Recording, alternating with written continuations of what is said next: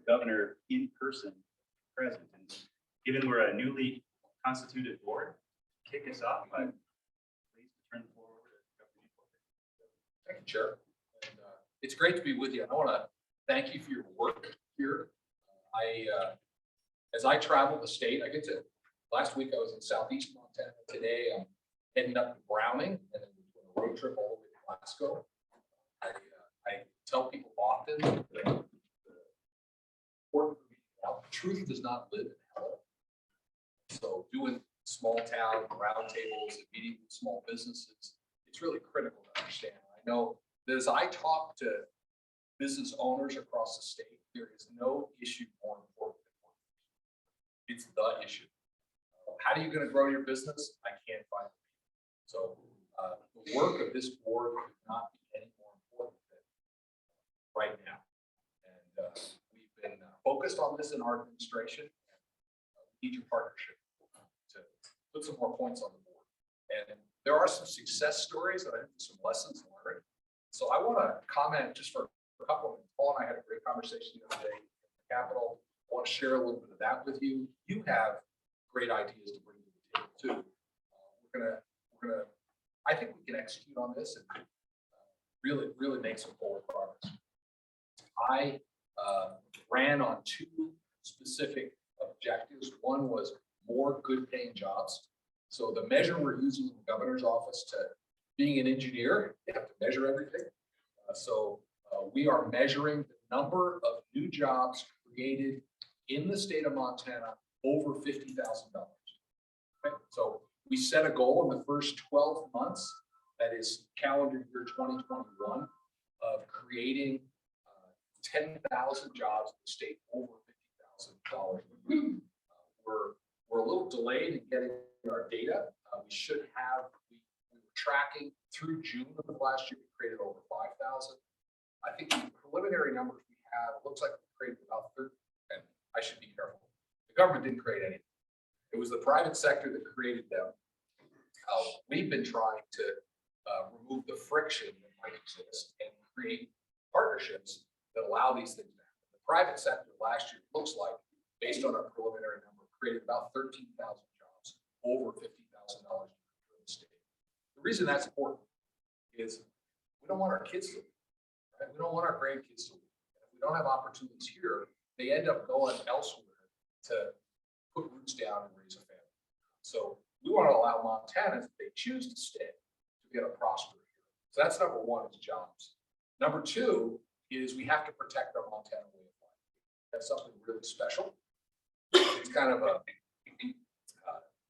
amusing thing. I joke. Who's seen the TV show Yellowstone? Okay. Luke Grimes, who played Casey Dutton in the movie, of course, he came here to film it. He just moved to Victor. So I wrote him a card about a week ago, welcoming him to Montana and thanking him for the fact, because we have a TV show Yellowstone, the Department of Commerce has to do a lot less with tourism attraction. We can use that money. And this is also, this is kind of amusing. We can't hire people. There are positions open in every business across the state, except one. The Department of Livestock has no trouble getting livestock agents. We have retired law enforcement from all over the country applying. It's actually true. We hired a guy in Columbus, Montana, as a livestock agent, but he quit after a week because we wouldn't issue him an automatic. So we have something really special here, and as we build our economy, we've got to make sure we preserve our way of life. So those are the two things. As I said, there's nothing more important than the work you're doing on this issue, because it is the issue. And I want to give a shout out really to the contractors and the heavy equipment operators. You really led the way with your build Montana, with creating a workforce pipeline.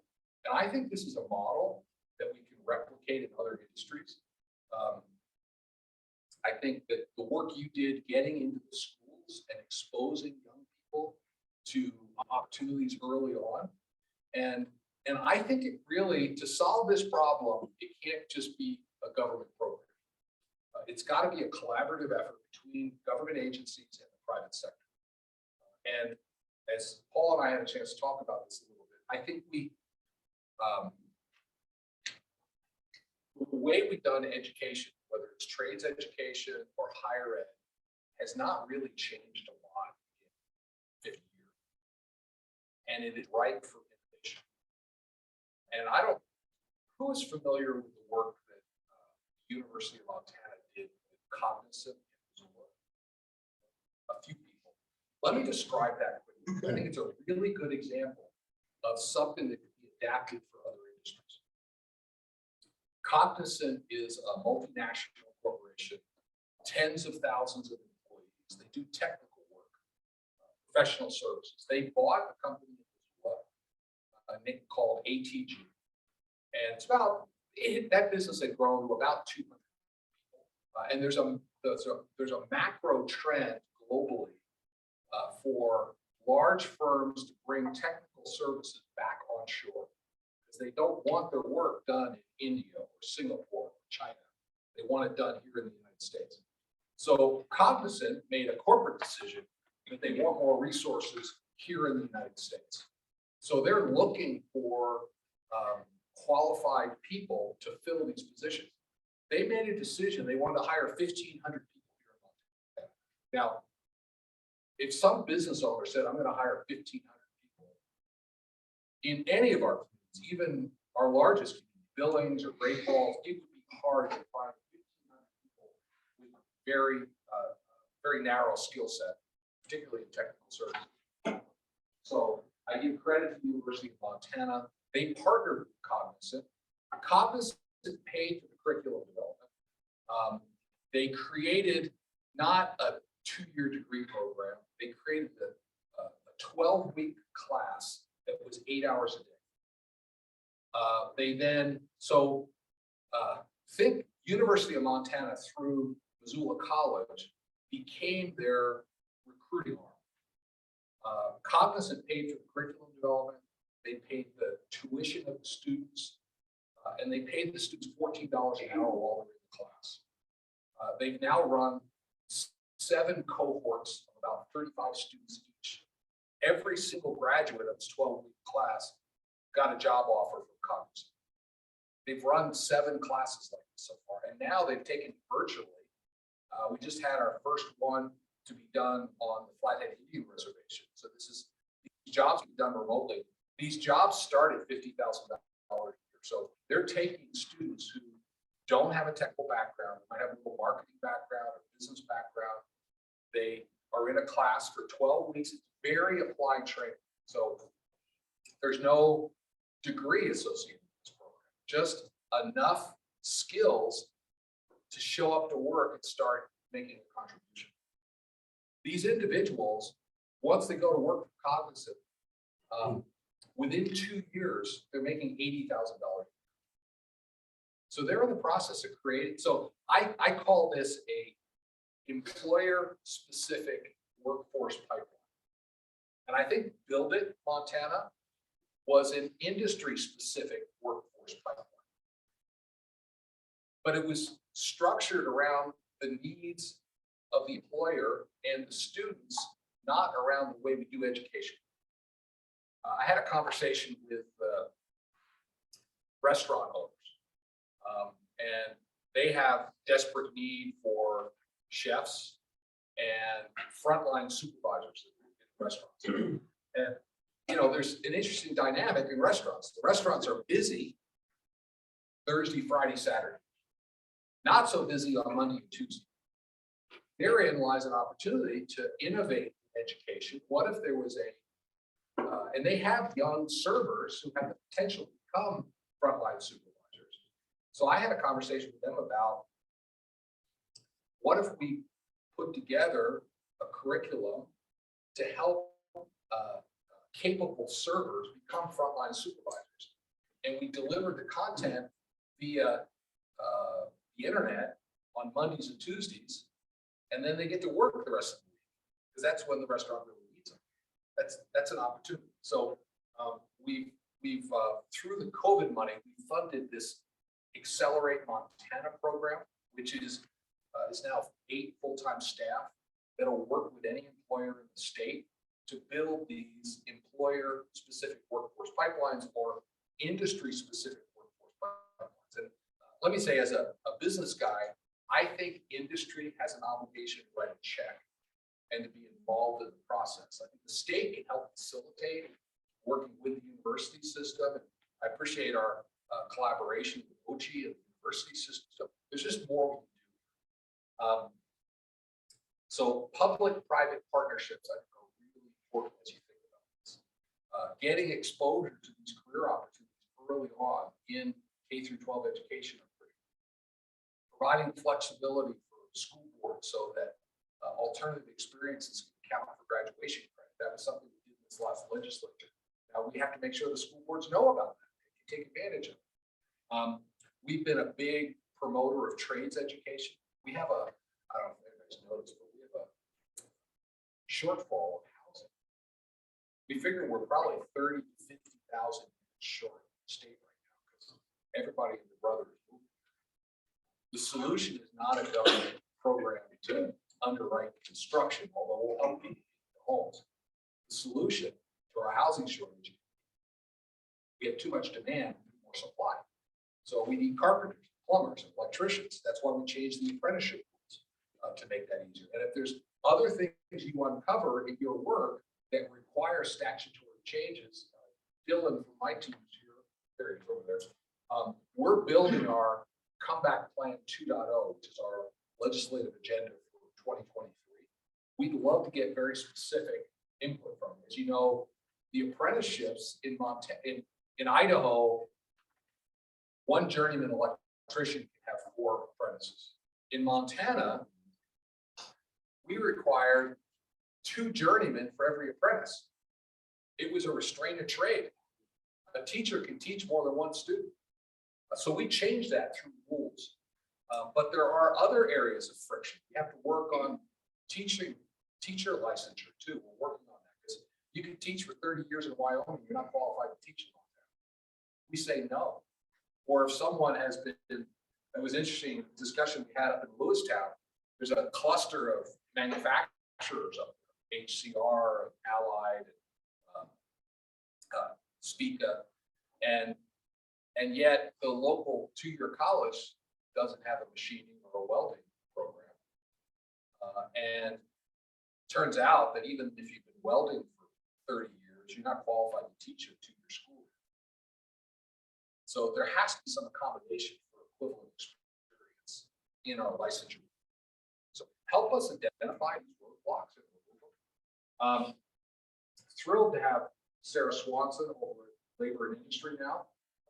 Sarah, you were a real champion early on of apprenticeships, particularly with diesel mechanics in your business. And I always say, Sarah sold most of the green paint in Eastern Montana at farm equipment sales. And we're thrilled to have you on. She's, from our side, is really heading up all the apprenticeship and workforce training. She's really the go-to person on our side at Labor and Industry to help you kind of figure this stuff out. So I'm rambling on here, but I think there's a lot we can do, and we're counting on you. You know where the friction is in the local communities. And the one piece of advice I gave Paul, you can take my advice or not, but I think these employer-specific workforce pipelines require a willing partner on both sides. So if there's an employer who wants to hire hundreds of people, we can do something specific. But if they're not willing to come to the table and write a check, they're the wrong partner. Okay. The same is true with industry partners. There might be an industry, home builders, restaurant owners, tavern owners, heavy equipment operators, manufacturers, whoever they are, that have a requirement and the need might be great. But again, you need a willing partner. And I would say when they come from the private sector, they got to be willing to write a check. We had in our business here at Bozeman, we couldn't get enough computer science credits. And the whole MUS system here 10 or 12 years ago was only graduating about 40 a year across all of U of M and MSU. And we were hiring about 40. And then I came to work one day, and most of the professors from the computer science department had applied for a job. Hiring them all would not have been a good idea. But our starting salary for an entry-level engineer with a bachelor's or master's degree was about the same as a tenure track associate professor.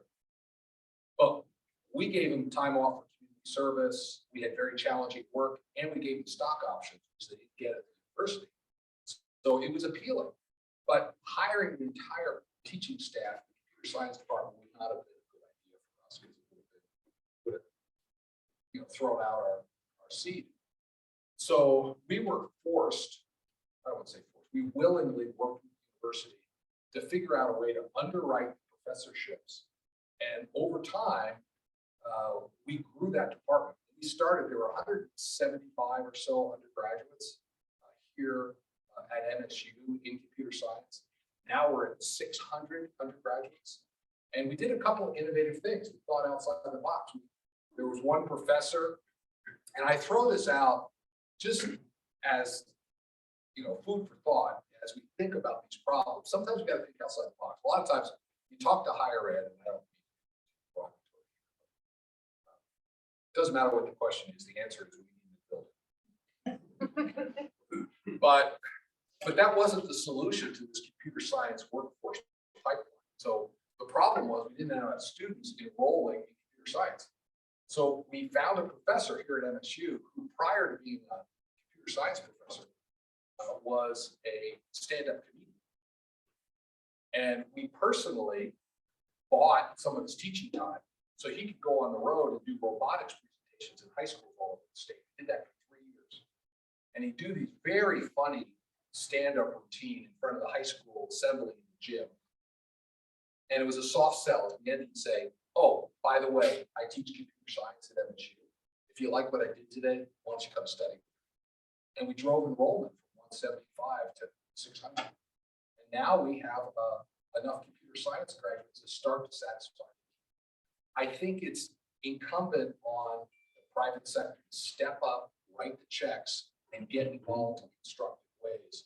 But sometimes we have to help our governmental partners see the light and do what's really going to move the needle. So again, I just thank you for your work. Put your thinking caps on. The one opportunity I shared with Paul that I'm particularly excited about, Boeing operates in Helen Valley. They make all the landing gear for all the big jets. About 150 people there. Last time I visited them, they have 63 open positions. They don't need engineers. They need high school graduates who can run a piece of hand equipment to take burrs off these titanium machine parts. They make good money. The sister group of Boeing Metals, this division of Boeing Metals, is out in Portland, Oregon, where anybody that burns Jet A fuel is public enemy number 1. Okay, it's enemy territory. The management team in Helena knows that. They are willing to have a conversation about, and I would like to pursue, recruiting that business from Portland to come to Helena. They've already got a base of operations here. They've got land to build on. The only thing that prevents them from doing that is a workforce pipeline that allows them to fill these spots. And that's what I'm counting on you for. Anybody have any questions, comments? I met with the Boeing people at Highlands College last week as they're working to create that relationship with your point for Northwest Energy, stepping up to, or not just that business needs.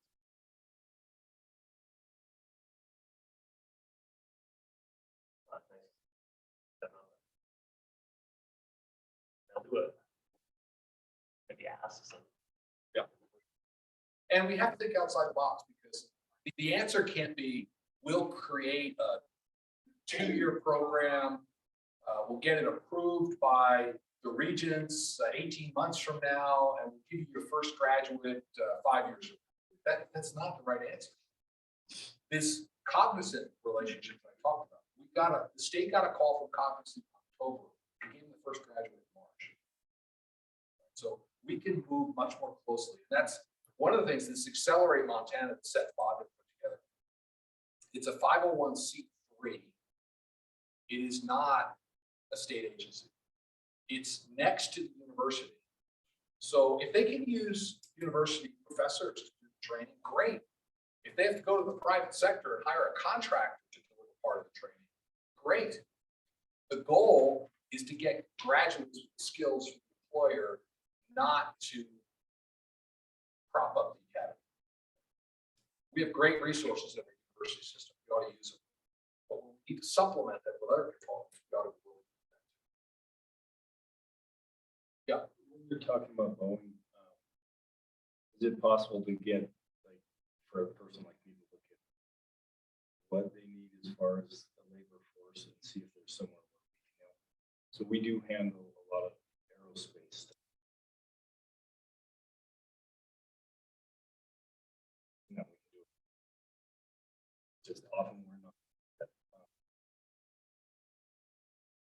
depending on who's looking at us, a union can be like, it's negative, positive, but they look at plumbers and pipe fitters, it's toilets and refineries, but this is a world too, and we don't know that it's available.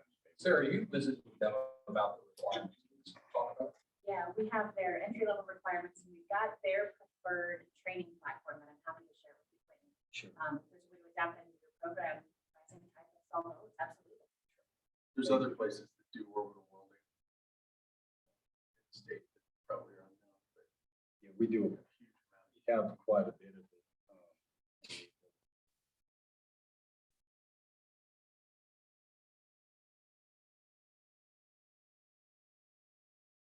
I think it's gonna take all. Yes. Governor, I just say thank you for asking all of us to participate in cutting the red tape. I think that is definitely one step towards workforce issues. So thank you. Can I tell you something shocking? So we now have all the state regs in an online system called SWIB. And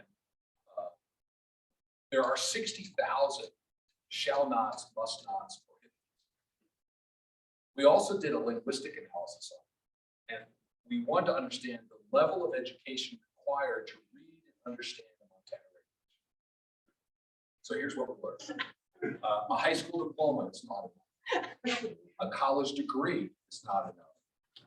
A master's degree is not enough. A PhD is not enough. You need to have a PhD plus postdoctoral, 20 years of education to read Montana regs. So we're gonna change. I appreciate that. And even, I mean, yeah, even our lawyers can't understand, let alone a Main Street business person. Governor, thank you. I think yesterday's opening discussion that we had really highlights all these different sectors. You know, we have the education, we have private industry, we have different programs going on, Accelerate Montana and Build Montana. Really awesome things going on.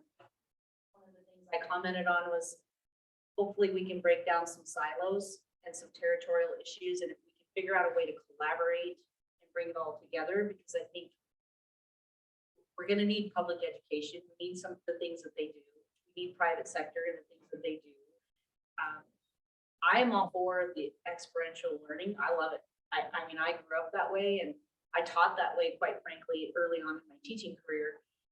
And so I love it. We just have to figure out how it's gonna work for all of our schools and the things that we can do. So I appreciate the opportunity to be here, to have your support and looking at that outside the box and how we can, instead of doing things the same old way over and over again and expecting different results.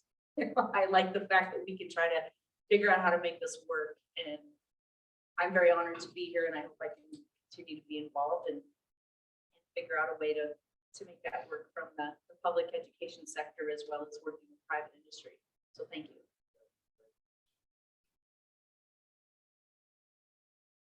Great, thanks for having me. Thank you very much, Governor.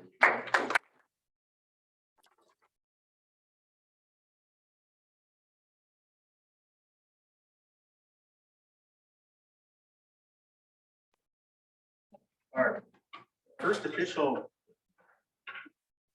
order of business is to approve the agenda. Fair, this is Dean. Agenda as presented. Thank you, Dan. We have a motion, we have a second. Yep. And moved and seconded to approve the agenda. Is there any- All in favor, saying aye. Aye. Opposed, same sign. Agenda passes. Move into the approval of the last meeting minutes. They're in packet from June 16th.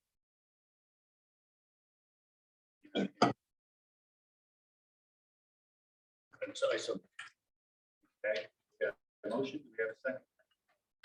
Second. Moved and seconded to approve the last meeting minutes. Do we have a discussion? Favor, signify by saying aye. Aye. Opposed, same sign. It's pass. Bit ahead of schedule.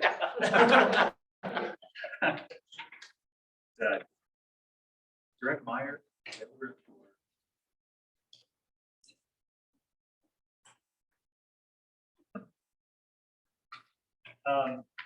no, we didn't have the situation yesterday. We were running up against the clock on every agenda item.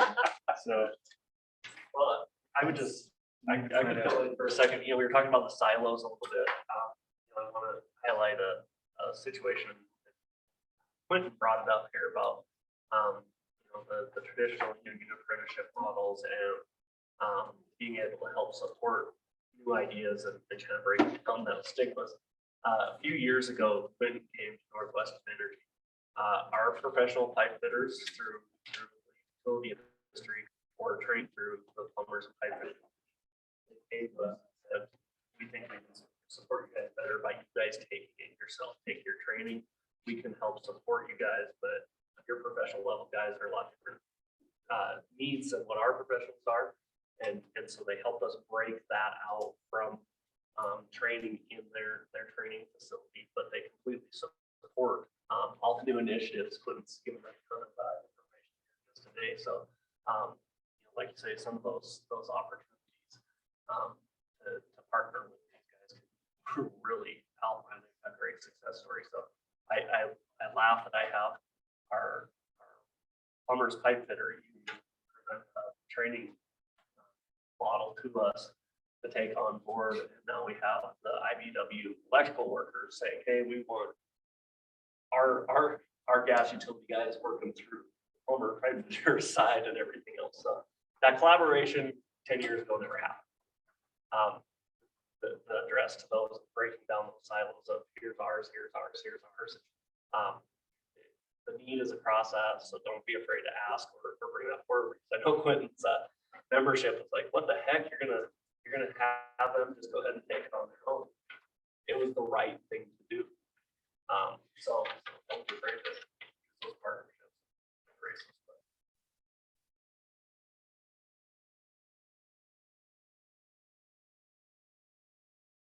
on to adjustments. We do, and Barb Wagner is here. Oh, Hi, Barb, how's it going? thanks for coming. Yeah. Good, good. This is a presentation frankly, I look forward to this every week. Me too. That's because you're asking so many questions. I'm sort of a closet economics nerd.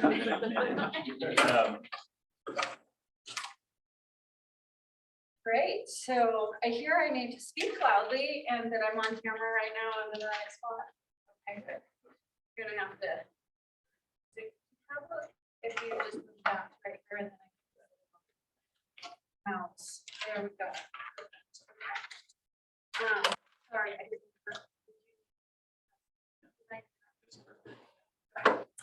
Well, thanks, everyone. It's nice to see so many new faces and familiar faces on Skype. That's great. How's everybody doing? Good. I hate it when you have to follow the governor. I'm funnier than him. Don't tell him that. He might. So today we're going to cover the worker shortage. In the last year, since I spoke to you guys last time, we've had a real, strong gains in our economy in many ways, a real turnaround.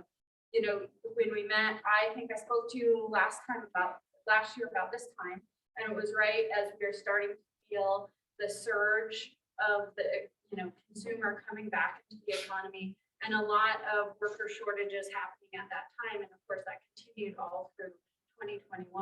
We're seeing a little bit of loosening of that, more in terms of the intensity of it, but we still don't have a lot of workers. So let me kind of cover that whole thing and kind of talk about the reason why we're having such critical worker shortages right now.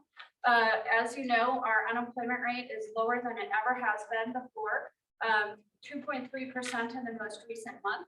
The US unemployment rate is not at an all-time low, but is still fairly low at 4.2%. And of course, what's been driving that mostly is job growth, but also this issue that we have right here, which is our labor force participation rate.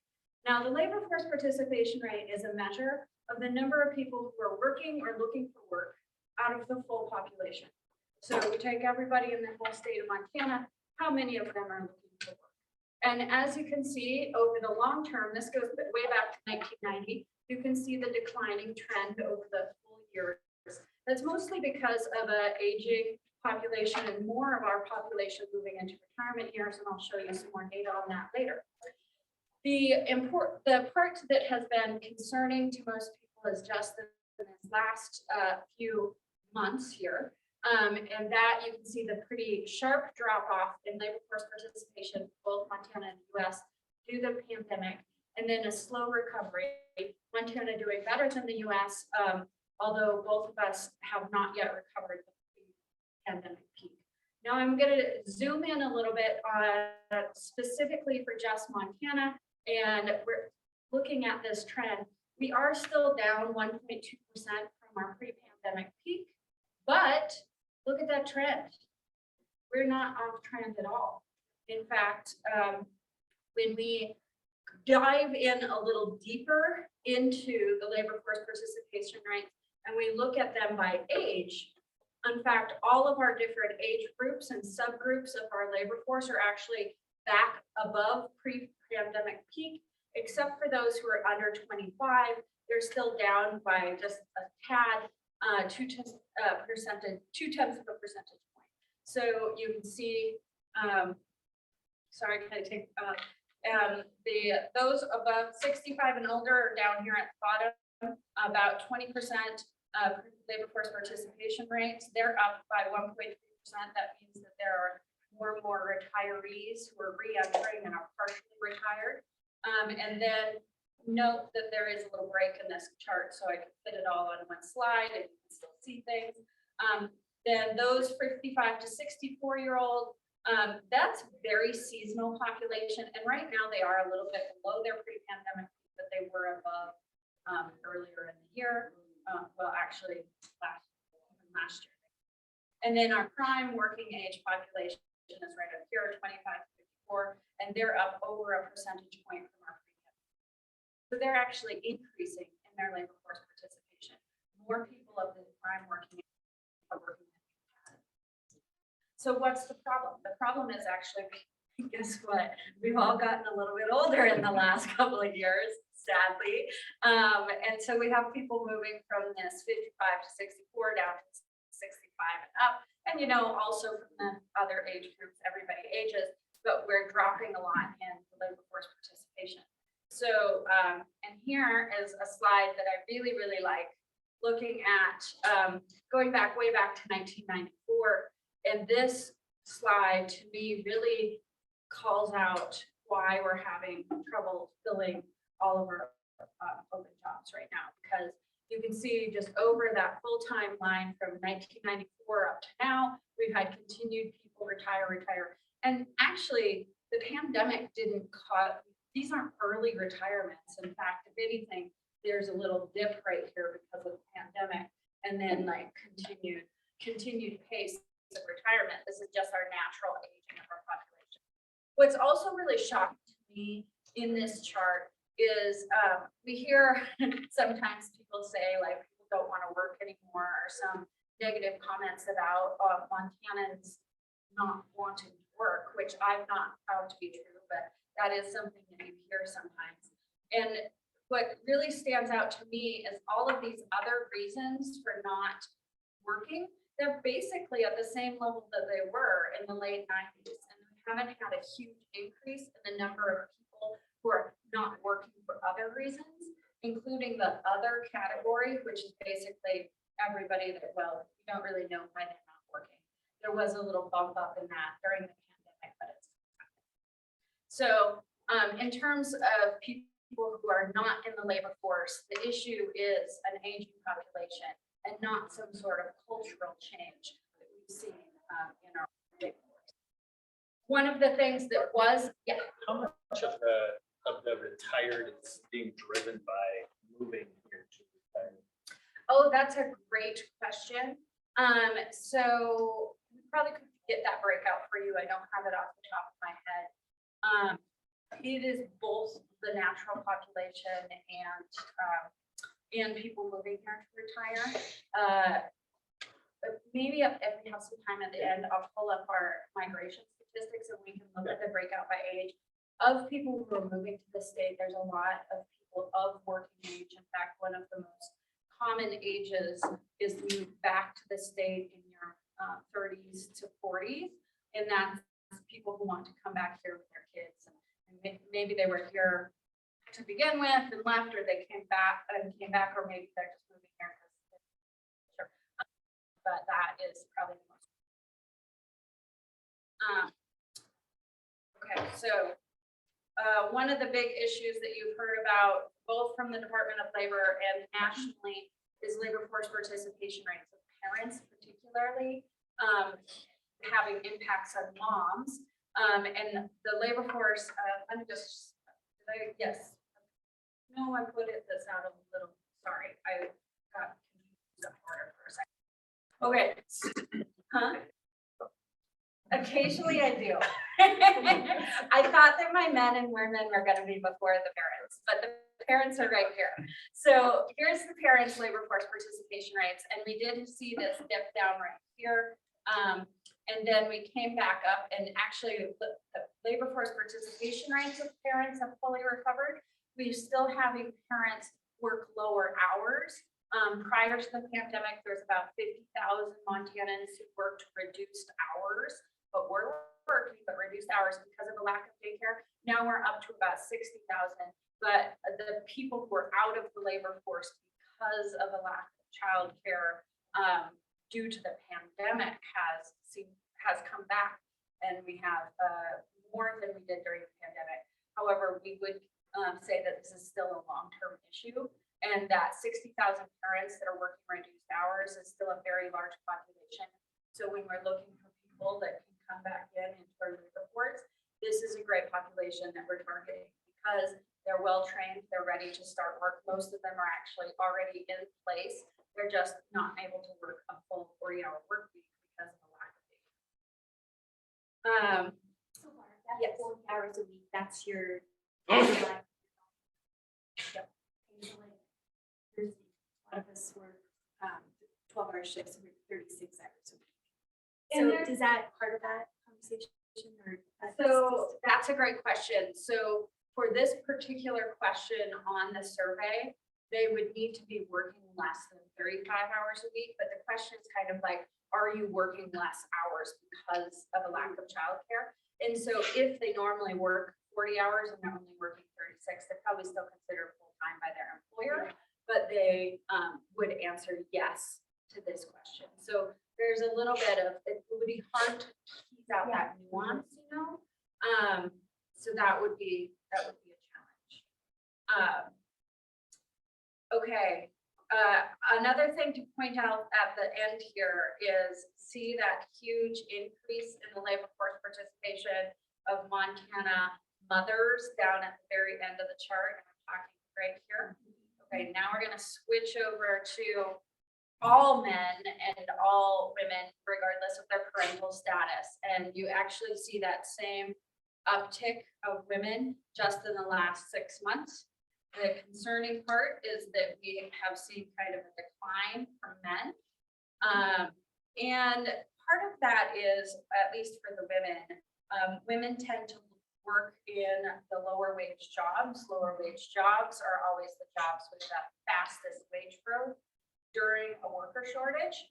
And that is because if you have a high wage job, you can always find somebody to pull up into higher wage jobs. If, for example, you're hiring at 100,000, there's lots of workers working at 80,000 that you can bring up. But once you get down to the lower wages, there's no workers anymore. You can't bring somebody back up to a lower wage. So you have to recruit from other businesses, and you do that by offering higher wages and being competitive in the wage market. So there's been faster wage growth for women compared to men in the last year. Now, that being said, women still earn lower wages than men on average. So both of those things can be true at the same time. Up until the most recent 3 months, we were a little bit concerned about the male labor force participation rates in Montana because they were trending down and they had not started this little upward tick yet. But just in the last 2 months, we've seen this upward tick and I'm feeling a lot better about our men in our state. So that's great signs. And I want to also say that like up until November of last year, I think we were all pretty concerned about our force participation rates anyway. That's also true at the national level. And I'll show you some data from the nation in a second. So this is a very recent change. And every time I have given this presentation, it changes a little bit. So even though our labor force is still down by about a percentage point overall, because of the number of retirees, we still have more people working in Montana than we ever have before because of population growth. So kind of is a little bit of a thing to wrap your head around, right? But we've had enough population growth that we can have more people working and more people employed than we ever have before. And still have lower labor force participation rates. So our labor force is over 11,000 people more than before the pandemic. Our employment, that's been a huge growth, 18,000 more than before the pandemic. Now that's happening like, that essentially, if we did not have the pandemic and it did not have the recession, we would probably be at this level and maybe a little below. That's pretty strong job growth for those 2 years.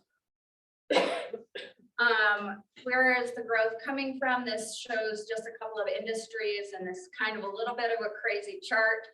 It's hard to show the whole pandemic with all the different industries without having a little bit of a crazy chart. But the leading industry has been the construction sector. And that's the top line in orange on the chart. And then professional services, which includes everything from architecture firms, engineering firms, software development.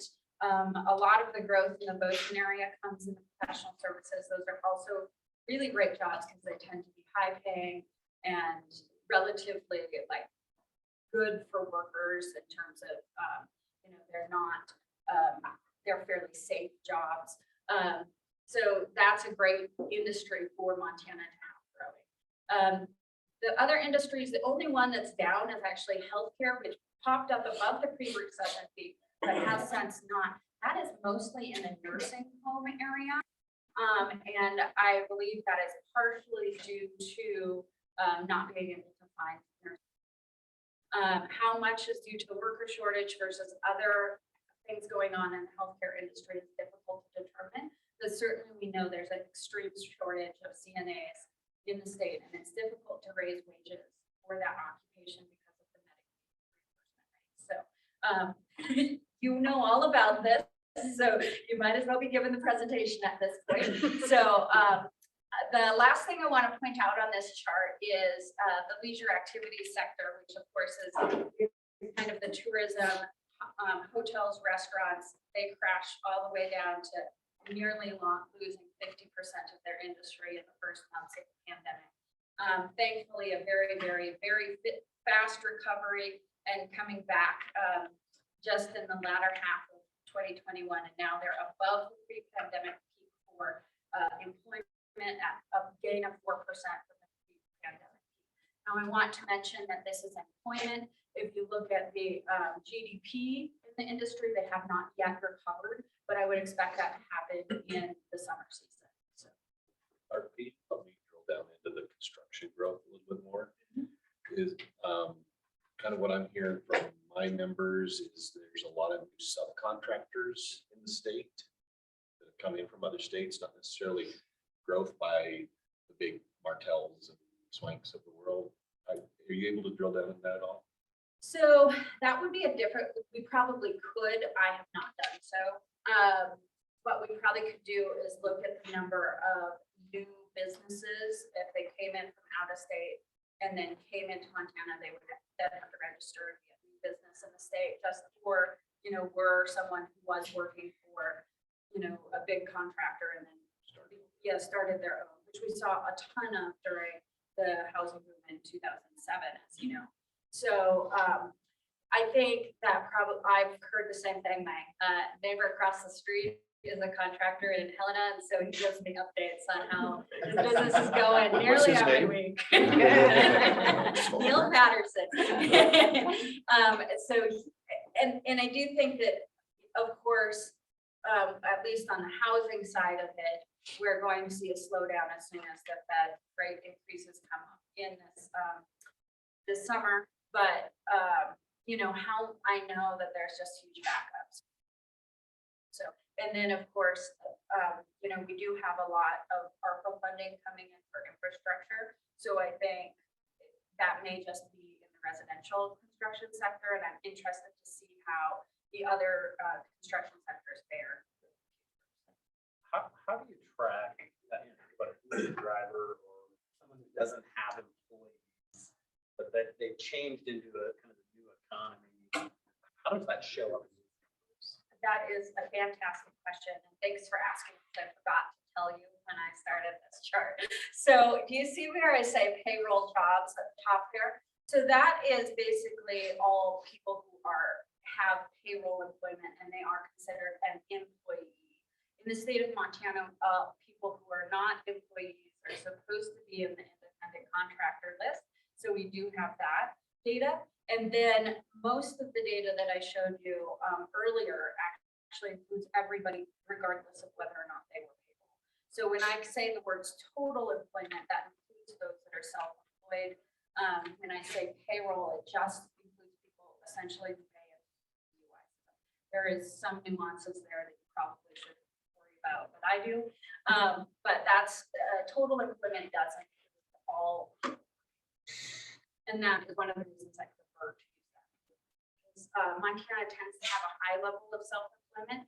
Self-employment also increases during recession periods as people lose their payroll jobs. They tend to oh, well, now I have time to start my business, right? And we did see that during the pandemic. And as we move forward with these strong wage growth, we probably will see some people leaving self-employment, going back. But however, recessions are great to start.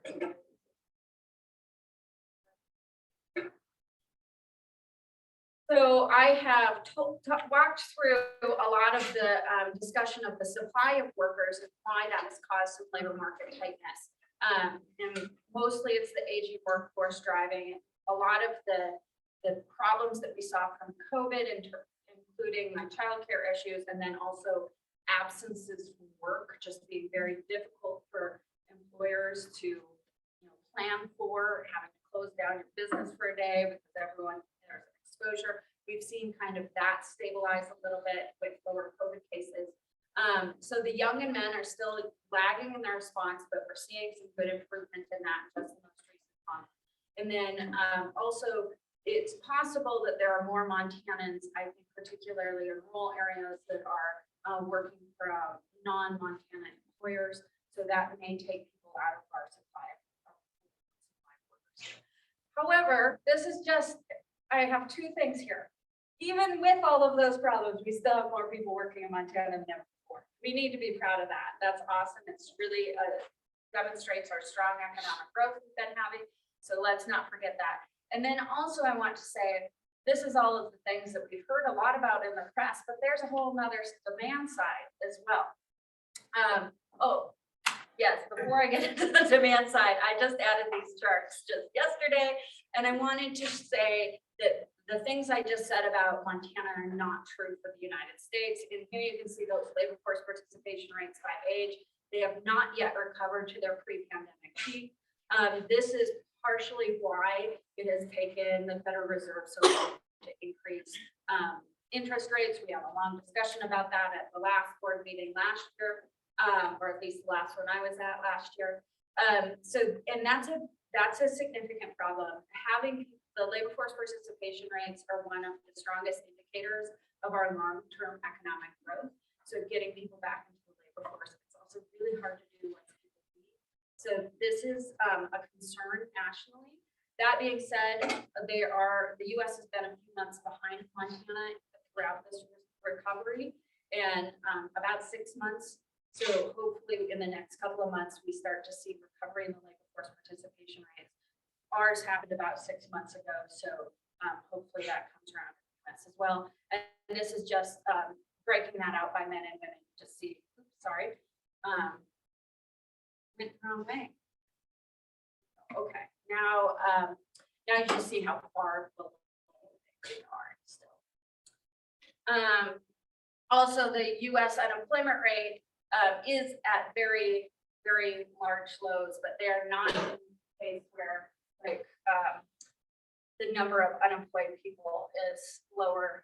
I mean, they still have some concerns about the number of unemployed people, but most of it is that people are out of the labor market and not back. Of the people who are looking for jobs, those people have found jobs, but they still have the concern that there's not as many people. Okay.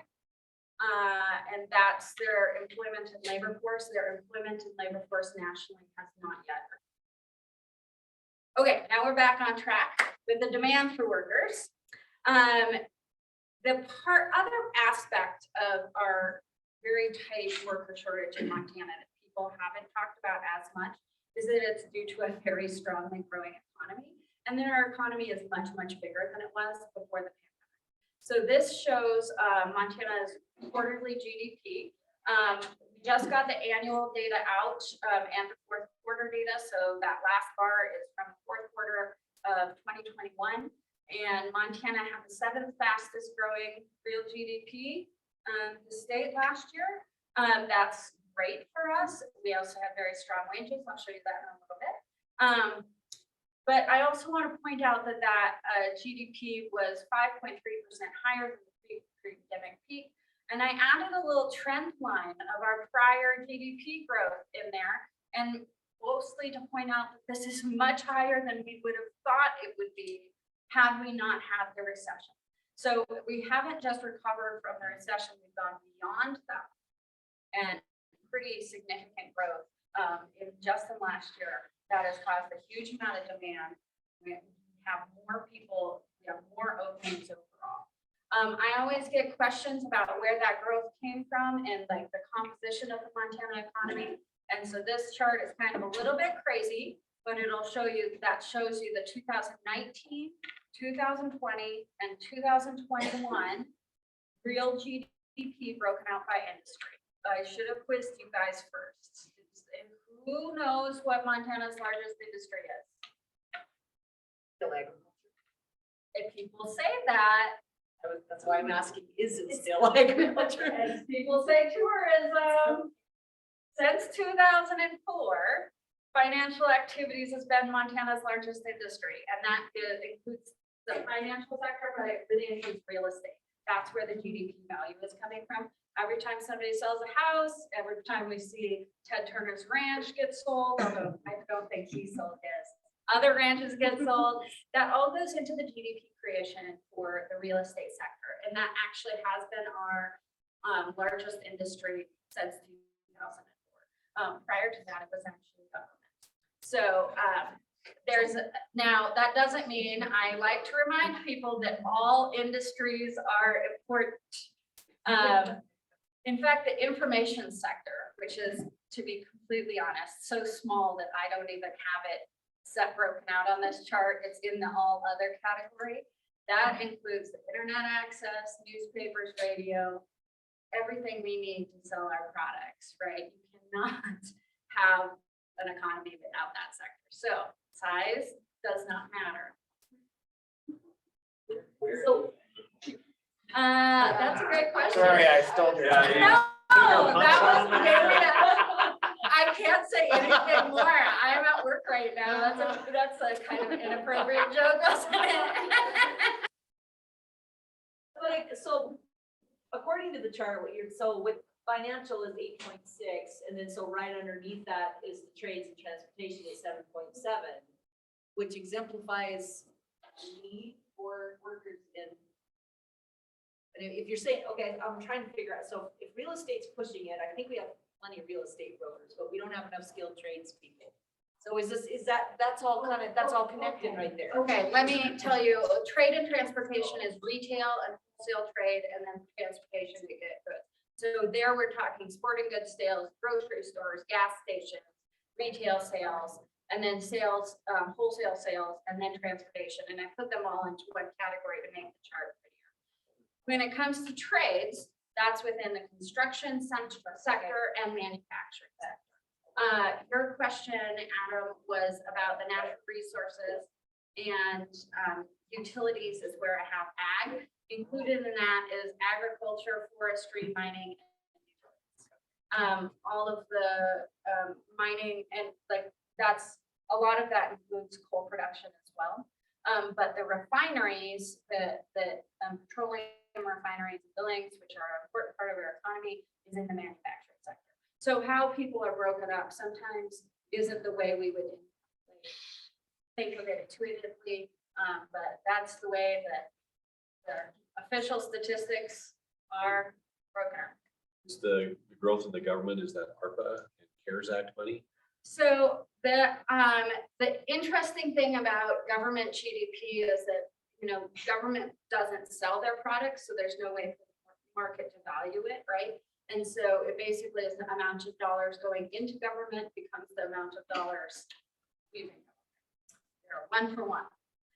So that is basically, more spending in government sector, probably from ARPA, but also from probably residuals from the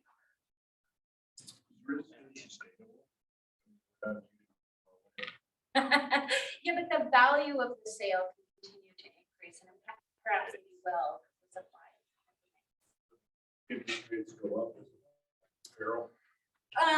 So I think that it probably will remain one of our top industries, probably for the foreseeable future.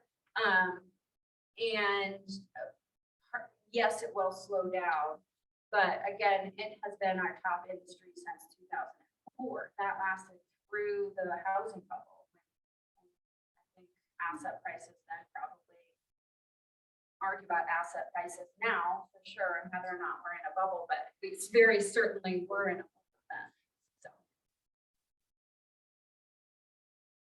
No, I just talked about Ted Turner Ranch stuff. The Matador Ranch just sold Beaverhead County. I mean, what was that, $250 million? So they decided the ranch right next to it was on some good deal, so they bought it for another 70 or 80. I mean, if that's what you're talking about on that. Yeah, so I mean, You can't raise enough cows to pay back $150. I mean, you'd be there for a long time. Maybe diversify into pigs too. I had pigs. I had cows too, but I like pigs more. Yes. I hate to jump in here. In order to meet Adam Meyer's schedule, I can break we're and we good. can go. That's why I was, if we can, Adam has to start at 10:15. So if you want to. Yeah, So I can do that. we can take a quick break and be back here just before 10:15. We'll have Adam's presentation. We'll come back and wrap up. Thank you. I got booted off by work. It's okay, our refinements. So we can have you all back in about 10 minutes. We'll get started again. That's what I.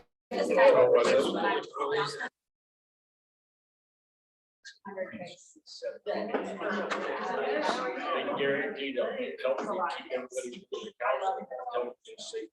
everybody.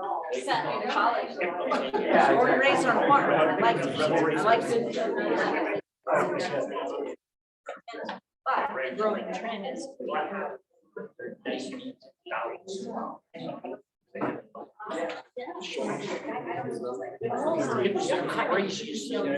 So that's where the rich get richer. No, I think it's a good question. Yeah, I think that's a good question.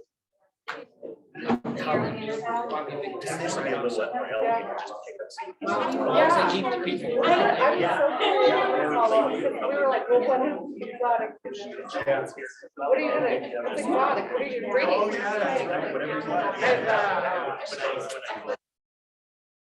That was the mayor. We don't know yet. You don't even know what you're gonna be, like what animal?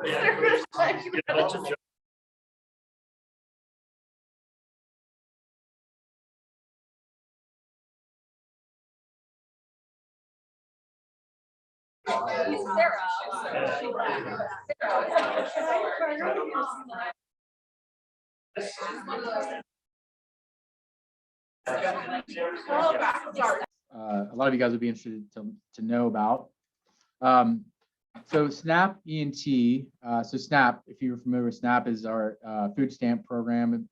It's our supplemental nutrition program, but as a component of that, there's an employment and training program. And so wanted to make you aware of that, but then to talk about an opportunity of how we're going to use kind of a public-private partnership model to expand that. So I'm gonna start with a quick overview. So what is SNAP ENT? And ENT stands for Employment and Training, so I'll use the acronym probably throughout. But it's, first of all, it's required by our federal partners. So there is some funding provided. There's a couple of different buckets, which I'll talk about, but funding that is provided by FNS at the federal level. It helps SNAP participants gain skills and find work that can move them forward towards self-sufficiency. Participants do have access to training support services to help them enter or move up in the workforce, and it helps reduce barriers to work by providing support services. So SNAP ENT is a package of services that includes participant assessment, employment and training activities, and supportive services. States must describe services in the annual SNAP ENT plan that is submitted by USDA, and SNAP ENT services are offered by the state or state partners, such as colleges, CBOs, job centers, etc. As a comparison, I'll just throw this out there, but you guys are familiar with WIOA and our career centers. It's a similar model to that, and it can be complementary. So the process is there's an assessment with the participant. So that assessment is for SNAP ENT eligibility, and then an assessment of employment and training needs for that individual. An eligible participant is somebody who's on SNAP in the month they participate in a component, except for job retention, not receiving TANF cash assistance, and able to work upon program completion. Those employment and training components or activities would include things like job search or job search training, work fair or community service, work experience, self-employment program, educational programs, vocational education, job retention. And then supportive services would be things like transportation, dependent care costs, safety equipment, supplies, and books. So what support services mean for, what does Montana provide? So here's the Montana flavor, right? So we have case management. So that's going to include things like intake, testing, and assessment, weekly meetings, employability training, job development, and placement. Job training support is going to include things like job skills assessment, resume writing. Basic education is going to include things like high school, alternative high school, or high school equivalency test, and then basic remedial education programs. What supports services? Also, vocational education. We do trainings that include things like flagging, construction, welding, computers, office assistant, CNAs, and then certified medical assistants and phlebotomy, CDLs, apprenticeships that will include things like HVAC, plumbing, electricians. So these are some existing programs that we have.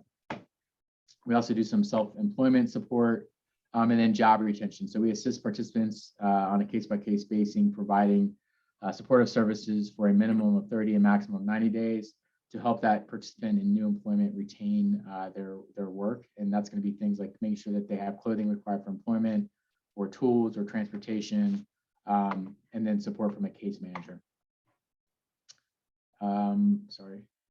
So I'm going to talk about some of our goals. So one of the things that, that I'm familiar with this program just from working on it in other states and as a consultant, but felt like there was a real opportunity to expand here in Montana. So our overarching goal is to help individuals gain self-sufficiency in supporting clients through overcoming barriers to employment and accessing resources in their communities to enhance food availability and healthy option. But we're really looking here in Montana to expand the SNAP ENT component across the state. So currently we only have 3 SNAP ENT programs, one near Billings, one near Helena, and one near Missoula. So if you think about our expansion opportunities, they're vast, and we're really looking to expand pretty rapidly. So we're hoping to expand to 8 counties by the end of this calendar year, 13 counties by the end of 2023, and 56 counties at the end of 2027. So what's the strategy to do that, right? Because these things cost money. And so we want to make sure that we're being strategic about how we invest our funding and resources. So as you think about what we're looking for right now and the way that we're approaching it, it's to use an intermediary contractor to provide or subcontract SNAP ENT services across the state of Montana using in-person and virtual methods to assist eligible SNAP household members in gaining skills, training, and work experience, and to identify other possible sources of funding for operations and to maximize contractors' investment with what's known as the 50/50 SNAP funds by securing non-federal funds to receive additional 50/50 funds from FNS reimbursement. And that's kind of the real key, and I'll talk more about that. But an intermediary may carry out several required and essential administrative tasks, provide support to state SNAP ENT programs by centralizing operations and fiscal functions, increase capacity and leverage established leadership roles, key partnerships, and expertise in the workforce. So some benefits for the intermediary model. One is for the client, right? Improve access to employment and training services and assistance in achieving self-sufficiencies. For the intermediary, it allows them to leverage established roles, partnerships, and expertise, leverage non-federal funding being used in the workforce arena to draw down additional federal match, and increase community partnerships and trusting relationships. And then there's a benefit to us as a state, right? It provides flexibility that may not be available when the state operates it on its own. We can expand services to more clients. It really expedites the onboarding of ENT partners, and then it provides a stable source of allowable non-federal funding. So here's kind of the funding breakdown in the SNAP program. First is the 100% funding. These are national numbers, but it's formula-based grants to state plans. So these are funds that they provide us to operate. This is what we provide our 3 current locations. It's all 100% funded. But it's a finite bucket of money, and it only allows us to operate SNAP ENT in 3 counties. And so in order to really grow the program, we have to be able to leverage really these other categories, and it's primarily this 50/50 reimbursement. Reimbursement grants for 50 cents per dollar obligated for SNAP ENT program costs exceeding those covered by 100% funds or in support of services provided by participants. So we really can request unlimited 50/50 funds as long as we can come up with a non-federal match. So that's the operative kind of language, is that there has to be a non-federal source. So it could be state general fund, but it could also be funding that a workforce community-based organization is providing to SNAP ENT eligible individuals already, and this would allow them to basically get a dollar-for-dollar match. So here's what SNAP ENT funds can pay for. So the 100% funds or 50/50% or 50/50 funds can pay for administrative expenses. So that could be state staffing, overall planning, implementation operations, or partner-provided administrative expenses, or direct program expenses such as tuition and fees, case management, and career navigation and job development. The 50/50 funds also expand the ability to pay for things like transportation, dependent care, equipment and supplies, books, uniforms, and licensing fees. So that's another advantage of the 50/50 is they kind of expand the use cases for getting federal funding. So we put an RFP out for an intermediary earlier this year. The goal here is to award, to have that awarded, which we've done, and then have the potential for extensions for up to 7 years. The base funding will start with the federal 100% funding. It would then also include some ARPA funding, so one-time only funding to help seed this initial effort, and then the 50/50 federal reimbursement. And then post 2024, it would drop off the ARPA funding. So we would then hopefully have made that investment in those additional counties.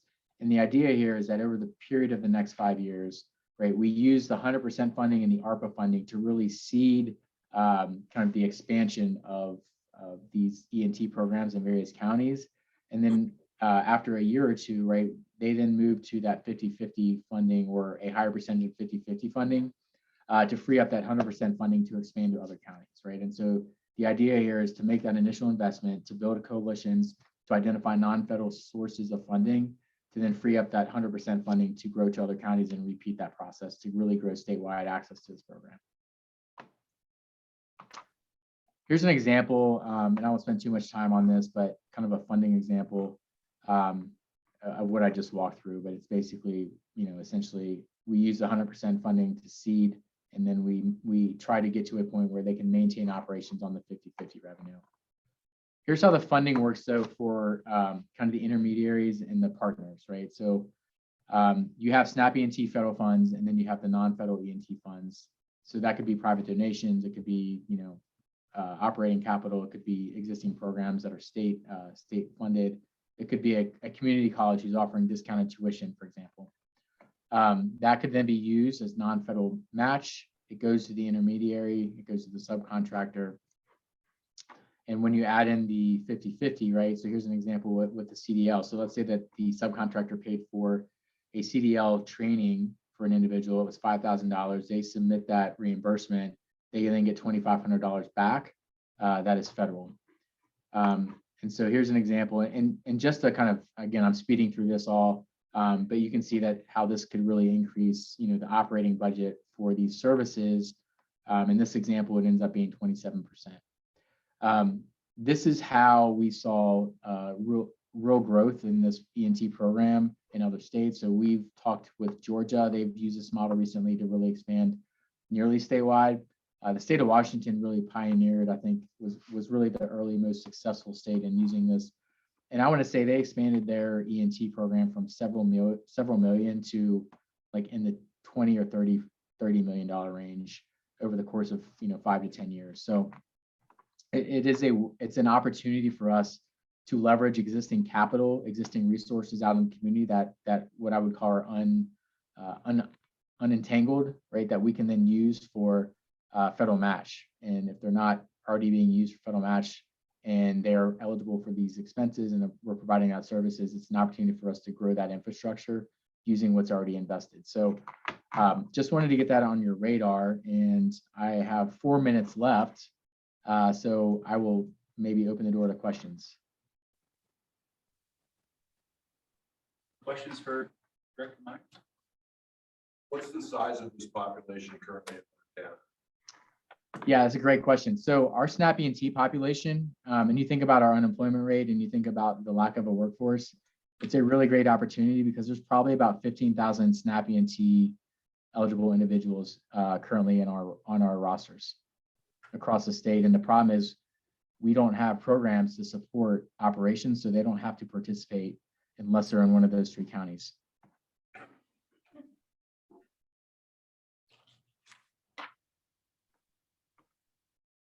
Questions?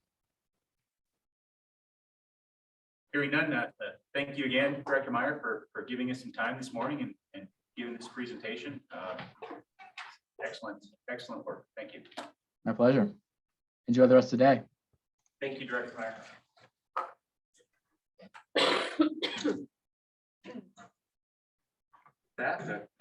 Apologies to Barb for I should have taken a long break and chopped your presentation in 2 pieces. I appreciate the flexibility. It's like a bad sequel to the That was just our commercial break. the sequel is never as good as the original, so probably no more inappropriate jokes. I would like to Remembered say- my bosses here, so. I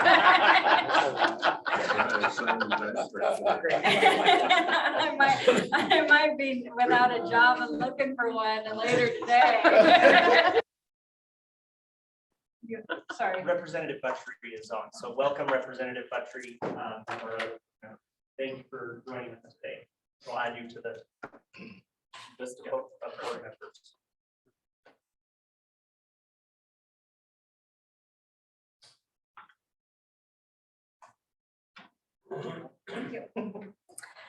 Okay, where were we? Okay, so we had just finished the most controversial slide about the size of industries. And now we're going to continue to talk about how supply factors have led to the tight labor markets that we currently have and have been experiencing last year.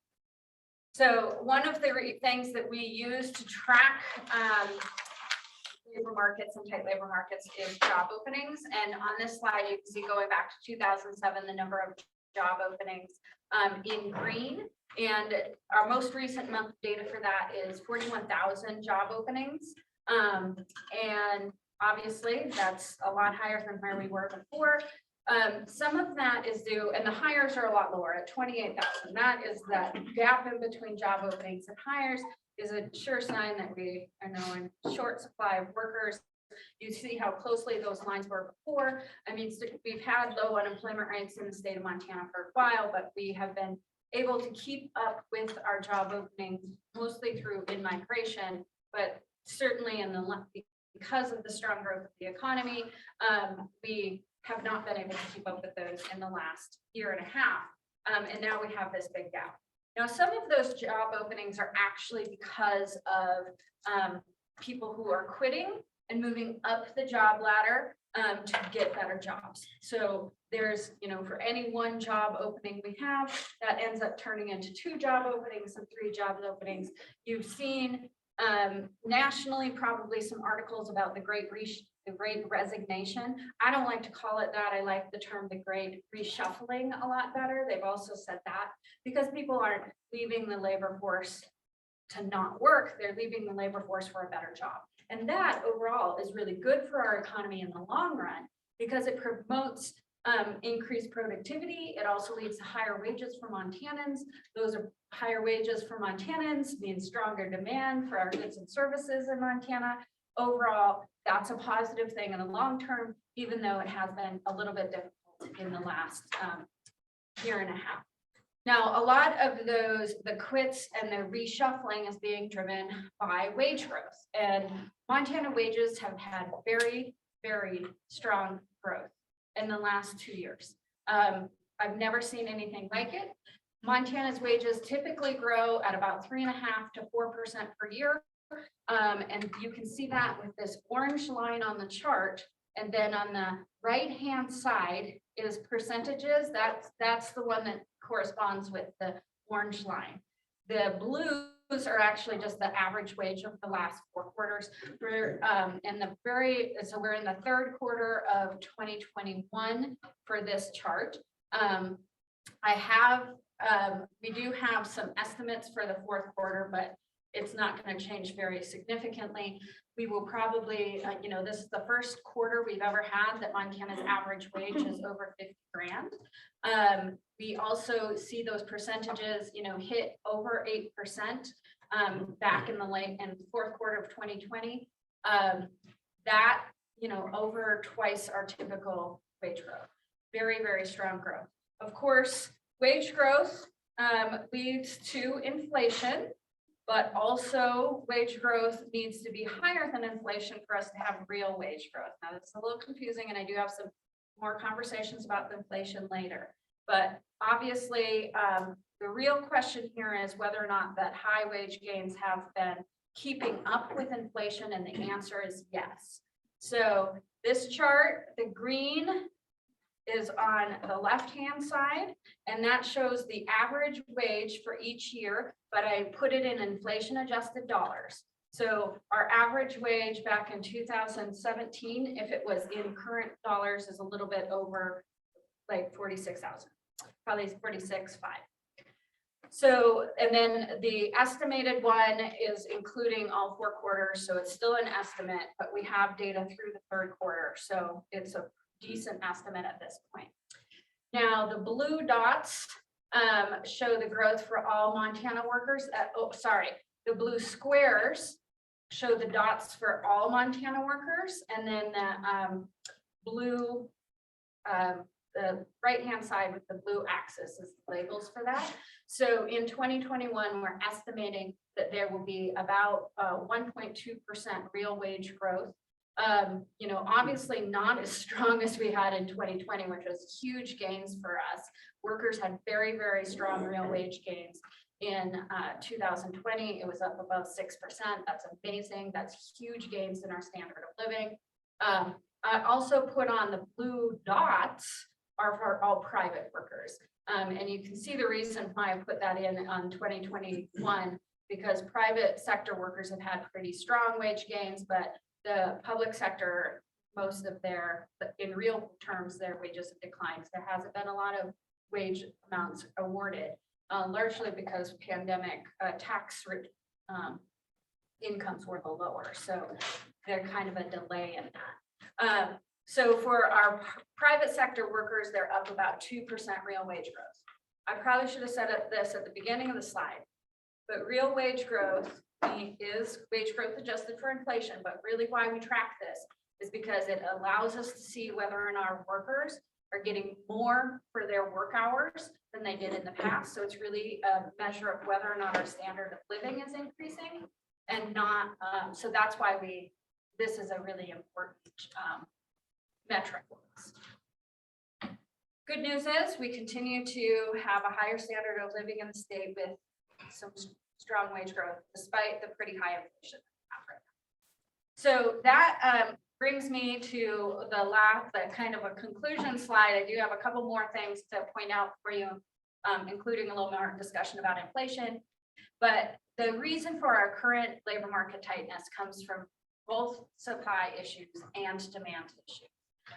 The supply issues are primarily driven by retirements, and that is going to continue until 2024. That's how the age of our Montana population, that's when the baby boomers are kind of done with retirements, and then we're starting to get more people in.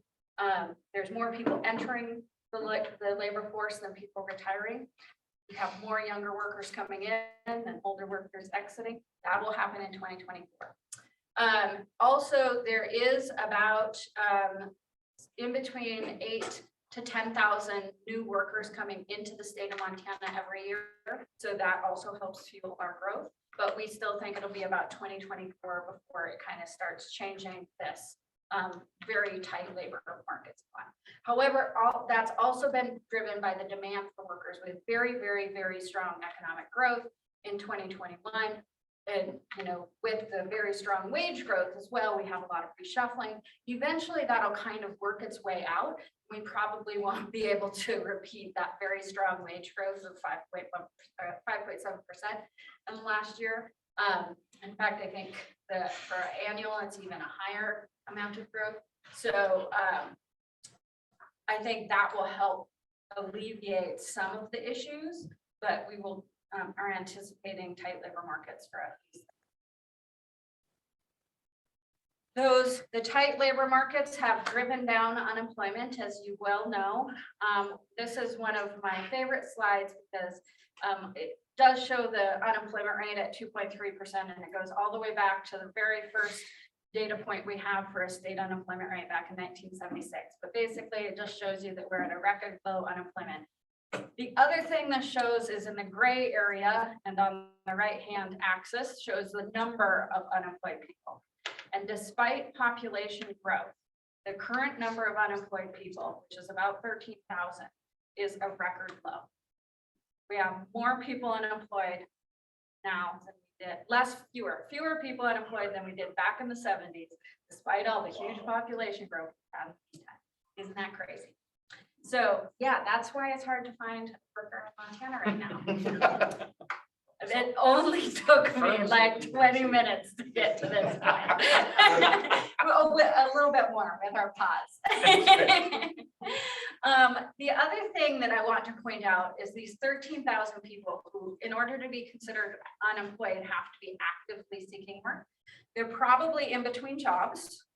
So frictional unemployment is what we call that as economists. But if they're not just in between jobs, they probably have multiple barriers to work. They probably go in between seasonal job to seasonal job. We have a ton of seasonal jobs in our economy. And then they probably live outside the urban areas. Our unemployment rates in our urban areas and our job growth in urban areas have been faster in the last year than the rural areas. And there's more jobs in the urban areas, but if you live in a rural area, it's a pretty long haul. So one of the things that we've been recommending to employers is that if you wanted to tap into some of that rural workforce, you could offer some of your jobs as remote. That might be a way to kind of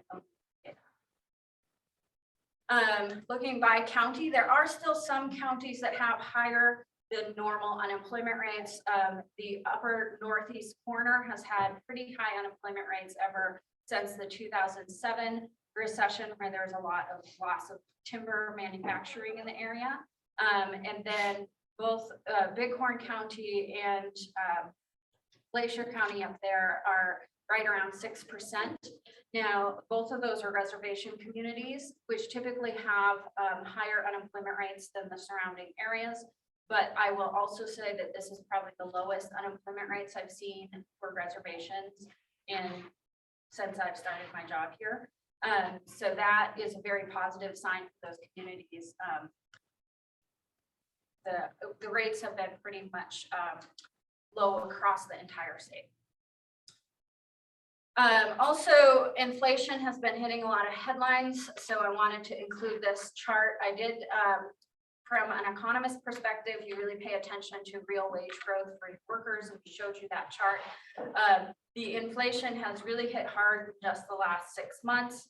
You can see that spike in the end, and I put this all the way back to 1971 is the first, actually, yeah, 71 is my first year. Just to show you in historical perspective, this is a pretty high inflation rate. We haven't had that since the mid 80s.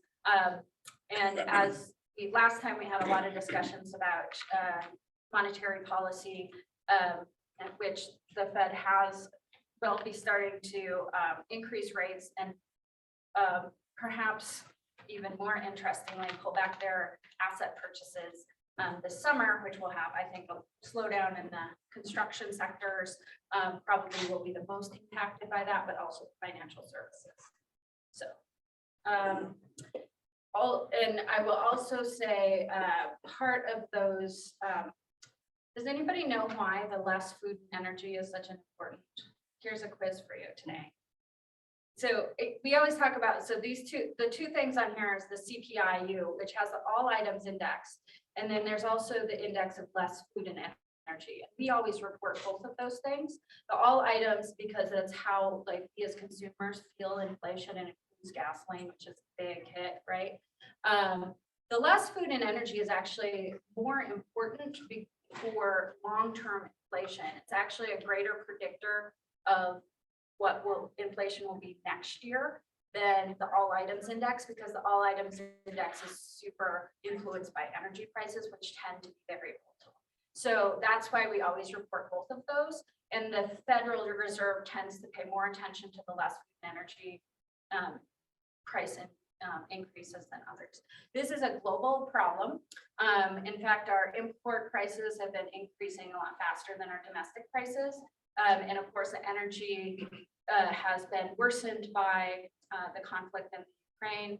I will also say that in Montana, we have a silver lining to gas price inflation, because we do get more activity drilling in the Bakken. And that's so it can, high prices for oil prices and gasoline prices can help our mining industry. So there's kind of a very, very small silver lining. Remember that when you fill up at the pump, I'm sure it'll make you feel better. I want to leave you with just a couple of slides. This one again, because I think it's very important, right? Yeah, we can't change it. I'm not sure that was a question. So I also like to show this because my next slide is what can we do to find more workers? Kind of my suggestions to businesses. And the number one thing is to remember who it is that is not currently working. And there's your categories. Your big category there is retired. So if you're looking for more workers, tapping into those groups of people, and retirees, students, caretakers, and disabled workers are all groups that have lower labor force participation. But you're gonna have to maybe restructure that 40-hour week job, right?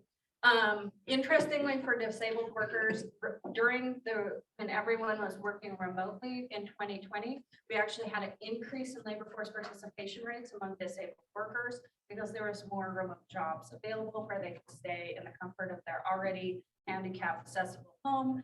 And so that might be a good solution if you're trying to tap into, find some more people out there to do work. Also, any sort of thing that when you have very tight labor markets, and it's going to be over the next 10 years, you tap into any sort of labor saving productivity measures. And what that means is basically if there's any way you can do more with fewer workers, that's something that you do. And typically that does mean some capital investments into either robot technologies of various kinds. It's typically a technology solution. But there was also some productivity gains from people going to remote work. There's a lot of questions and best practices that probably need to be implemented on that. Certainly we dove in head first, and some of it was good, some of it is bad. So that's a solution. But I want to just leave you with one thing that was a really great story that I heard about tapping into the retired workforce, and that is the gym in Helena. It has a group of about 10 retirees. They can come in anytime they want into the gym, and then they clean the gym things. When they leave, they write down how many hours they were there. If they don't come for a month because they're out touring the country in their RV, that's fine. They can just come when they can. And it turns out between those 10 people, they're able to get the gym clean basically 24 hours. It's the most flexible thing in the world. One of my friend's dads is currently working in the job. He loves it. He was going to quit for the summer so that he could have time traveling, but he's going to stay on instead and do it on whenever he's in town. So it's ideas like that might be where we start needing to go in the future. So the people who have seen me present before have probably seen me push our website, and that is right there at lmi.mt.gov. A lot of the slides I showed you today were live tracking on a job tracking dashboard, which that's that link right there. If you click on the Finding Workers tab, this is the view that you will see. It kind of shows you what's happening with labor force participation rates. You can check in on whether or not men and women are coming back into the labor market. Very exciting. I'm sure every single one of you will check it out right after this. We also on that same website have a lot of publications, our research on childcare, our research on what jobs are needed in the Montana economy, et cetera. All. So, yes. Do you track the number of people who live in Montana but work for companies outside of Montana? Not well. There is some data on that the Census Bureau provides, and there's some information that we can get from our UI reporting. I mean, there will be very national companies, and then there have one or two people working in the state of Montana. It's pretty obvious that that's great remote workers and not necessarily a physical location here. And that happened before the pandemic as well. But it probably is happening more now, but don't have great data to show. We think there's very many and significant. I also think that there's Montana companies that are hiring out of state as well. And I do think that it starts to get to be a bit of you need to start thinking, it will start making us think about what it means to be located in a place, right? Because there's, just because a business has a physical location in the state doesn't necessarily mean that that's where the GDP production is going, right? So I think it'll be an interesting change in how we collect statistics, but we have not. Is there a way we can look at numbers for youth employment participation and where that's changed over the last few years? I feel like as schools, we felt like anecdotally some things where we're like, hey, there's tons of opportunities out here, and something I've kind of assumed is, or I've thought about is, well, there's tons of opportunities, so students maybe need less help finding employment. And so are there like historical data about like the percentage of 14 to 18 that are participating in the workforce that we can? Yes, thanks for that question. So our statistics mostly start at the age of 16 because that's when they're legally allowed to work without any restrictions.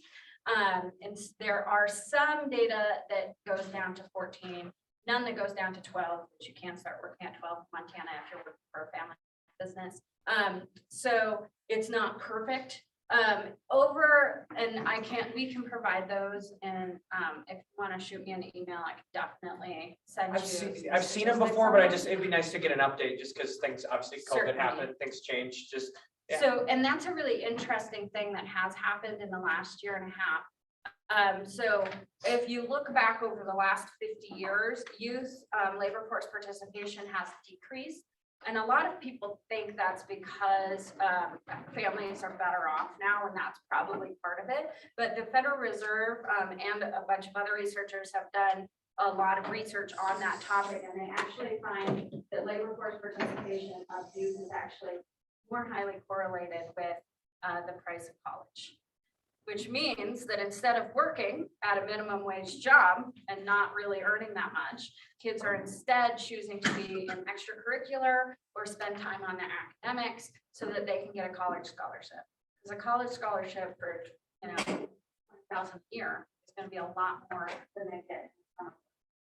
Now, that being said, we have seen an uptick in labor force participation rates of our youngest Montanans, just in the last year, largely because that minimum, not necessarily the minimum, but the wage paid in the low wage jobs has increased so much in the last year that more kids are entering the labor force. Like that trade-off between do I spend time working and do I spend time earning a scholarship, it changes, right?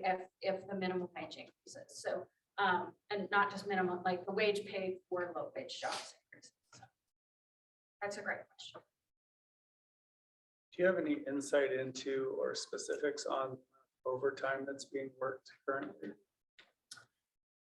I'm trying to think if we have any data sources on that. Last time I looked, our hours worked per week are still down from the pandemic. That's kind of a rough measurement though. That could just be there's more part-time jobs. And with the problems we've had with parents not being able to find childcare, is it due to that, or is it due to the employer not offering a full work week? So that's kind of a confusing statistic exiting this recession. We do track the amount that's paid out in overtime in some of our annual wage statistics, but not. I wouldn't be able to say like.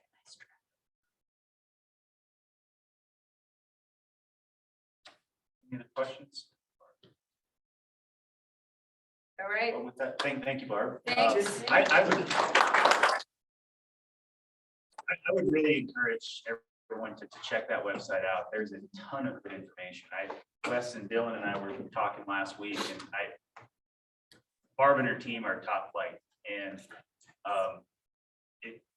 the information out there is a tremendous resource for all businesses in Montana. So please do check it out. Yeah, thanks. You did mention that there was a site could show us inbound migration. Oh, right. If I can put you on the spot again. Sure. I'll just drive for a second. Let's see. It is actually on that website as well. And I will also say we're not, there's not great data on the most recent year, but we will be adding what data we have to this dashboard sometimes in the next 4 months or so. We haven't had time to do it recently. And maybe use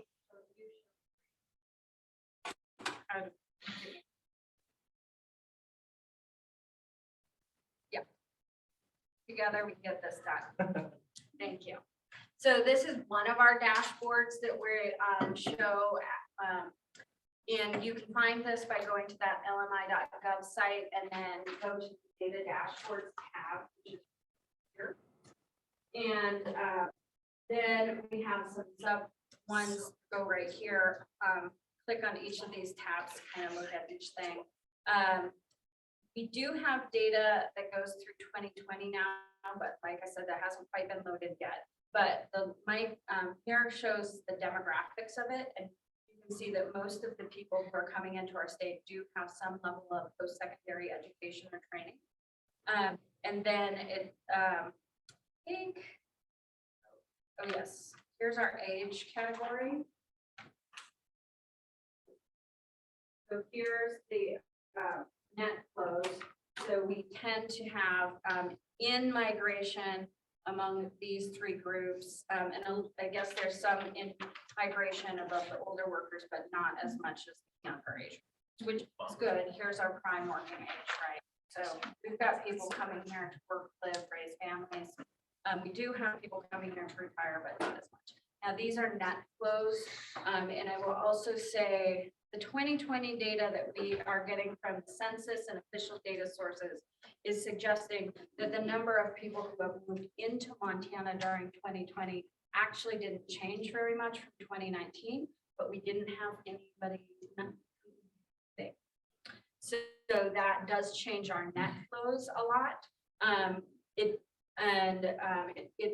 certainly adds more people to our labor force. It is a little bit more nuanced than I like a popular understanding was. We had a lot of people who moved here temporarily, worked in VRBOs, things like that, but they did not become Montana residents. Oh, well, a lot of them did, but a lot of them. That's a really good piece of data. A few years ago, I read both Montana was tied for a 5-way tie for the 5th oldest state in the nation, which doesn't portend wonderful for forward economic growth. And now we've improved that. This is we're seeing it right there. And actually also our median worker age in Montana is actually increasing, which is a little bit crazy when I just told you how many people are retiring, right? But as those retirees exit the labor force and retire, our average moves down. So it's basically a big bulk of people who were in the baby boomers who were right before retirement, and then they slowly move out. I believe it's right. It's like, it was on one of my slides, but now you're really gonna make me think.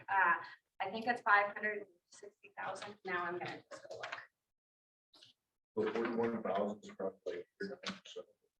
Yeah. Wow. So Montana's total labor force for seasonally adjusted was 558, so 560. That was a pretty good guess off the top of my head. Yes.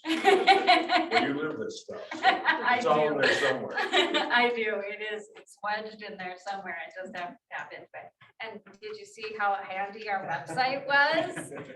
Have the question. It's right there. Do you track military separation retirement info? Thank you for that question. It actually has come up twice this week. No, we did not.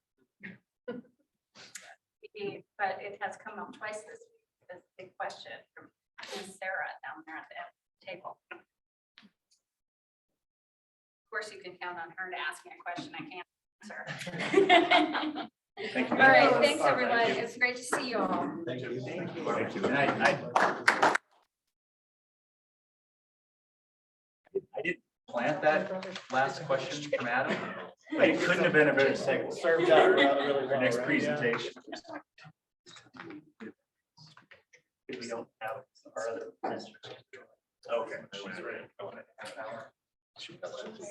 So Man, should have told more jokes. Yeah. Oh. I can email you this email address. Would that be helpful?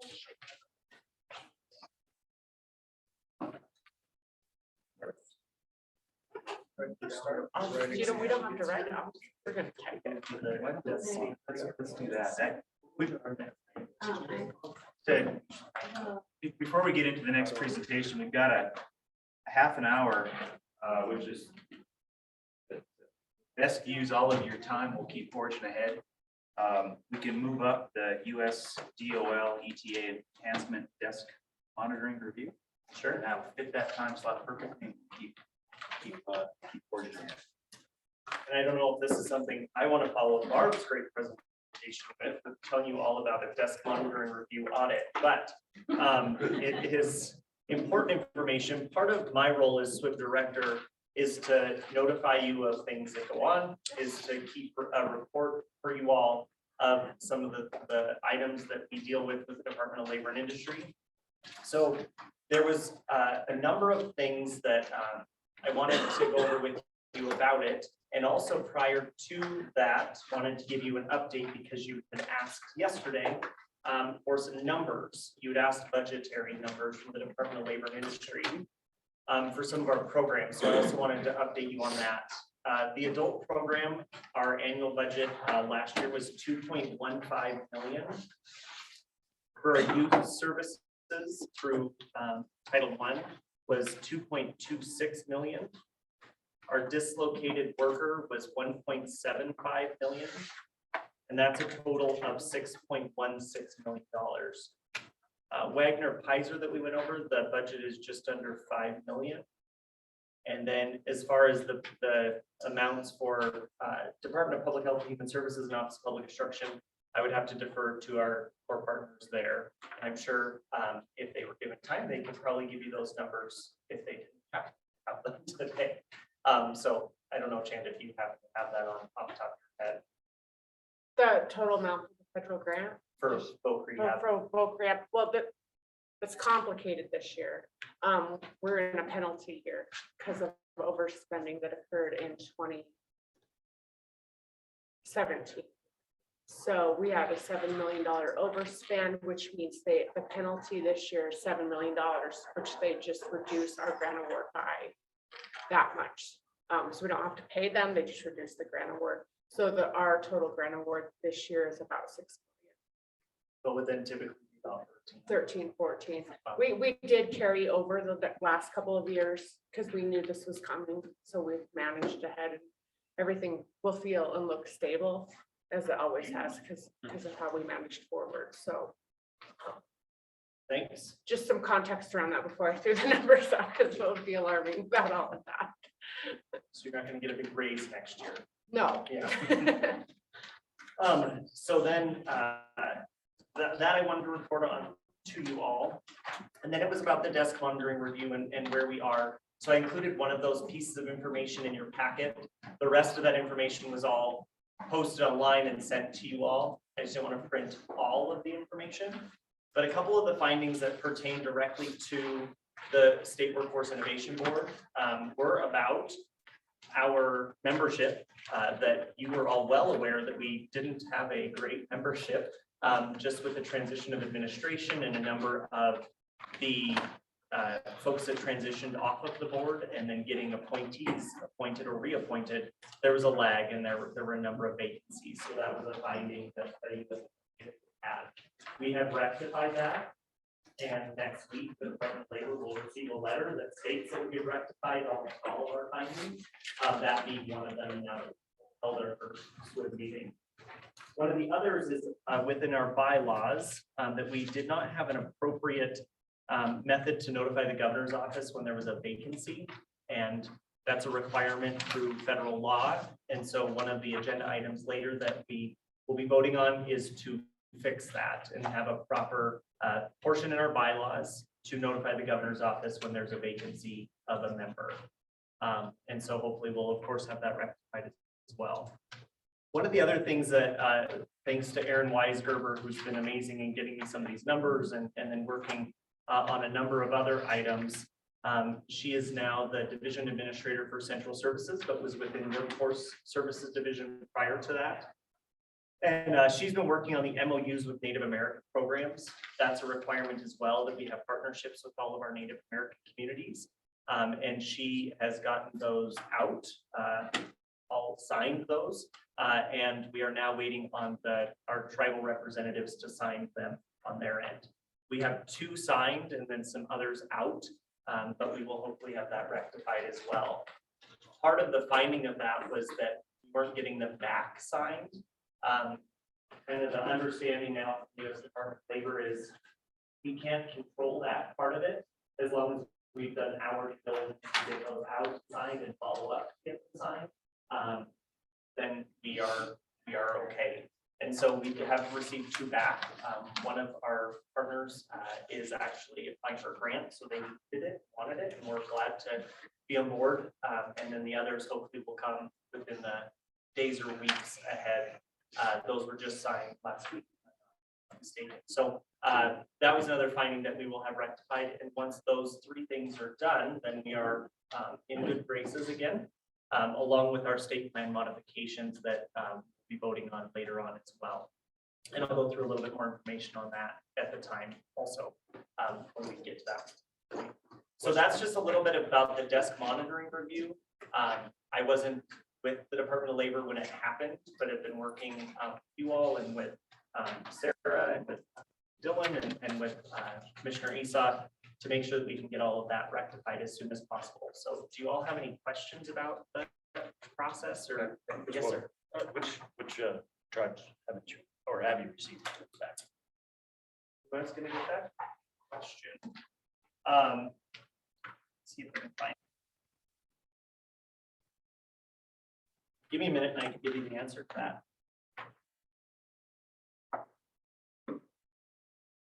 And one was signed actually before it came to you, so.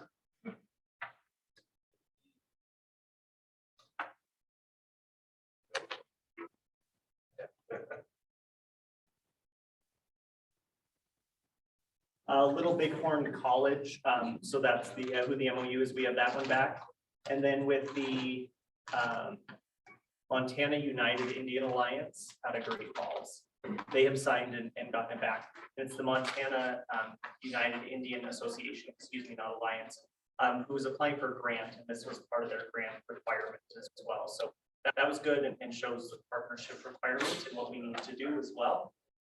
And so again, thanks to Aaron Weisgerber and thanks to Chair Hopbob in getting those out and signed and doing what we need to do for our diligence.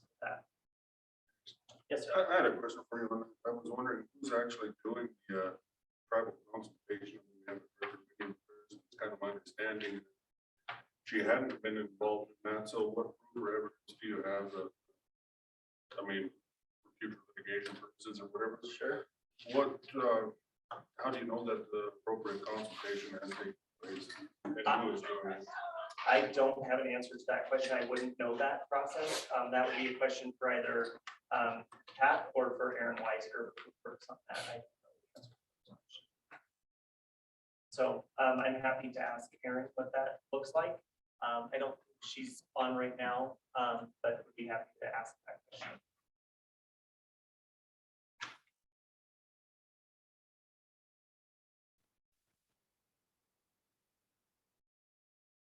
All right, well, that's all I had unless there are any other questions for me about that process. Please. Any other questions? At this point, I'll open it up for any public comment. If you do have public comment, you could please state your name.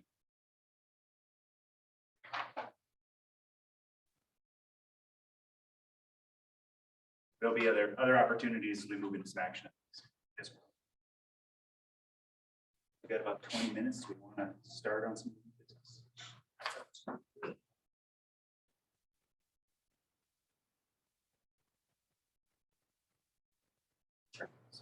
We want to take a 50-minute break.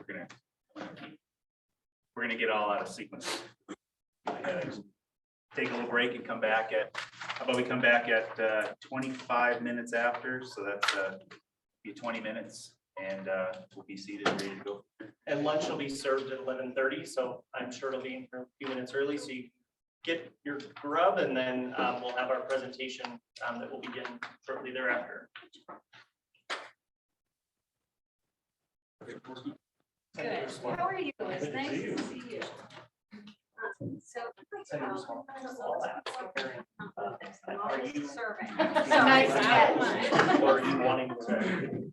that process or? I feel like I've been on that forever. Sorry, say that again. I know. That was weird. It's okay, I already. Inappropriate. Sober. But it's great to see you still out there.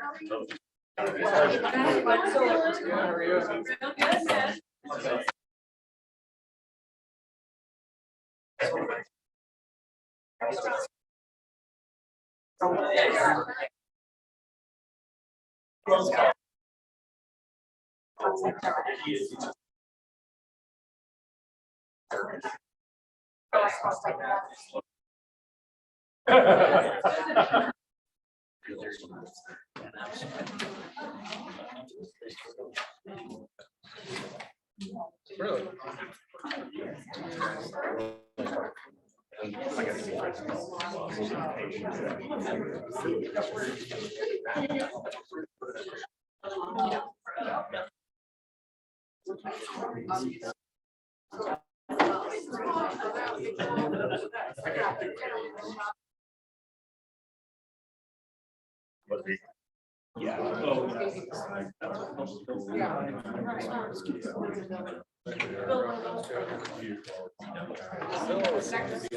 It's kind of funny that over the years.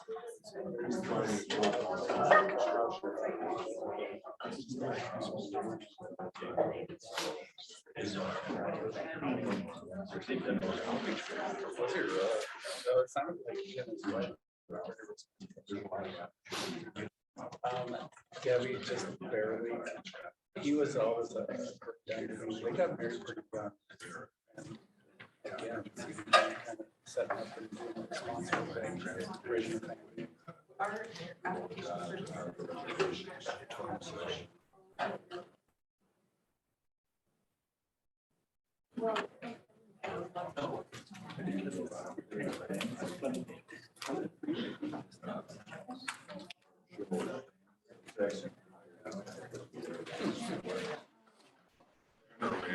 You know, when BIA was actually doing their job, they were tracking on I it. could see him doing Even it. was running that say 10% stage. And he was just thinking there's nothing I can.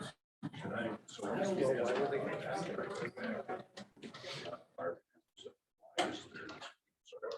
Tony.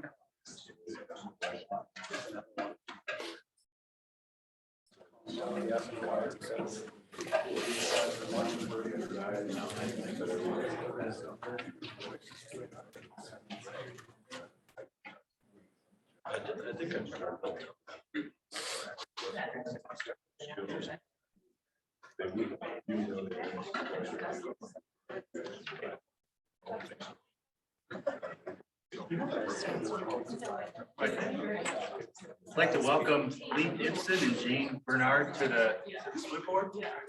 When Wes was putting the agenda together, he talked about Skill Bridge, bringing them to the board for presentation, and I think it fits in perfectly what we're talking about the last couple of days.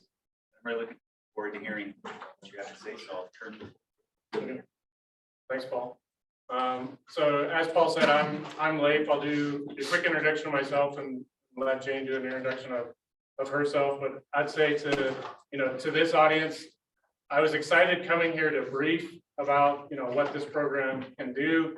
I was even more excited as the discussions went on this morning, from the governor's introductory comments to then Adam's question that we didn't, we swear we didn't plan prior to the brief.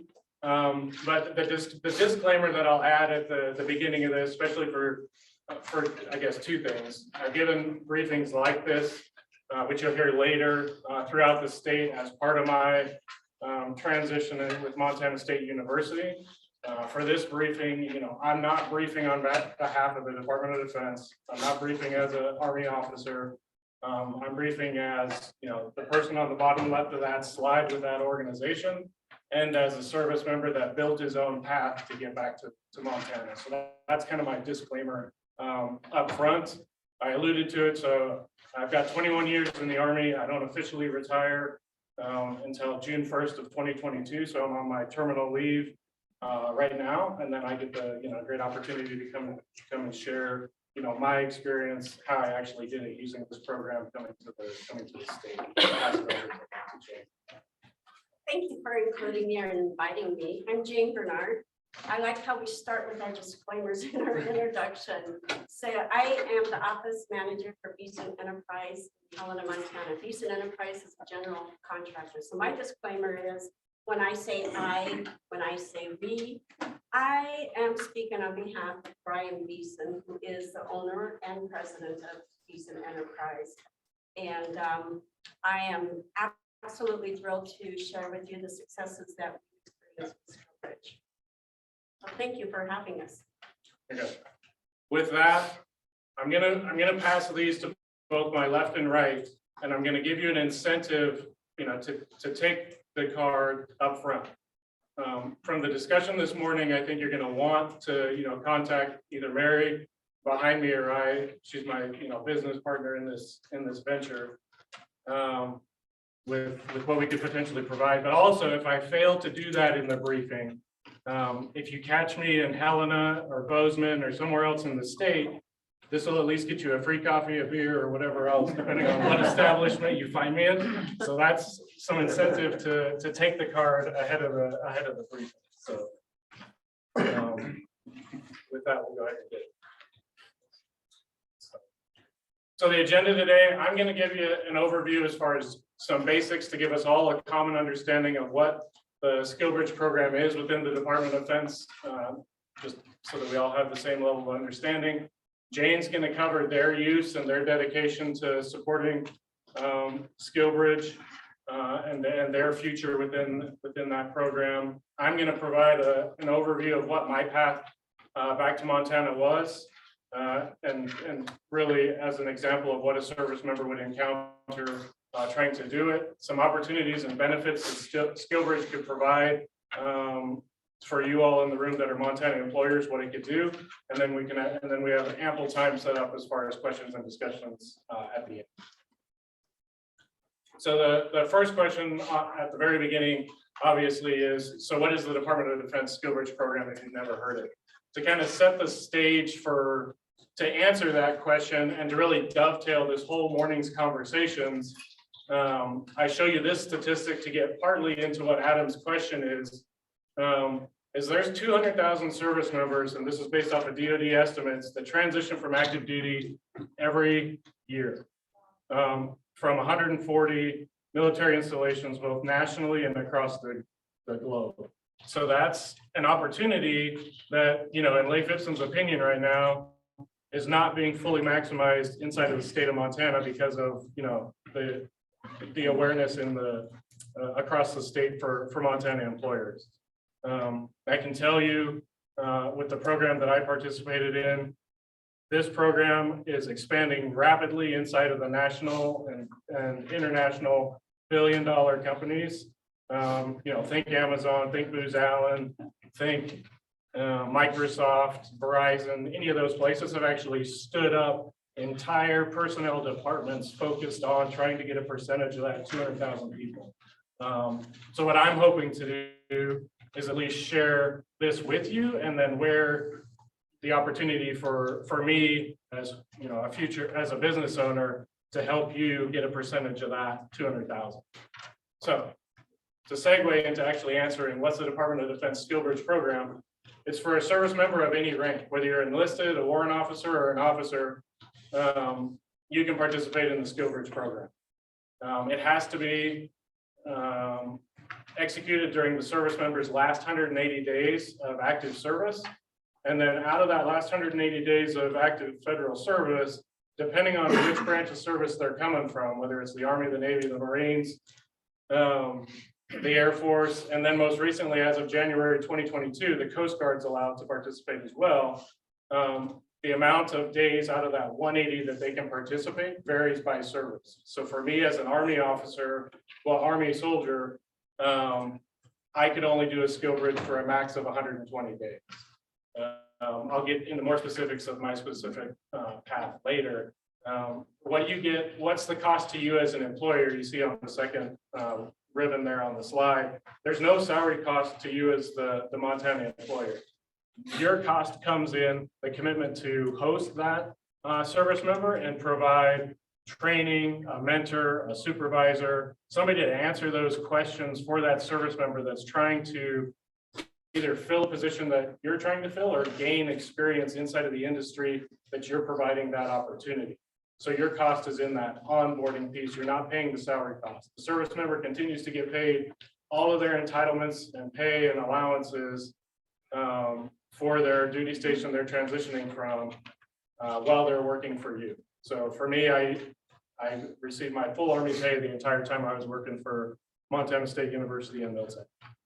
It does require a unit commander's approval in the rank of 04 or major, lieutenant commander, depending on what your familiarity is of the services, but it does require a unit commander approval. And the other thing I'll tell you with that bullet is the SkillBridge program is not an entitlement to a service member. So me as a unit commander, I'm only sending my top candidates to you as Montana employers. Because if I send you somebody that's not a performer, that looks bad for me, it looks bad on the service that service member comes from, and it doesn't help you at all as a Montana employer to get somebody that's not a performer.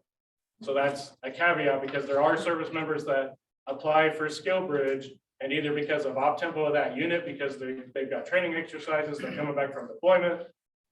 It's a competitive process that a commander has to rack and stack who actually gets to participate and leave the unit to go and as part of their transition. And it's not a new, that bottom bullet there is just to show, there's 1,700 or partners already recognized utilizing SkillBridge inside of the Department of Defense, from small companies up to the billion-dollar ones that I told you about. So Montana employers and SkillBridge, there's a few folks around the room.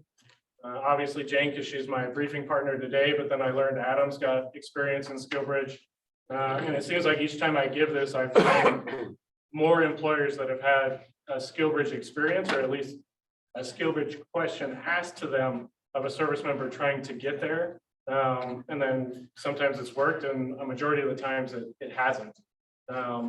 In my experience, at least in the last 6 months of being here, and then having looked at SkillBridge for the last 2 years in my own planning for Montana, I boil it down into the 2 bullets here, as far as the Montana employers have limited experience in how to actually maximize and utilize the program, or even awareness of it. And then the service members' ability to brief whatever organization they're trying to take the opportunity with, of them saying, what's the benefit to the Montana employer? And then taking that information back to their unit commander to say, if you allow me to do this, this actually will set me up for transition to contribute to that veteran unemployment percentage that is being tracked nationally. This is a huge opportunity to help with that. And there's that communication from the service member back to the commander that can fail as well. And so that's where I boil down the two categories as far as Montana's underutilization of the program from my perspective. I'll pass it over to Jane for So I'm not going to read to you. You all are capable of reading all about, what it is. I think on this slide, a couple of important things is Brian Beeson, our Beeson Enterprise, is a service disabled veteran small business. So that would be Brian Beeson. He's always been interested in hiring veterans. COVID brought with it an array of challenges for hiring. So Brian and I had a conversation, and he said, by any chance, do you know of anybody who works at Fort Harrison? Anyone that you can connect with? How can we tap into this? Well, yeah, I did know somebody there. I worked, 33 years for the state of Montana. I was sort of retired, but working part-time with Brian, and somebody I knew worked at Fort Harrison. So we connected. And in our conversation, she said, you should really look into SkillBridge. And I'm like, okay, I'll look into SkillBridge. And then I'm like, oh, I don't know. And then I read about it, and then I read some more about it, and had a conversation with Brian Beeson and said, why would we not do this? I mean, it just seemed like an opportunity to be able to tap into the 200,000 individuals who are leaving the military, who have maybe been in the military all their life, but are young enough to retire and don't have a place to go to. And that began the process. And when I worked for the state of Montana, I applied for grants and waivers, so this was not overly challenging to me. But I also reached out to some businesses in Great Falls that had SkillBridge and someone with the Department of Labor, and began a process. It begins with a 48 questionnaire, 48 questions. So I would complete part of it, Brian would provide updates, and that's how we did it. It's not the Jane Bernard SkillBridge, it's Beeson Enterprise SkillBridge. So we submitted the questionnaire, submitted the memorandum of understanding, received another set of questions that I thought, well, this is just reminiscent of working for the state. And those were not as severe, or I don't even want to say severe, as involved as those first 48 questions, and sent those in, and we received a signed memorandum of understanding from the Department of Defense. And I was like, this is wonderful. And this is in a very short period of time that this is all occurring. And then I just happened to go out to the Department of Defense website, looked at SkillBridge, and there's Beeson Enterprise listed. I did not realize that when you got a signed memorandum of understanding that you're in. So within 2 weeks of that, the emails started to appear, because within that process, when you go to that apply button, and I've included it there because now it's the Office of the Secretary of Defense. When you go to that site, for each branch of the military, there's an apply process, and they're not all the same. So we received a lot of interest, like more applicants than I've ever seen apply. And I've been working for Brian Beeson since 2015. So each military has a different process. So our first individual that applied, and now I do have one question. Do the individuals receive a copy of the slide presentation? It's posted on the same site as the rest of the presentation. Perfect. So you'll have this, because I like to have the information for you to refer to, but I really don't want to read to you. So our first SkillBridge participant is U.S. Air Force, and they do a vetting document that was very smooth and filled out the information, scanned it, emailed it, scanned it and emailed it, and the next day we received an approval letter. That was the fastest one ever. And he began with us the end of November. So we also then have United States Marine Corps. His was not as complicated, but some of them have applied, and we converse back and forth and get resumes, and then they're gone. So one of the individuals said, my commanding officer is not signing off. So it goes back to what Leif said, is not everybody who applies is approved by the commanding officer.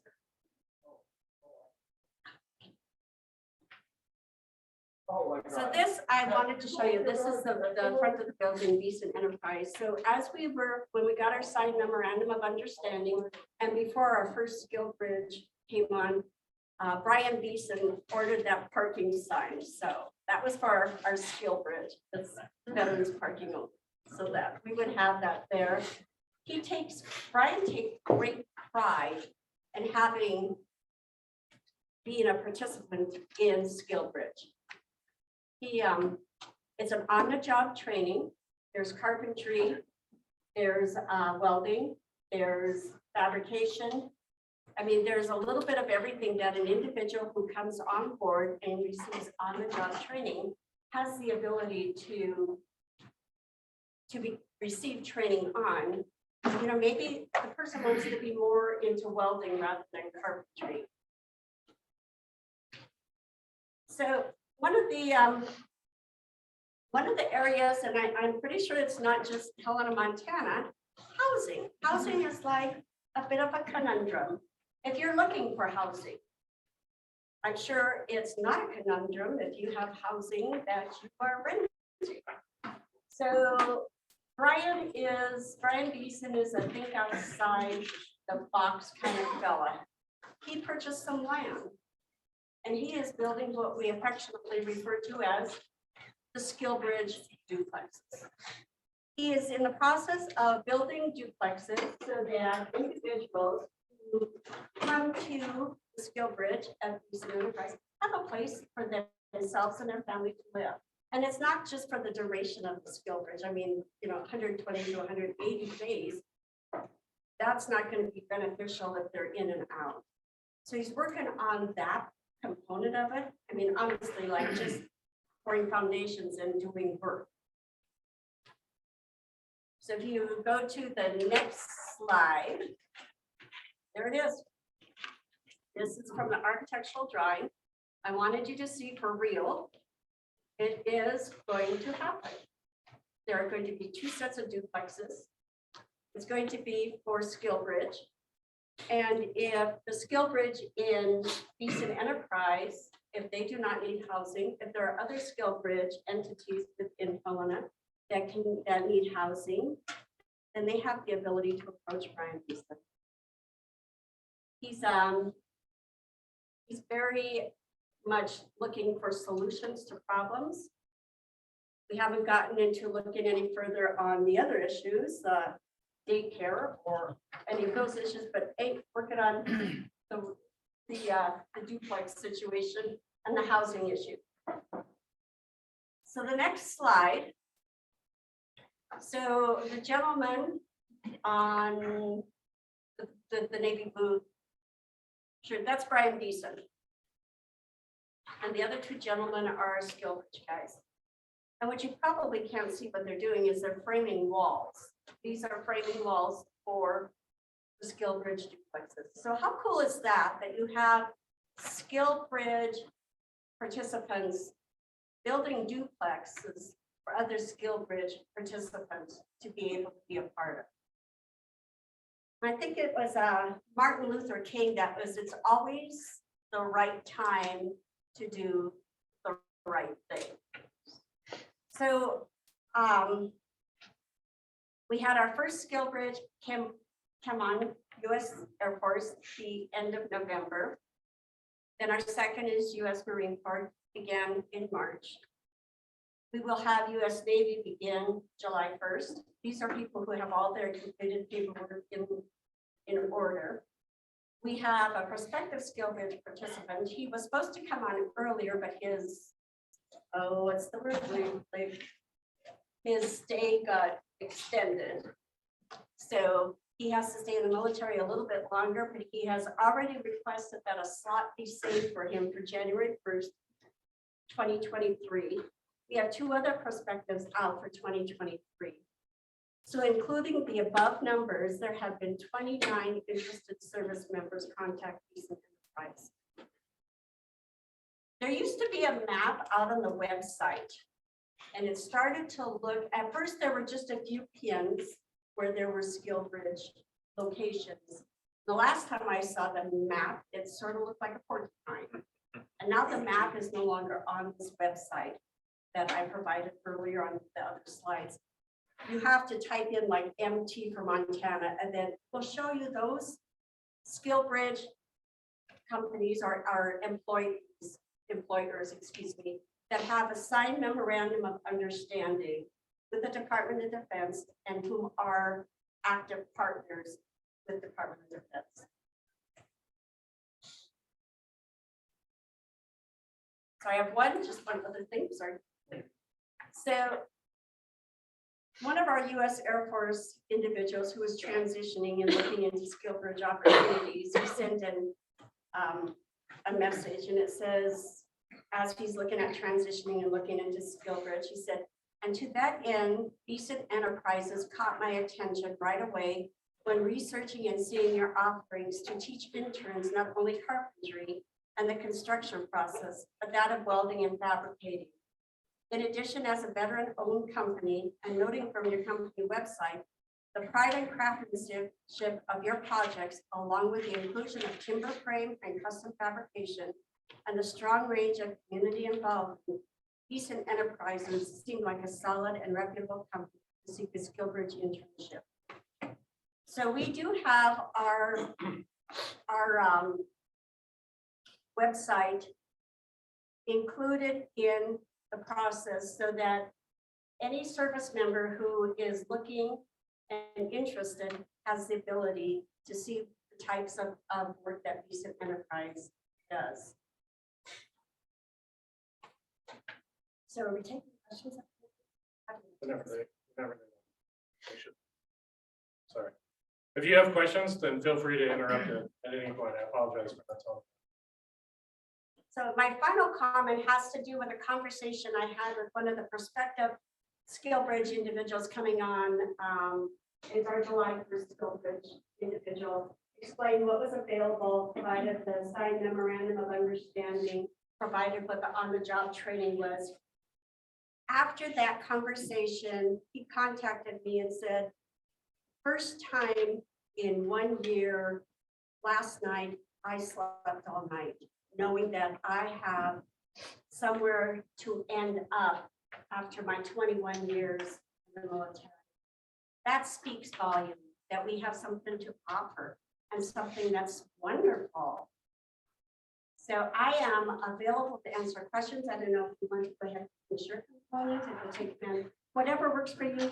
I am a phone call away. I've worked with a couple of other organizations that have had questions. I'm happy to work with you all. I believe in this process. I believe in the program and the opportunity, not only from the providers or the employer's standpoint, but from that of a veteran.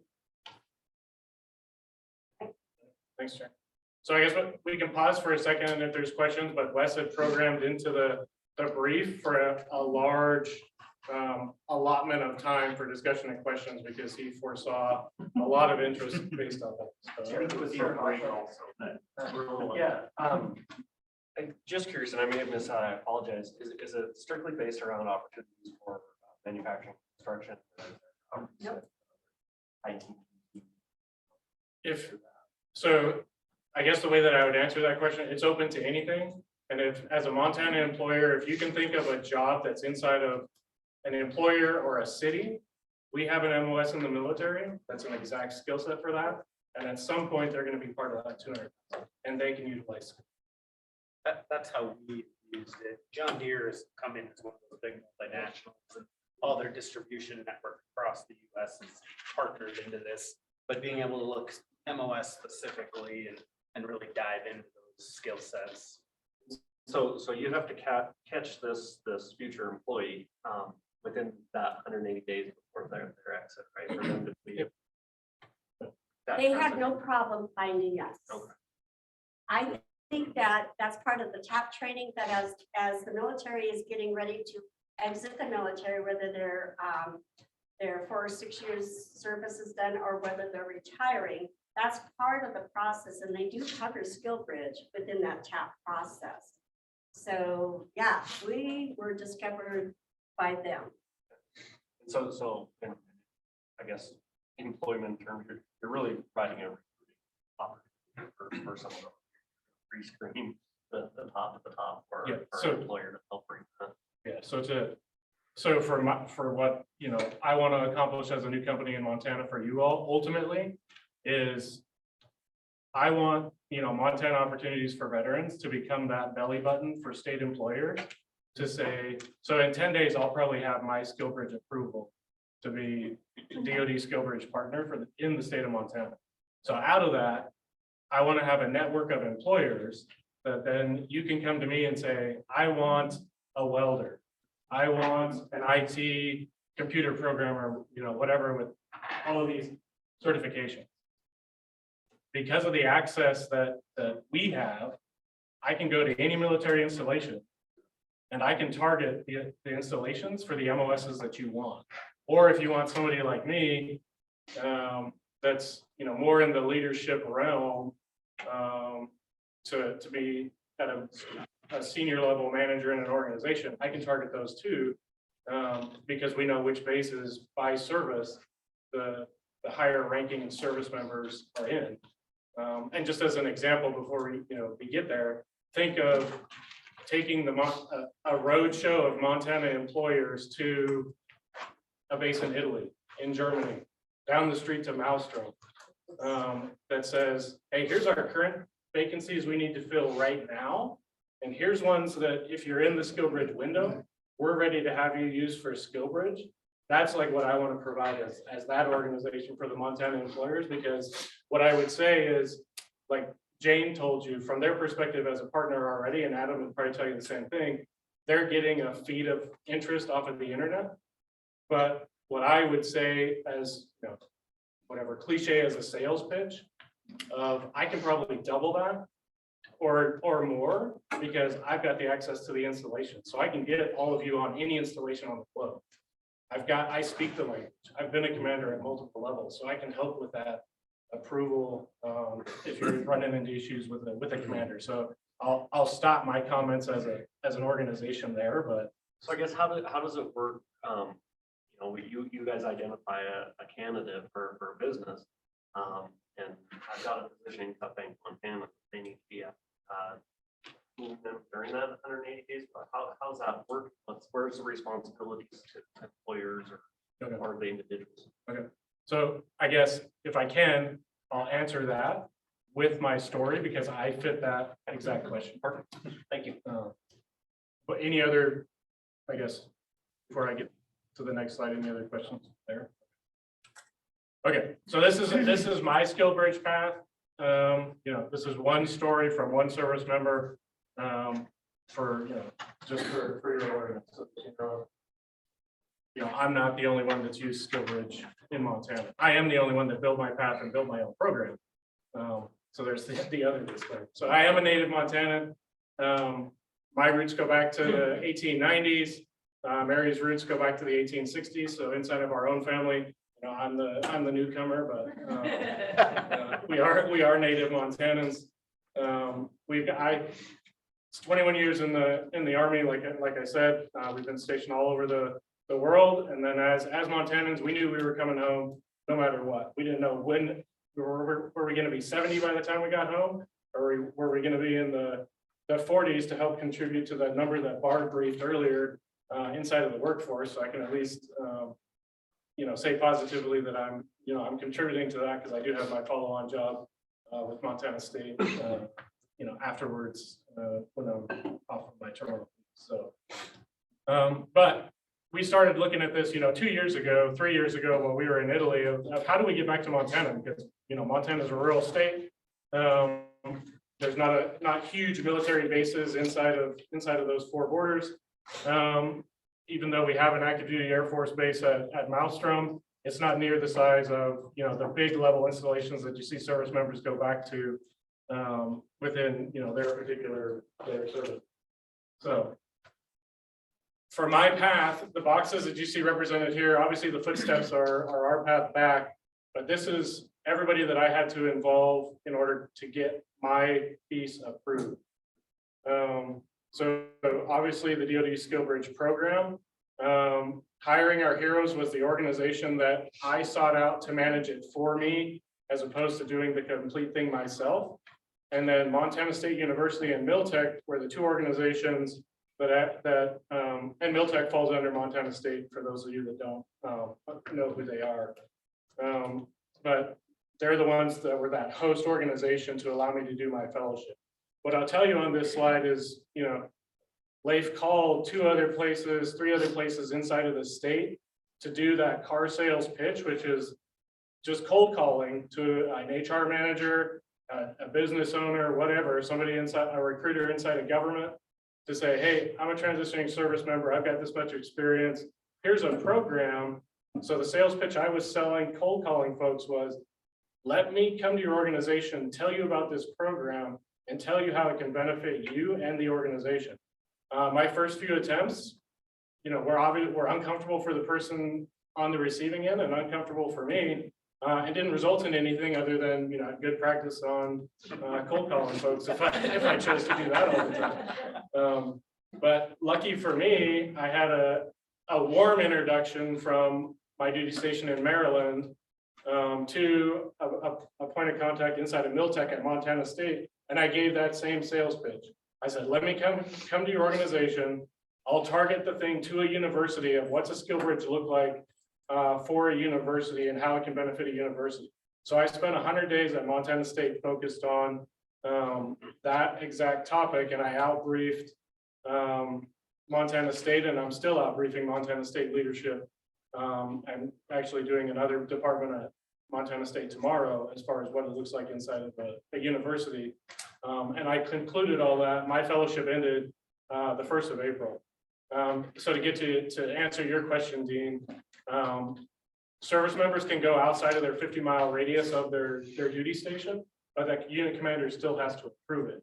And it takes a higher level unit commander to approve it if they're going outside of that radius, because then the unit knows, okay, so for example, during this whole, to use a real world example, when all of the stuff in Ukraine kicked off, my unit had a right to call me back and say, if they got ordered, we're going back, you're going to state congratulations, you're staying in the Army, not retiring, and we're going overseas. So that's why it takes a higher level of approval for a commander or for a service member to go outside of the 50-mile radius, because if I've moved from the East Coast to now Montana, that's a planning factor depending on what type of unit that service member is in, of how long it's going to take them to recall a soldier in a worst case scenario, as opposed to I can recall you and you can be at work in 4 hours if you need to, as opposed to you got to wait till everything a flight or drive 7 days back. Like, where is that command? What level? So outside of a 50-mile radius is an 06, so a full bird colonel, brigade level commander. For those that don't necessarily know. So that was my path, and then ultimately it went well.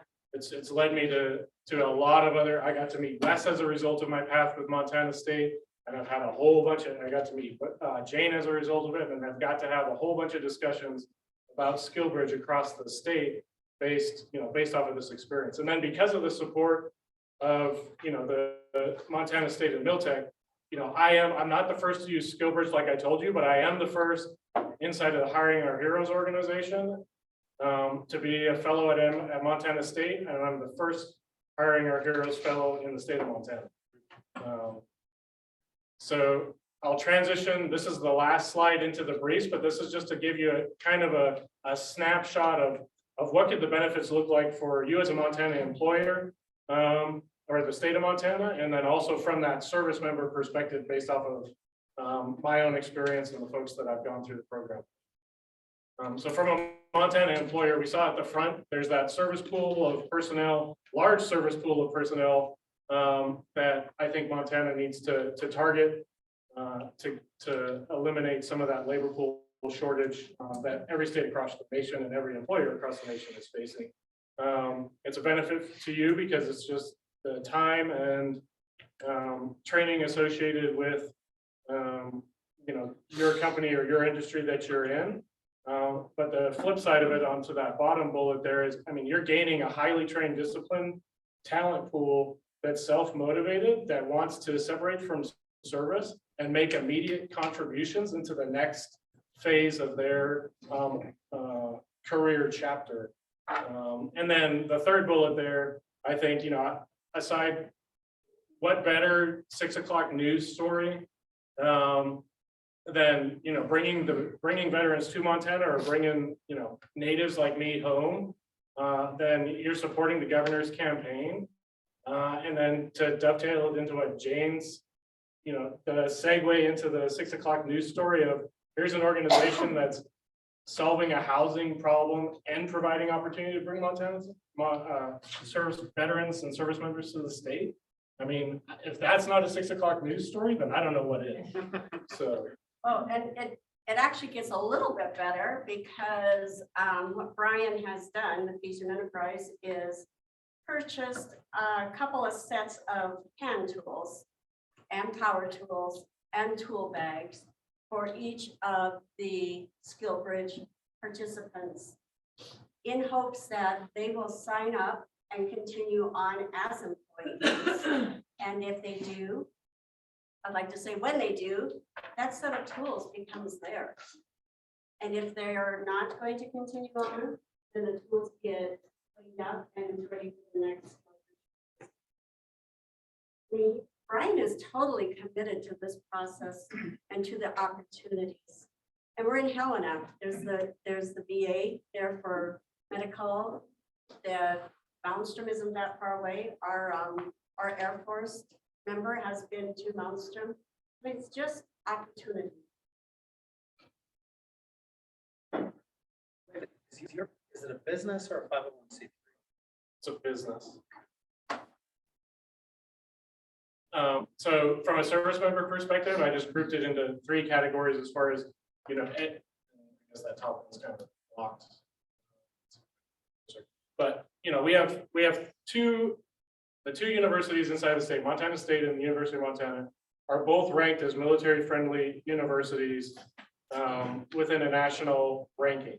Montana State's ranked number 3, and then University of Montana receives a gold rating within the same category.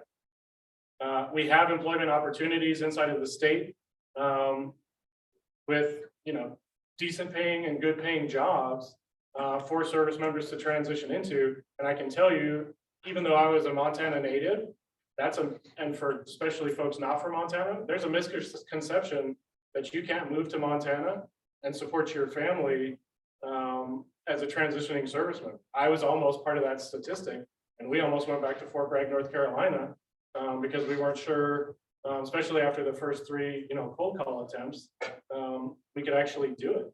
And then I have, friends that have contacted me recently that are like, are you interested in this kind of additional work? And then their follow-on question to it, and this is 2 months ago, so it's 2022. He says, is your internet good enough that you could actually telework? And I'm like, yeah, I can telework. I live in Townsend. And yeah, I've got internet. I drive a car to work. So people in Montana aren't riding horses.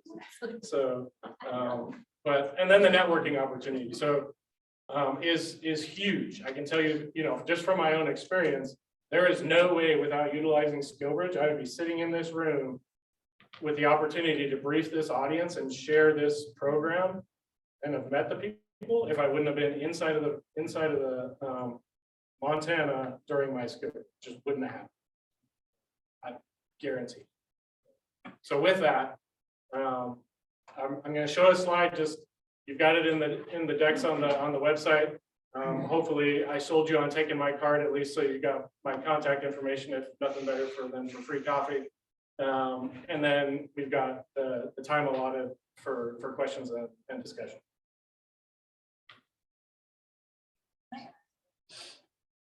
I just wanted to say something real quick that whoever it is, whether you're state or business, even if you're just bringing that veteran, giving them a chance, even if you decide in the end, hey, it's just not going to work out, that's still, they know that in the beginning. So it's not like you're committed to, let's say you bring somebody on, because I mean, that would be my fear, is that I'm bringing somebody all the way to Montana. What if I don't really like them, or you're not committed?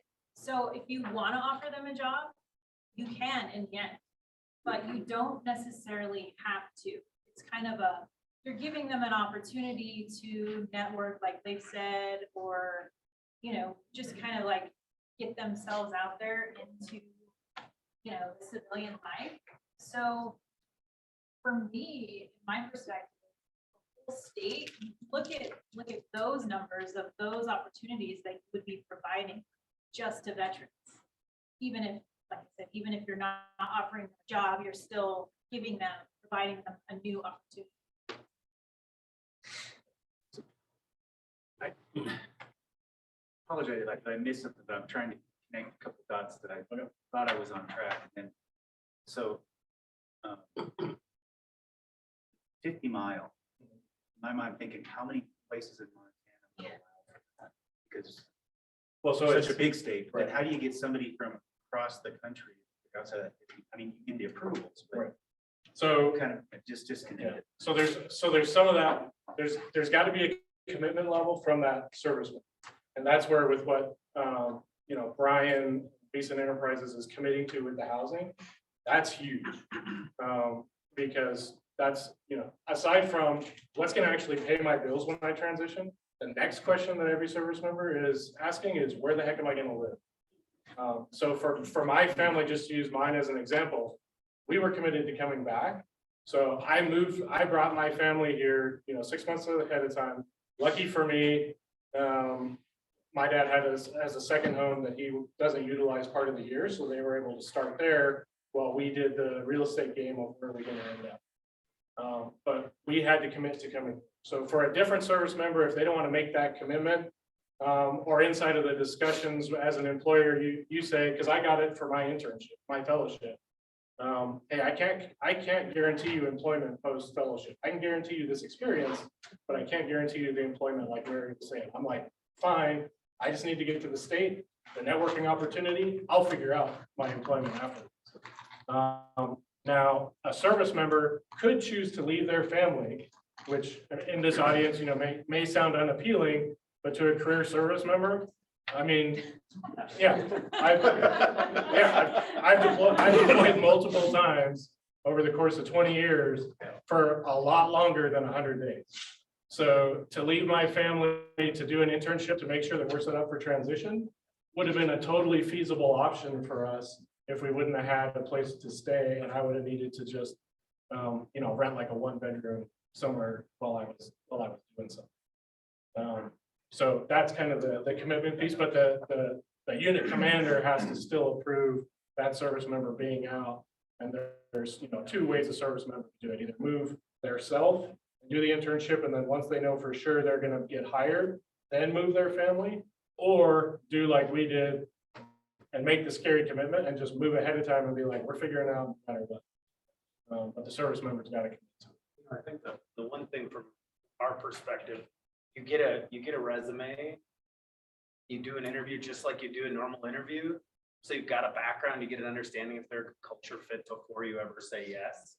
And then, you know, something to think about is for that 4 to 6 months, you're not paying any wage. So if you've got housing issues to deal with, you've got other challenges, the military is still paying the service member in that process. So there's some opportunity to have some back and forth in that process and make it work, especially with the housing situation in Montana right now. But if you're not paying a wage, you get a 4-month job interview.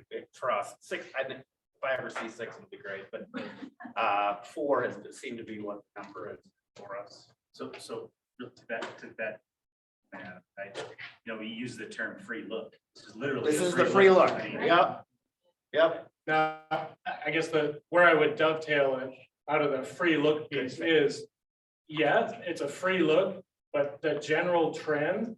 Because I just helped stand up a SkillBridge pilot program in a multi-billion-dollar organization.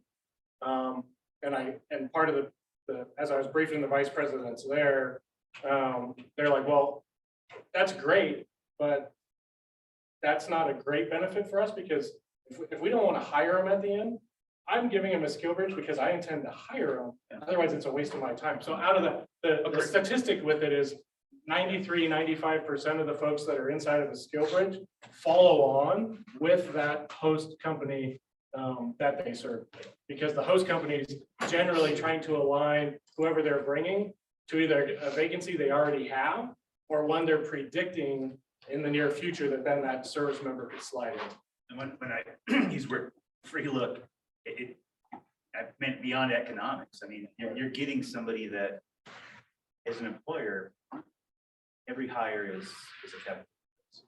But in this case, that calculated risk is given the qualities and caliber of training. not typical. So I mean, it's true. There's a lot of, I mean, the ability to tap a pool of labor that's kind of off the radar. That's skill set.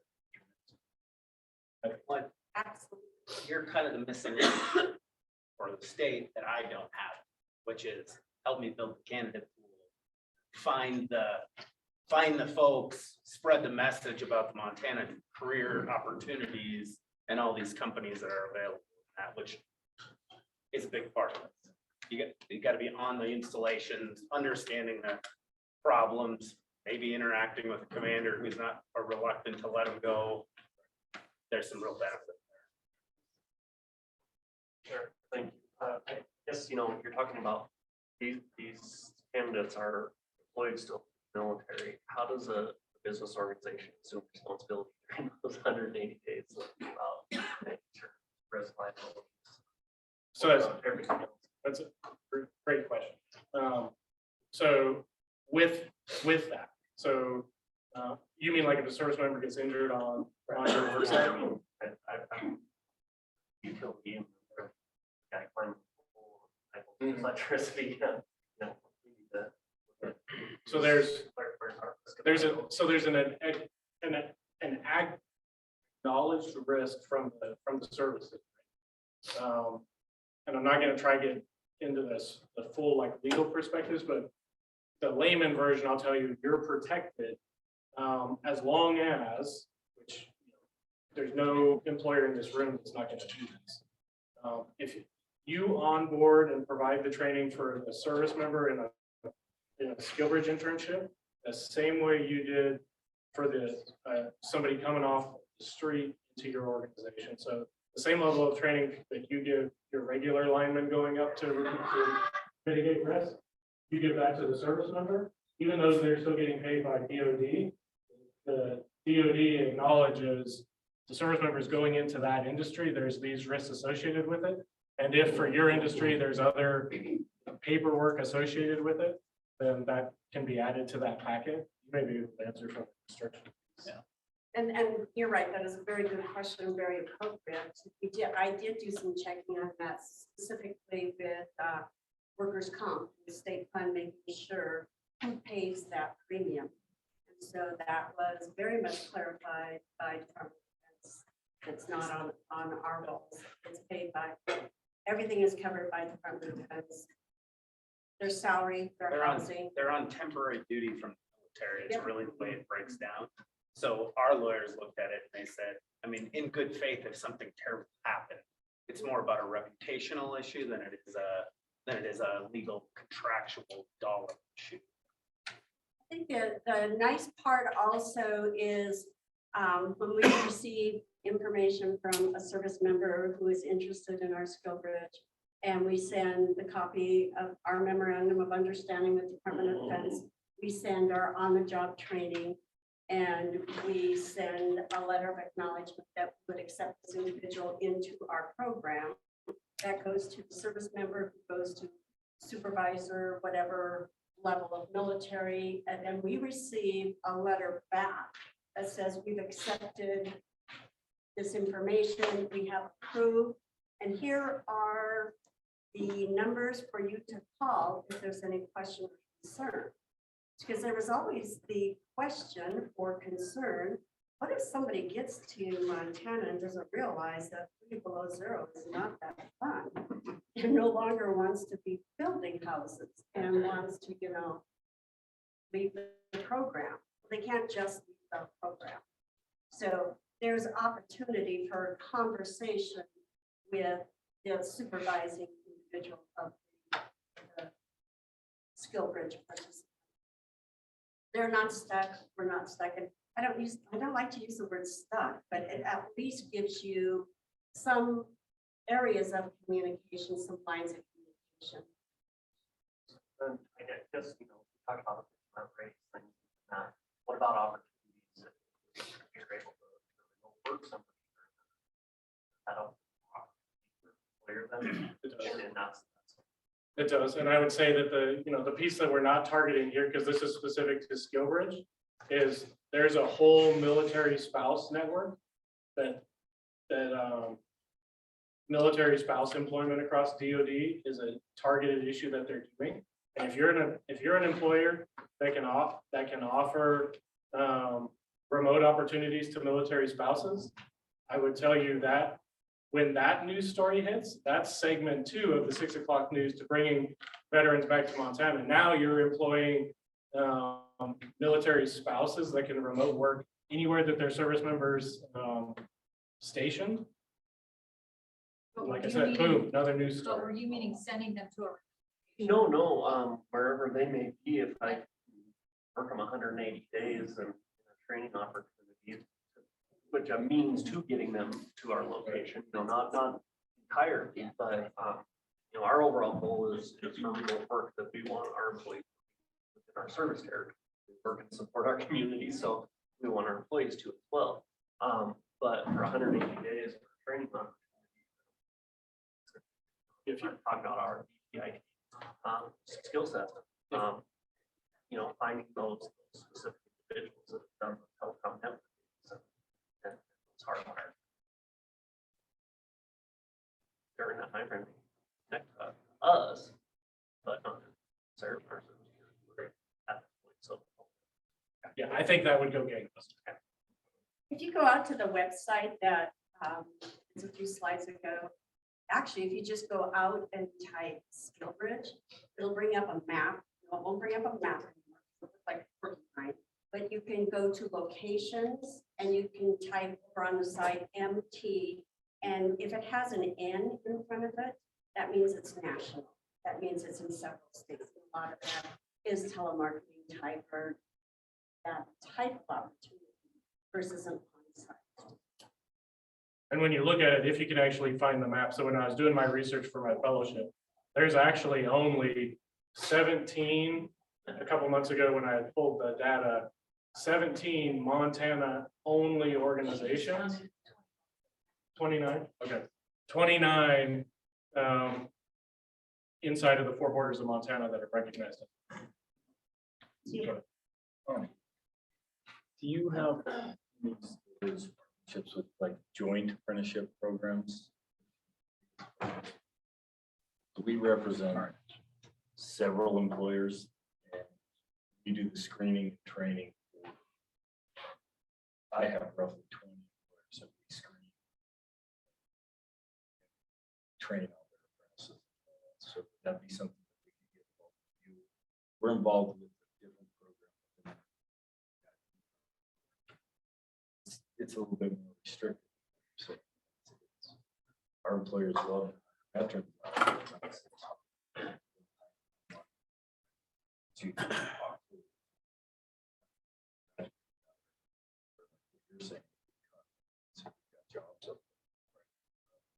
It's much easier.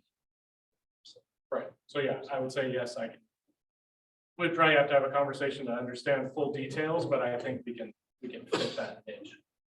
Because I've had conversations as far as, like, for the technical schools, trying to find instructors to teach faculty inside of the technical schools.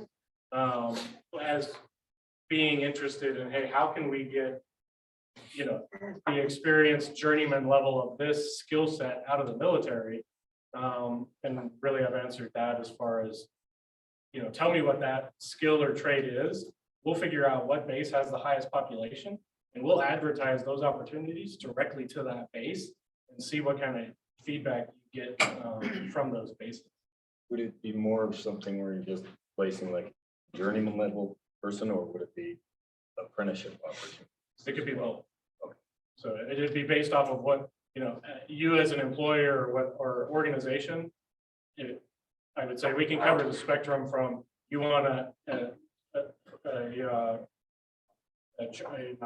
apprentice, or you want a senior level folk or person. We can find either one of those. We just need to know what that niche is you're looking. It goes a little back to the governor's comments about teachers in Wyoming. If we could crosswalk military qualification to a certification, or that instead of you having to come in and do it all over again, if you can prove the competence Well, and would the, be in a really impressive, I don't think any states do. one, the great part for you all is that inside of the transition offices that Jane was talking about, part of your process is there's a military service document, regardless of which one you're in, that says, I'm skilled in all of these, and here's the civilian equivalent. Right. So that would help for some of exactly what you're saying. State certification side. And then, yeah, and then maybe that document can help feed a state level certification piece, based off of their years of experience and training. Within state licensure, it's fair in the apprenticeship stuff, it's pretty easy. Yeah. Especially when you're doing military personnel. But being able to market it as, hey, we're already ready to take you. Not, it's not hard once you figure out who you gotta talk to. Right? I mean, those are things where we could improve the process. But I would just share, just recently, and this is great. I recently rehired at the start of the recruiter path to get his means to his end and his family in Montana. He caught me on Main Street in Butte, Montana, talking to me a little bit more, but yeah, he came from a background of setting up the telecommunications for Iraq. Where others were there, he was setting up the comms side. We were able to get him into our business technology group. He's been very successful. It did take us time and risk. He hadn't been in that for 10 years or more in that field. It's such an advancing technology. But I was very encouraged. You know, he had a couple slides about willingness to show up and the drive. What sold me on his interview was he said, you know, a lot of our generations don't get how much power we have, and that the military taught him approval and confidence he could do anything. And he hasn't proved us wrong a year and a half. So I'm very encouraged to explore more of this. I've already said. That's great. Thank you both for Thank coming. you. Thank you for. This is fantastic. This is a tangible item. Tapping the source of talent. And I know this wasn't lost on anybody's ears. I still comment that said Jane.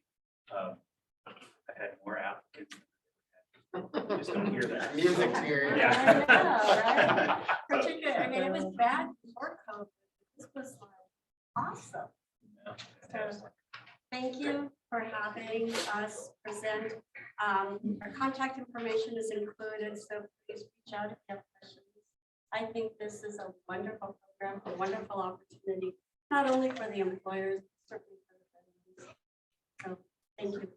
Thank you guys.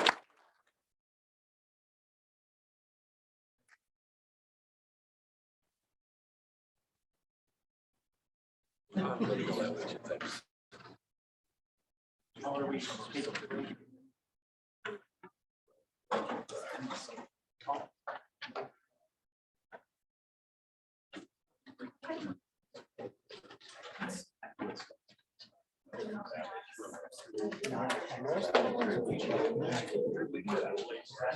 Was it one of the same bill that was not access to?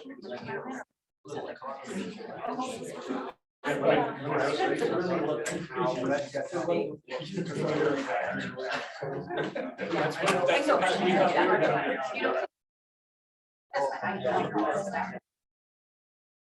Why don't we, let's take 10 minutes, let's reconvene at 10 minutes to 1. We should start tracking. Very small town. You know, yeah. Yes, thanks. Yeah, exactly. Absolutely. That's awesome. Yeah. So good. Thank you for that, you guys. The new business portion of the meeting. Yeah.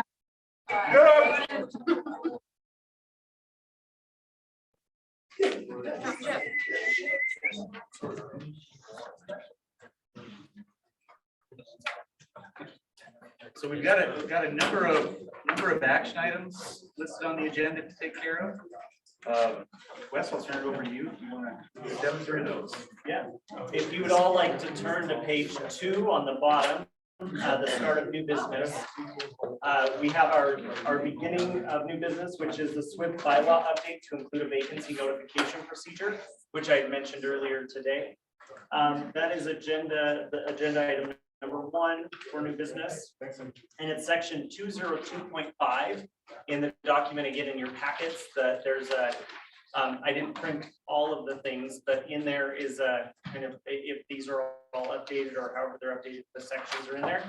202.5, upon notice of a member's resignation and 30 days prior to a member's expiration, the SWIB director shall notify the governor's board and appointment staff of the change to ensure a timely appointment of a new member. This was the finding that we had, and this is the correction to it. So any questions on it? Question first, 202, not 2's highlighted too. We'll get to that later. Yep. Okay. 202.5. 0.5. 202 will be the 202.2 will be the third item that we'll get to.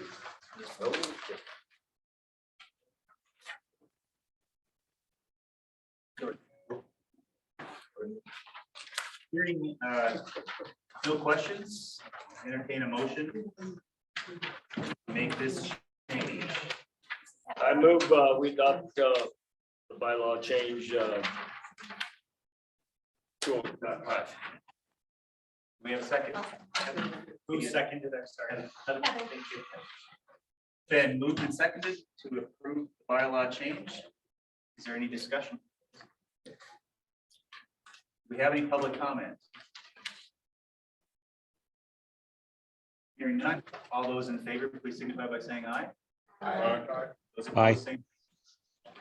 Those opposed, same sign. Motion passes. Thank you.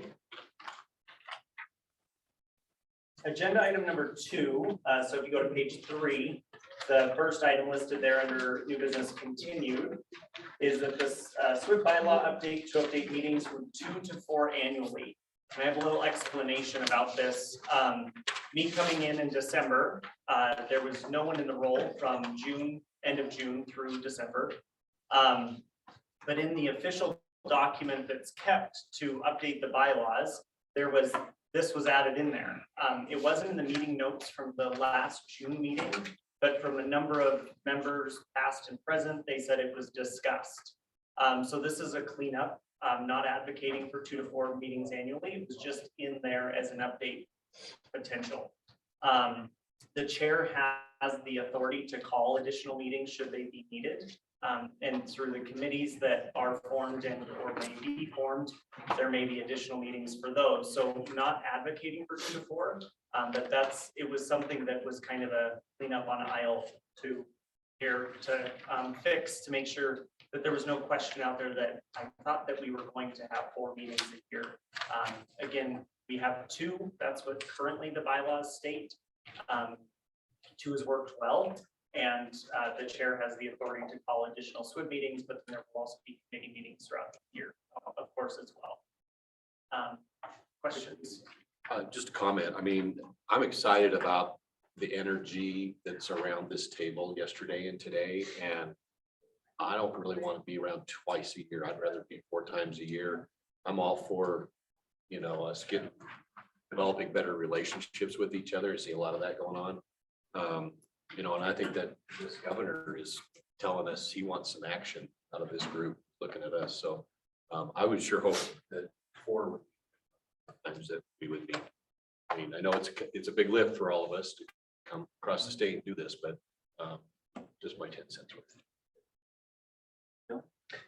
Thanks, Chair. I have had gone back and forth Wes discussions on this, how many meetings to have per year.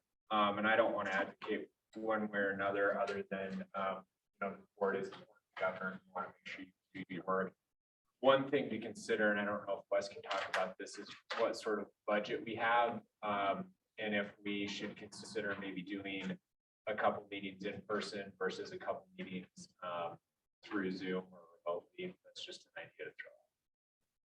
And that could probably be the discussion.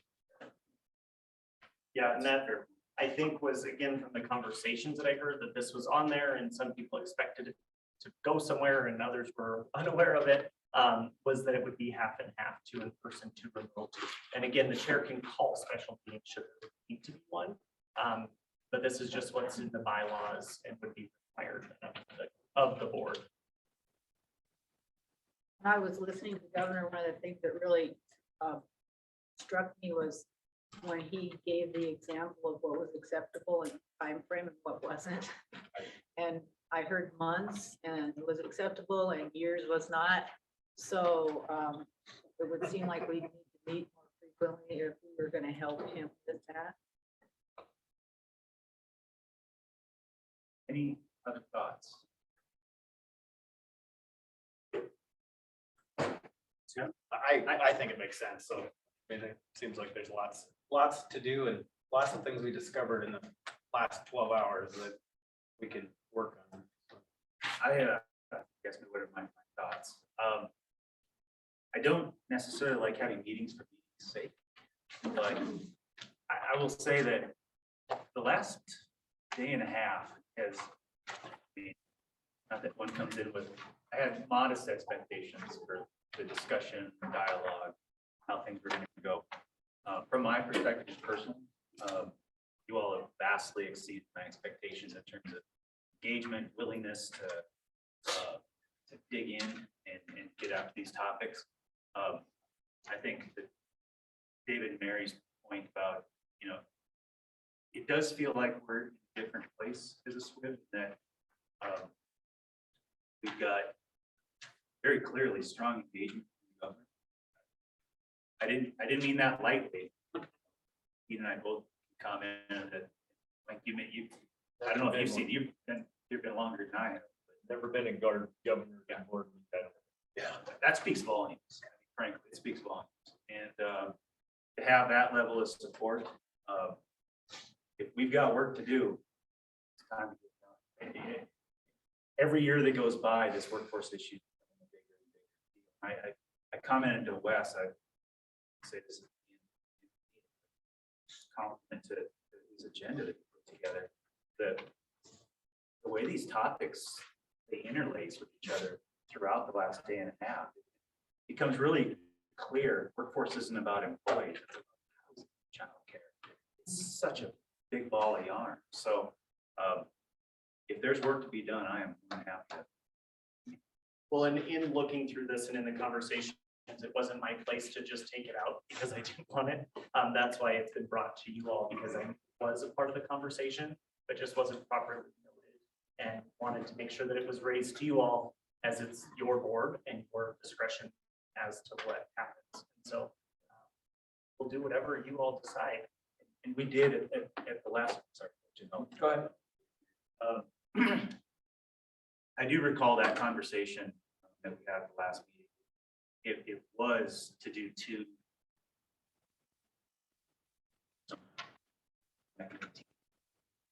in person, whether that was in recognition for budgetary issues, but also just the size of the state and bringing people together in their time. So My only thing was if we do 2, like I totally understand the money, doing 4 or 2 in person, I would suggest maybe condensing down the agenda on the Zoom days, just because it's hard to stay engaged. I said, yeah, I made a comment to a couple people yesterday, like it was so valuable being in the room, whereas like over Zoom, yes, sometimes you have things where that's going to be the only way you can participate. I would just take the amount of time that we're asking people to be on those Zoom calls a little bit smaller and handle our in-person business and make those, hey, a couple really packed full days. And I visited with some other states, and Arkansas does a good job of, I think they have 6 a year or more, but they're all remote and they're very short. That can accomplish some positive things, and when we need a policy approved or we need you all to vote on something, we have that capability versus waiting for 6 months from now. So there's an opportunity for that, but it could be short and sweet. It could be a presentation short, the discretion is also yours as to what you all want to see on there. and I'll get to David, Dean, Mary. I'm curious on, I've done this before and being new, but I agree with what's been said, and the engagement, the excitement. We've got a governor who's really wanting to get things done instead of just talking about things. Is there a way, whether you do 2 or 4 or whatever you decide, is there a way where we got these different issues and we can kind of compartmentalize them and have committees, because I see like my passion, of course, is the education piece and the connection with the workforce development, and how that all fits. And then we have the public education as well as private sector getting involved. I would love to be on a committee that kind of looks at all of that and how it all fits together. So then you're bringing those things to the board to make the board meetings more focused. Maybe childcare and housing or something is another committee. I'm just throwing this out there as an idea, but I would love to have us be more strategic and focused on all of this awesome discussion that we've had in the last 24 hours would be great. Yeah, and I'll speak directly to that. At the end of today's agenda, there's an hour set aside for SWIB conversations. What I really wanted to talk about during that section is that very committees and what committees should we have to be impactful, gauge your interest on what committees you want to be part of, so that you get busy and get some things done. Maybe I'll defer. I'll defer mine till I think. Chair Hoffa, you answered my question there. I was just going to thank Commissioner Armstrong for bringing up goals and objectives and committees. That's important. Just real quick, and this can go in the parking lot then for your later conversation, but yeah, we have 2 elected officials here. The legislature's coming up. We need to take advantage, look back at the slide from yesterday that Sarah and Dylan put up there of the different things that have happened since 2017, and what's the next step? What can 23? What can we do? And we have 6 months really, or less. That's a good point. I think the governor referenced that this morning, talking about legislative 2.0 legislative sessions. So we probably need a small group to get together and start working on that. So, Chair, I comment, I do believe 4 times a year is a great direction for this board. To Lo's point, I don't know about divulging two on, two remote. I think more of a option for us to look at is if we do one, I mean, offer this opportunity, but as board members, I think we should have a commitment to at least make 75% in person. We have traditionally done rotation of where we do these meetings to engage with the different stakeholders. Mike has talked about the value of multiple sides of everything. I think we've all kind of seen that in our discussions. I guess my recommendation or consideration is yes, planned out to the discussions of timely within legislation meetings, everything else. But I think as board members, if there's some commitment to at least being present, something I wouldn't want to lose. Are you requesting that's bylaws, or we just leave it at the board and that's up to the discretion of whoever? I don't think we need to have it in bylaws, but I think something. I think 4 times a year is great. I don't want to paint us in saying that we have to do 2 remote, 2 here, and that we use this awesome opportunity to have these open discussions together. Any other discussion? So open the floor up for a motion if somebody wants to, because if we were going to do nothing, it was nothing. But well, we actually have to vote. It's an action item. So there'd have to either be approval of it, a denial of it, or okay. Well, sure. Being that I would like to make a motion to approve the update to our bylaws as presented. So seconded. Any further discussion? Any public comment?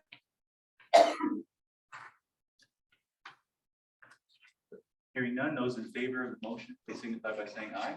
Aye. Aye. Passes. And the fact that you as a board are willing to meet 4 times speaks volumes to your commitments. Sidebar from that, I would say, Wes, please get it on our schedules. That's what we're gonna do later. Second. Second. Second, yeah. Third, fourth, and No, that's hard. So, yeah, another conversation, and if you go to now, find this one. Section 202.2. Another thing that has come up and has been brought up to the governor's office, and they were supportive of this as well. And from conversations that we've had, currently our term structure is that members are appointed for 2 years, and half of the board turns over essentially every 2 years. With a number of you, that's not going to happen just because of the way that there were a number of appointments that happened just recently. However, thought, and this is how a number of boards do work, is that they are staggered on 3-year terms, and that a third has to apply for reappointment or appointment every year. And so then we have 3-year terms and everyone's staggered. An issue we ran into is that we didn't have a quorum to even host a meeting prior to the official appointment of you all. And gubernatorial appointments can take quite some time sometimes. And so another thought is to change the term structure so that we are at every 3 years, and then a third changes every year. And that's what this would do. When I looked at language, it was deferred to leave it at staggered 3-year terms, and knowing too that people come on and off at different times, but that it would be here, the third board. Now we have to determine what that looks like, and that could either be something you all decide today, that we defer to the Department of Labor to create that official policy of what that sounds like and how it needs to be phrased. Or we leave it at the staggered 3-year terms, but that leaves a lot of room for interpretation as well. So that's what's before you, and I'll let you all discuss that. Yeah, Sheriff, we would welcome your input on what that staggering process looks like. But I can just say the Lieutenant Governor and her boards and commission staffer spent probably more time getting appointments made to this board than any other board. It's just really challenging with the federal ratio requirements that you have, trying to replace half of that active board every 2 years. It becomes a nightmare, and like Wes said, it kind of cripples the ability of the board to act in interim. So we would really encourage you to move 3 years and what that staggering looks like. And if a motion is passed where you want to determine what that language looks like today, great. Or if you want to defer that to the Department of Labor Industry or the governor's office, or however we phrase that, part of the motion would be that that policy is determined with the intention of whatever. Sure. How about I'll make a motion. Seconded. Mike had. It's just a question, is everybody brand new appointed now, or are they on, there's some of us on 2 years, some of us 1, or do you know on that piece? So you're up in June, so you need to reapply for appointment, I know that. But the majority of folks have been appointed through the end of June of 2024. But that's the majority of people in here because of, we were quite deficient. I just think if you could ever get everybody brand new, just draw cards of 1, 2, or 3 terms and Right. get it going, because I agree 100% on the 3-year terms. It'd be great to do it. And I guess I'd leave it up to you guys to figure out who gets 1, 2, and 3-year terms to get started. The people that have been appointed are appointed until June 30th, 2024. That's done. It would be starting with the next group of people. Yep.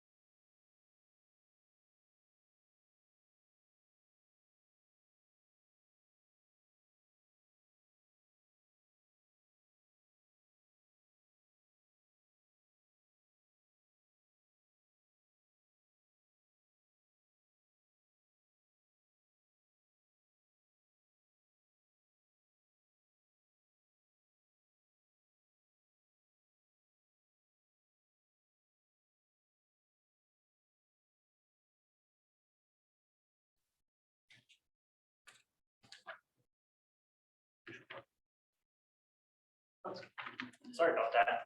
Are we back? Yep. Adam, you made a motion. How, right? If we could do, I'll ask you if you're interested in, I think your motion was to move to go to 3 years. Yeah, there was a second piece that we talked about that I didn't know if you wanted this in your motion. And that would be how to deal with coming up with the stagger. If that would be, leave that up to. Leave it up to the Wes. chair and director. I would have accepted that friendly. Okay. One other piece that I know there's a motion on the table, but a couple of caveats to that are our legislative representatives. That's up to the individual House and Senate, Senate President and the Speaker of the House. And then, of course, the legally obligated individuals, the department heads from our core partners are also there at the discretion of the governor. So it's a little different, but it would be for general members.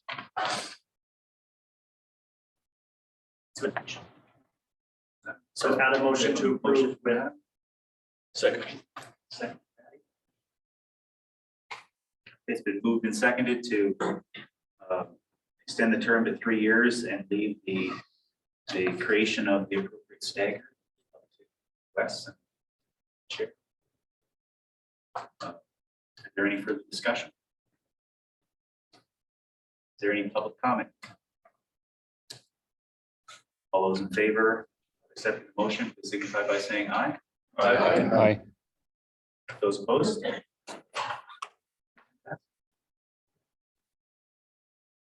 All right, so this is the big one. The state plan modification review. I'm sorry, I missed one. Reallocation waiver, let me pull that information.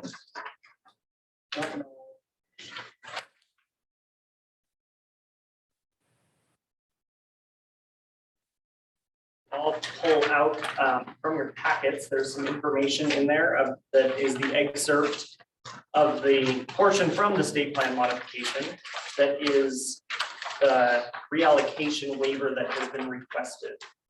This was placed in the state plan modification as well, so it was there for you to read.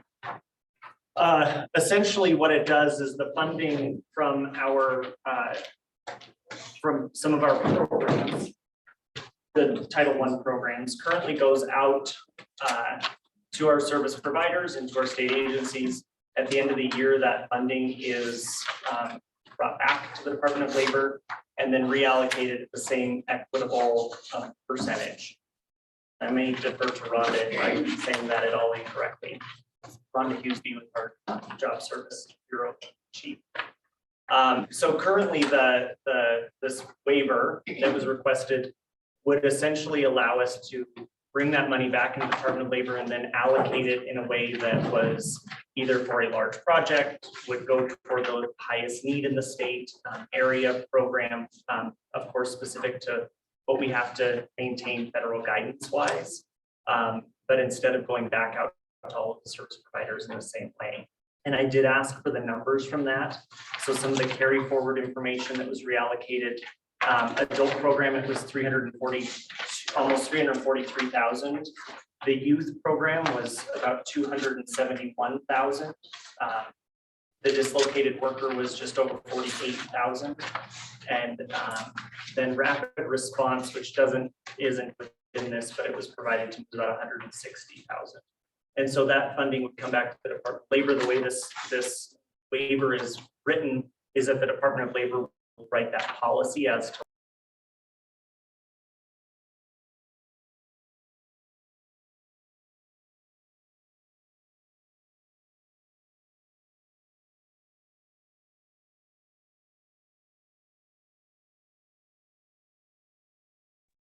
sorry, folks online. I don't know why we're disconnecting.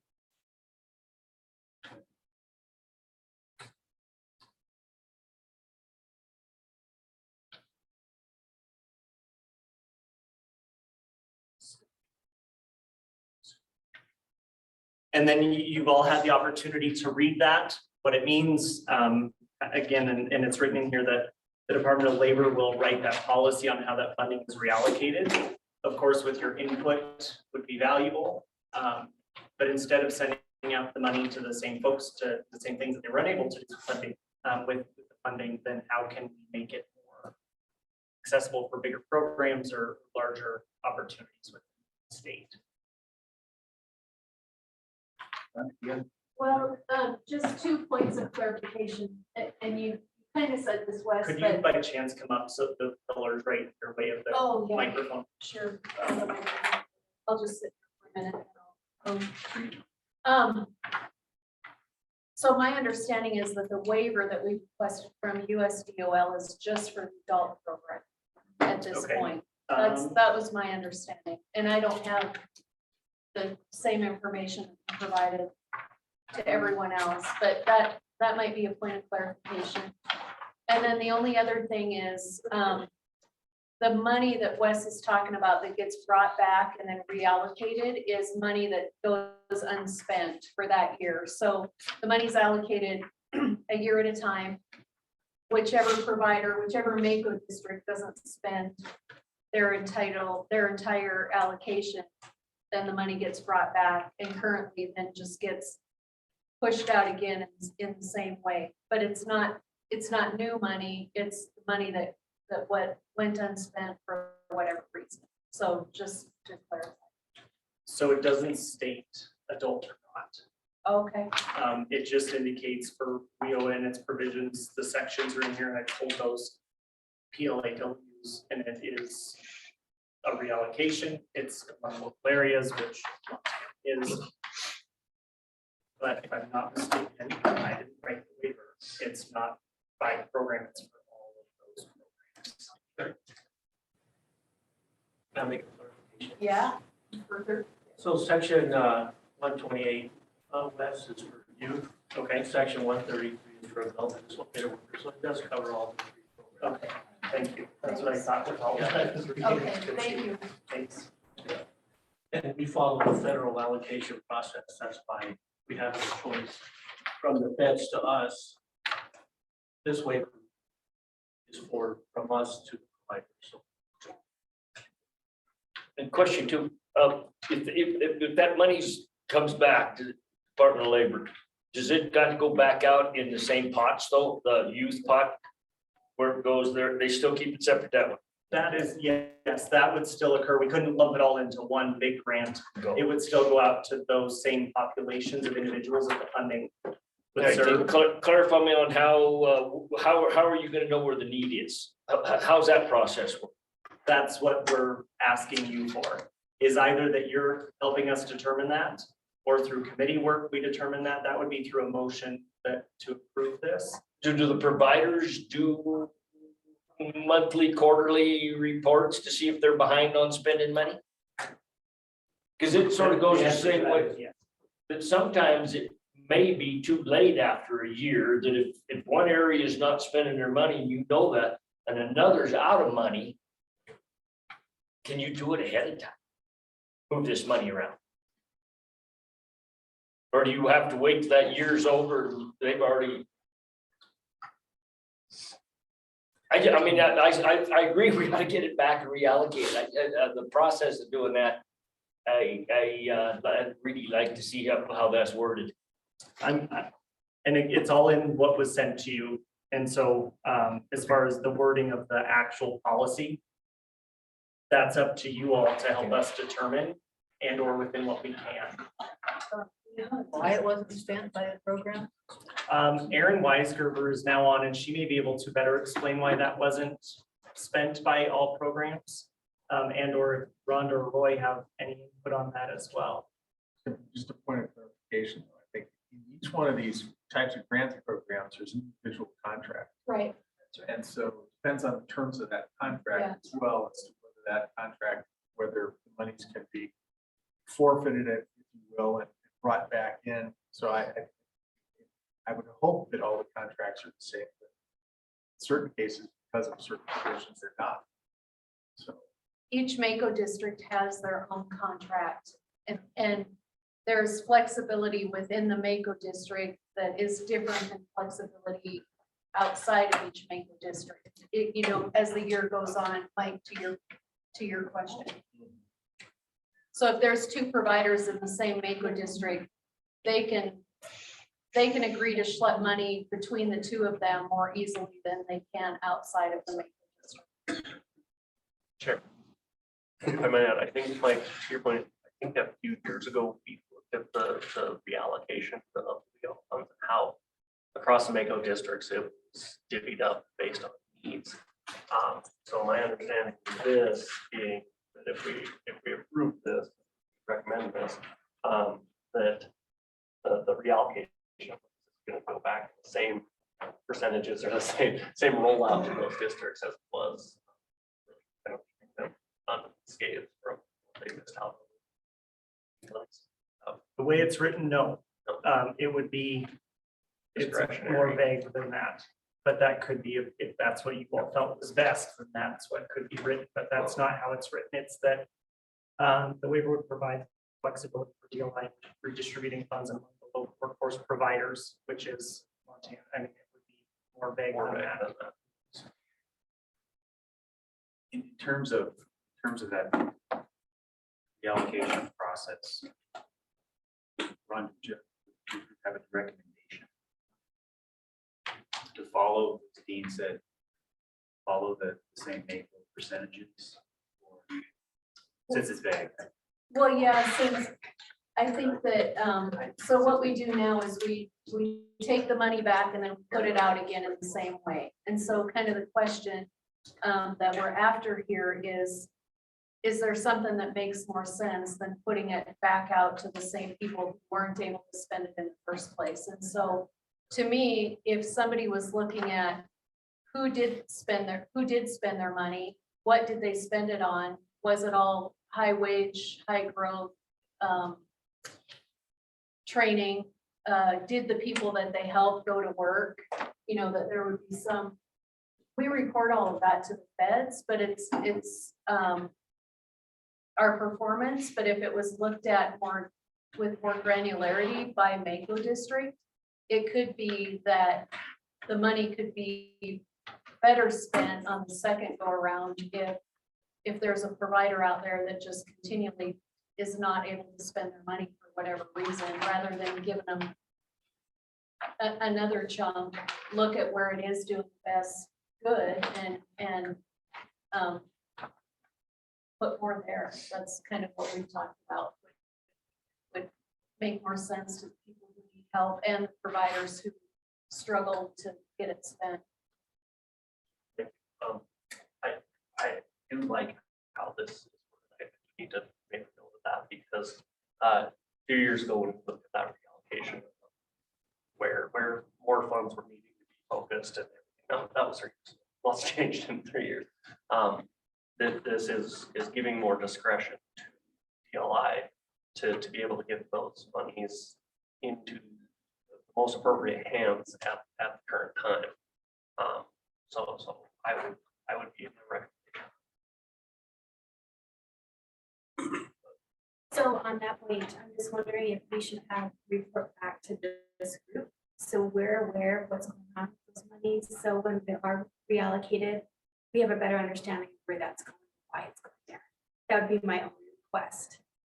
So because we are responsible for it, and so we need to be accountable. That would be something to suggest. So if I make sure if I paraphrase this correct, you say you would support allowing flexibility for DLI in reallocation, but then just report back. We need to check that. That's a guess is what I was getting to. Just be able to. I would like to know why they didn't spend it. I mean, there may be some legitimate reasons. They're closed down for part of I mean, the timeframe. so before we would say, oh, you don't get it back. I mean, maybe there's some really good programs out there and they just didn't spend it because there was a reasonable excuse versus they don't have, they're not managing it well. They don't have, they're just not operationalizing it well. So that, I think that's really important. Being a commissioner in one of those Mako districts, I'd want to know that. I think those performance standards are already presented to DLI on how many they're coming in and out of the person, how they're supporting this. I think you have that availability to report that. I think, and I can be completely wrong, so please check with my wife if I'm wrong, but if these monies that we're talking about were a cause and effect of the times that we've seen over the past 2 years of office closures and physically being able to spend the monies available in that time frame. So instead of wasting money hurrying to spend, holding it with an opportunity to reallocate is where I think this is, again, correct me if I'm wrong. Yeah, and my feeling is that it could be about somebody misperforming or underperforming or whatever. I think it's mostly a case of we can't control how it goes out in the first place. That comes from the federal government. And so sometimes it's just the reality that we get more money in certain places that we have a hard time spending it for a whole bunch of reasons. You know, maybe there aren't many training opportunities there. You know, COVID's changed a whole bunch of stuff, so it might look different in the future because now we're focused more on remote training and virtual training and some of that. But in the past, you know, there might be a chunk of money that goes to a district that isn't able to spend it because there are no training providers there, or there aren't very many people there, but the whole funding allocation from the feds puts a great big chunk there. And rather than give them another big chunk when, you know, somebody down the road might be rocking and rolling and could really, you know, spend that money on a targeted industry or targeted occupations or whatever. Right now, we just don't have the flexibility in it. It always feels like it doesn't make a whole bunch of sense to just keep giving the same percentage to places where, for a variety of reasons, they're not able to spend it. And I think it would be smart to look over time. I mean, I would think it'd be smart to say, well, the first time, you know, somebody doesn't spend it, we're just going to take it back and give it to someone else. But if year after year, it looks the same, that they've left money on the table, and it, of course, can be explained. It's not because, you know, they've been in the Bahamas for the last 6 months or something, then, you know, that it would give flexibility to just do things that's more sensible. And one reminder of this too is this is a request. The Department of Labor Right. can say no. That's of course a risk we take with every waiver request we ask for, but it is a request. We would hope that it has been, if I'm not mistaken, approved in some other states. Okay, I was looking into it, but I don't know that for sure, but it had been approved in some other states, so that's why it was of interest to do for Montana. So, I mean, assuming, you know, I know Perkins funding does this, and I'm definitely more unfamiliar with this funding, but that formula structure, the federal formula structure, I think like indicates a need in those areas, right? And that's why that certain amount of money is going to those other areas. If someone, or if a MACO district is unable to spend their fundings, is there a way, or is there something in place where there is technical assistance that can be offered to that MACO district? Because we know there's a need there, that's why the funding has been allocated. And so if they're having trouble spending those fundings, what structures are in place to help them get to the point where they are spending the funding in the manner that's supposed to serve those folks? Yeah, we do have those structures in place through the programs unit that Roy is the director of. So each of the providers are submitting quarterly reports that talks about, you know, your plan was to serve this many people and spend this much money. How's that plan coming along? What technical assistance do you need? Because people are looking at that and then intervening where possible. And then it still just comes down to sometimes the things that just even technical assistance isn't gonna help. Is there a consolidated financial report on that? That, and at least we could see it, even in summary form, that said they're on plan or ahead of plan or behind plan? Does this board get any documentation? Not anything that I've ever seen. So if you couldn't hear Adam's question, it was if there was a consolidated report the board receives, and I'm unaware of whether or not that's ever happened. I'm happy to look into it. I'm a big fan And of I'm red, also- green, or red and green, or red and yellow, red, yellow, and green, and it's like, here's the number, you're ahead, behind. Erin might get mad at me here, but I believe she presented us something a few years ago where we looked at the reallocation of them to each of the districts and how much that equated to. In current, I would put her out on a limb to say it's readily available, but there was a lot of work and effort and time that went into that discussion at that point. So we get I'm just talking out loud because I don't have this process yet, is that I get a monthly report of the funding that is spent and not spent, and budgetarily, I would assume that we get those for our programs run. Is that a correct assumption? Yes, and it's tricky because nothing is really accurate until it's actually spent. And so if we have people enrolled and we have money set aside for them and not promised to them, but we don't want to leave somebody high and dry in the middle of their training, plan. So we set money aside, budget for it. There's not a way to see what those amounts are versus what's actually been spent. And so there's no committed number out there today, or there is. it looks different provider to provider because our system doesn't have a way to accurately track anything except for actual expenditures. So it's tricky. So it could. Yeah, and then depending on, like when school bills are due, so at the end of December or the middle of December, you could say, well, the year's about half over, but you've only spent a quarter of your money. Well, then here comes the school bills in January, and all of a sudden you're right back on track. So it's not as easy as just saying, quarter of the year's gone, quarter of the money spent. It looks good because it depends on when the bills come in and when they're actually paid. Is there But- consistency to that? Like, have, this is a big one versus. Yeah, I mean, if somebody is in a training program with a 2 or 4 year facility, when the bills are coming, they're in a CDL course or something like that, then it's kind of all over the place. So again, it's consistently inconsistent. There are some heads or tails that you could make of some of this if you know all of those wild cards, but it's not, we don't have anything. And of course, we're tracking. I get a monthly report, Roy and I get a monthly report that shows where each program is in their spending and in their enrollments. And that's in addition to what each office sends back to us.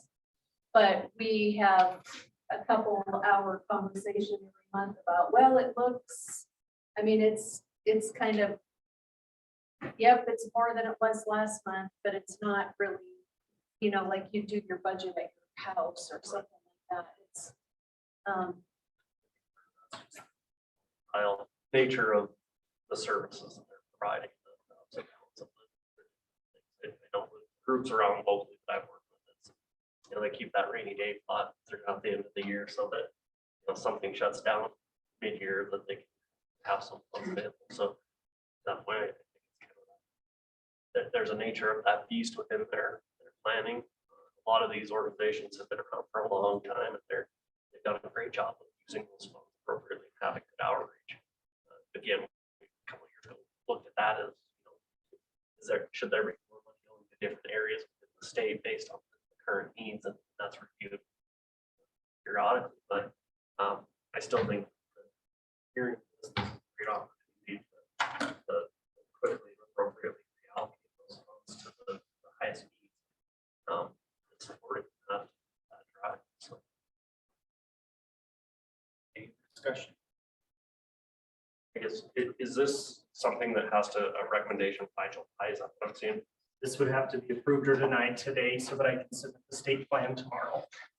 That is already, which we'll get to, but that is already a late because of the time. Yes. Yeah.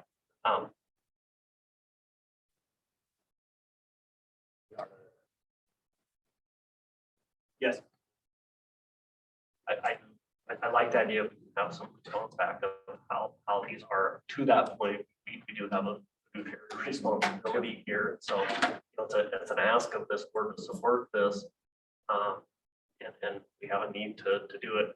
Ultimately, if we do not approve this today, what happens to the money? It would just continue the way it's been going. And it would be removed from the state modification.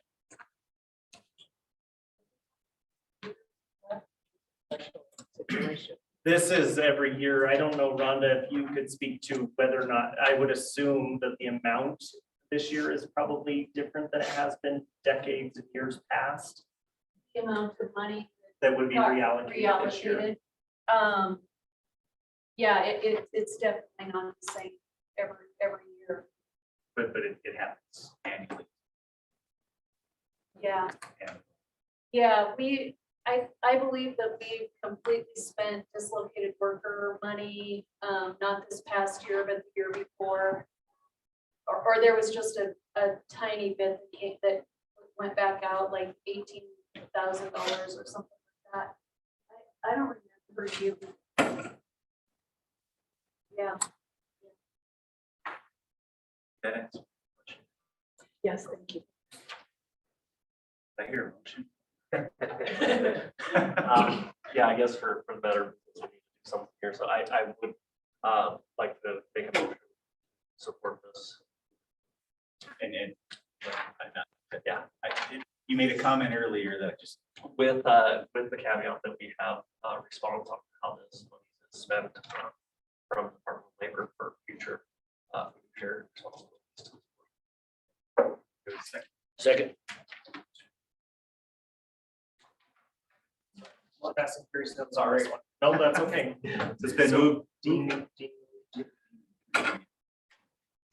Been moved and seconded to approve the waiver as written with the caveat that there'll be a report back in terms of financial results of the allocation. How often?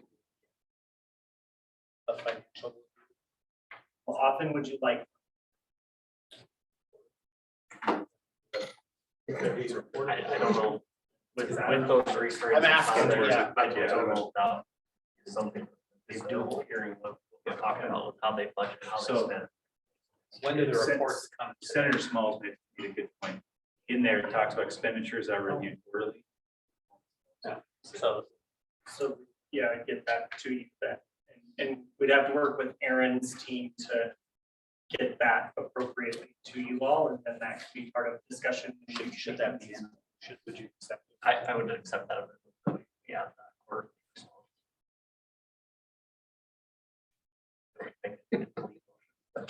With addition of reports quarterly, yes.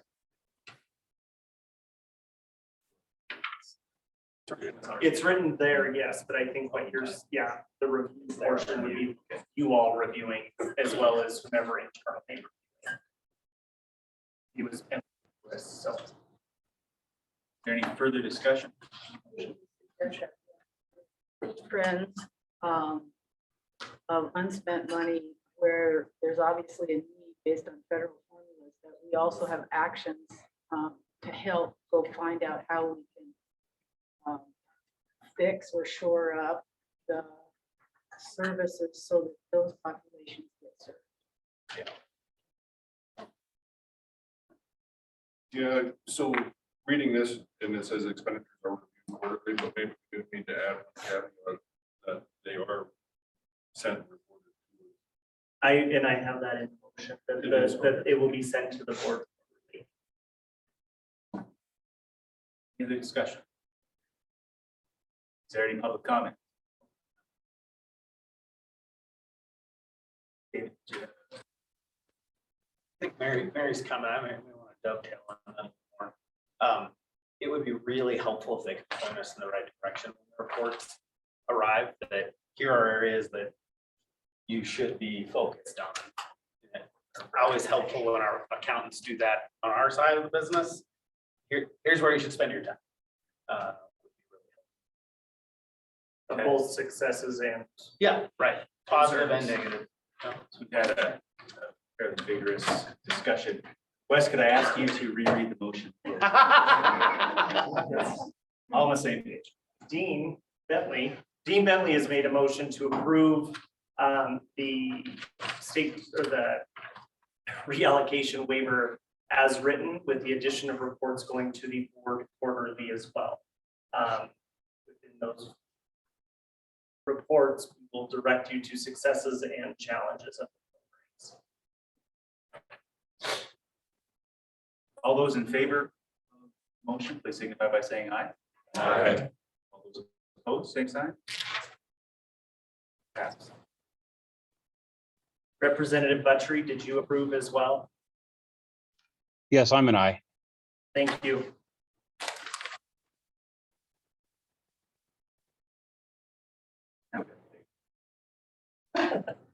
Now the big one. This was a big part of it. Within the packet, you'll also see some additional information. And I wanted to just go over with you all. This is the state plan modification. So every 2 years, we either do a modification or a new state plan. So the state plans are due every 4 years and then a modification in between. With that, we've had a tremendous amount of help from our core partners, from Dylan, from Sarah, from a number of folks to modify this plan, of course, from a previous administration. The original plan was that from the Bullock administration to now some modifications. Went over just kind of looking at some significant changes that were sent to us, is that we had removed reference to what was in the past one a data management system. Because of COVID, that wasn't an option to pursue at the time. In the next state plan, I assume that that will be a big part of it, and that's a big part of what Pat's job is now to do. There were some COVID-19 updates. There was some verbiage and some ambiguous terminology that was just became more general. Instead of direct names, instead of specific entities, it was a little more generic, so that it wasn't governor so-and-so, it was the governor. And so just some things like that. The CSEP, or senior program, some specifics relating to Easter Seals Goodwill and their role as a partner. There was previously a national ticket to work program that I am unfamiliar with, but it's been removed from this state plan modification. There was some text added regarding pandemic issues in a few sections, the state plan related impacts that COVID had, and the changes to a number of business models needed to support unemployment insurance when that was the greatest need at the Department of Labor and Industry. A creation of the WIOA regional planning policy, the continuation of our state board being a single area state.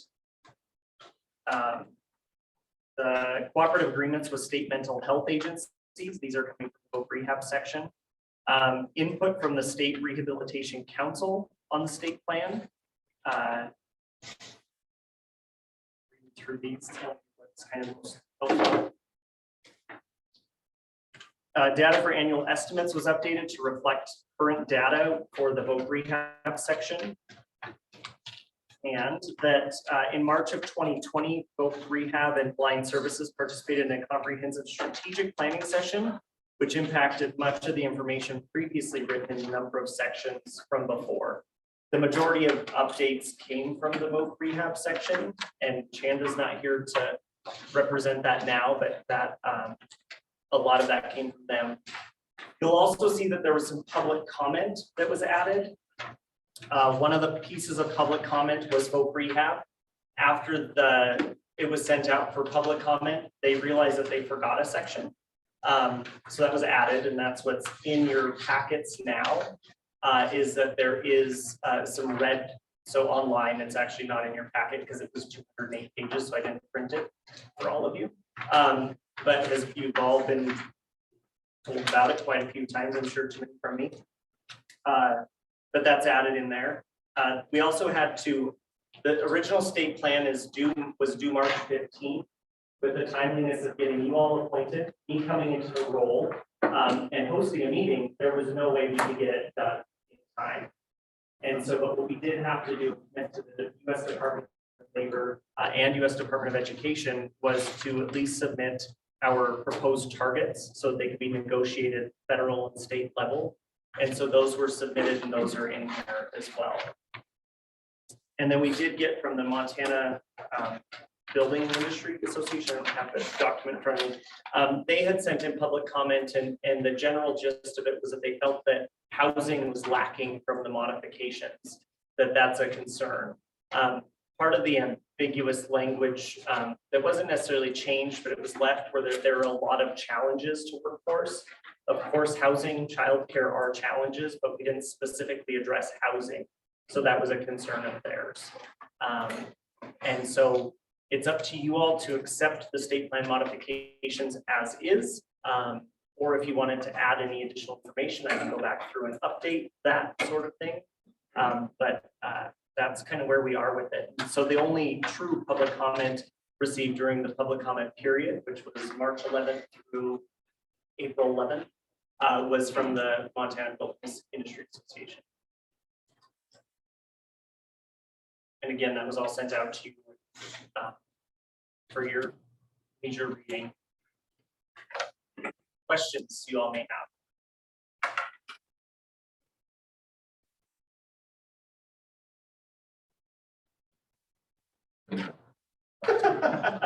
And then for you to know, our commitment to the US Department of Labor was that we had a board now in place. We were getting this done and we gave ourselves a due date of May 1. Tomorrow my day will be spent submitting all of this online, should you approve it, and then we will be back in the US Department of Labor. Are there any questions or comments? Well, it's been a group effort, I'm from Rhonda to Roy to Sarah to Dylan to everybody at the State Department of Labor and Industry, and Scott Eichner prior to his departure, and Commissioner's office, Commissioner Esau's office. It's been a huge lift to get it done in the time that we did with the conditions for under. So, well, then I'd like to make a motion that we go ahead and adopt the state plan modifications that as presented. Second. Is there any discussion? Very much. Is there any public comment? Hearing none, those in favor of the motion signify by saying aye. Aye. Those opposed, same sign. Motion passes. thank you all. Really well, good job. All right, so those were the next is an information only, but again, as part of my job, it's to make sure that you're all updated on state and federal changes to WIOA policy. And so if you look also in your packet, there was a education and labor report, and this was from the House Committee on Education and Labor. When I went to Washington, DC a few weeks ago with the National Governors Association, we had a really good, lengthy conversation about bipartisan support for WIOA reauthorization, possibly this year, maybe. There was a committee, the ranking and the chair of the Senate committee, and then the ranking member of the House, and then a representative from the House majority was there to describe really what they had hoped, and it was going to be very bipartisan. Then all of a sudden, it was passed by on a partisan basis with the House Democratic committee, or the committee, but it was passed strictly on party lines to adopt this, and it may go to the floor for a vote. The thought is, and this is just kind of getting some information, the National Governors Association really doesn't see it going anywhere. There's not an appetite in the Senate. It has to have 60 votes. And it was fairly partisanly written. There are some positives in it. Some funding changes that would be helpful. There would be a $1 billion increase in funding. Labor representation was one of the interesting pieces. They changed some terminology, and that's a concern from a lot of folks because it would increase the size of most every state board by quite a few. Instead of a 20% workforce representation, it would be a 30% labor representation. And some folks said, well, that's not a big deal. It's already 20%. Well, it's written differently. So there's a lot of question as to what that actually means. In addition, though, there was some codification of things, some different grant opportunities, expansion of programs like incumbent worker training, local funding for transitional jobs, and then also more focus on some supportive services and allowing mental health care and substance use disorder treatment. And then there was also more collaboration and possibly as a partnership, the Perkins funding from our higher ed partners and our secondary education partners. So there's some good, there's some interesting, there's some who knows what. Again, it doesn't seem to be that there's going to be an appetite for it in the Senate, but it may go to the House for onto the floor for a vote. So just updating you on that and the conversations that we have monthly with our the National Governors Association and all the workforce board directors, and some of the concerns that we had in the language, that how it was written and the changes. It may seem like a nuance, but aren't always a nuance. So any questions about that or the possible reauthorization of WIOA or not? Okay, so things will stand as is. If there's no reauthorization, but hopefully there will be. There's a lot of input from industry and folks like our.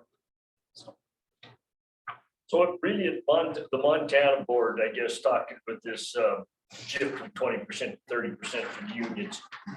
Do you see that as a big deal? I mean, is it? So again, it's the way it was written. It's not that if we had an increase of workforce, it would be not as big of a deal because there are folks like Easter Seals Goodwill that are part of the workforce percentage. 30% increase of labor would increase the size of a lot of state boards by a lot. And so that's just part of the concern is why such a dramatic change in the language and in the number and the percentage. It's not as big of an issue for Montana as it would be for states that have, Pennsylvania has 22 local boards. And some of those North Carolina had spoke up and said, in some of our rural areas, it's already hard enough to find any members, let alone increasing that to 30% of labor only would be really hard. Montana, I don't think we would have as much impact. It wouldn't impact us as much, but it would increase the number of seats on the board. But for some states, it was a big concern. And really to maintain their membership, if anything, right, with the correct ratios.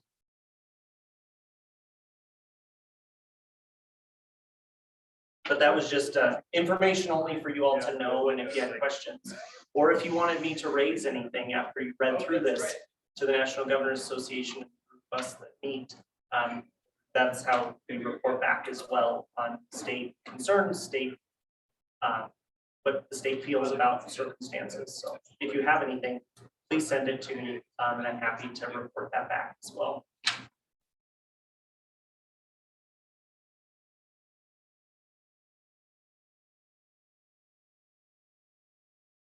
She's not available until 2:30, but we can go ahead with the rest. She'll be Molly Kimmel from Montech. She'll explain. Some of you may remember that from the past.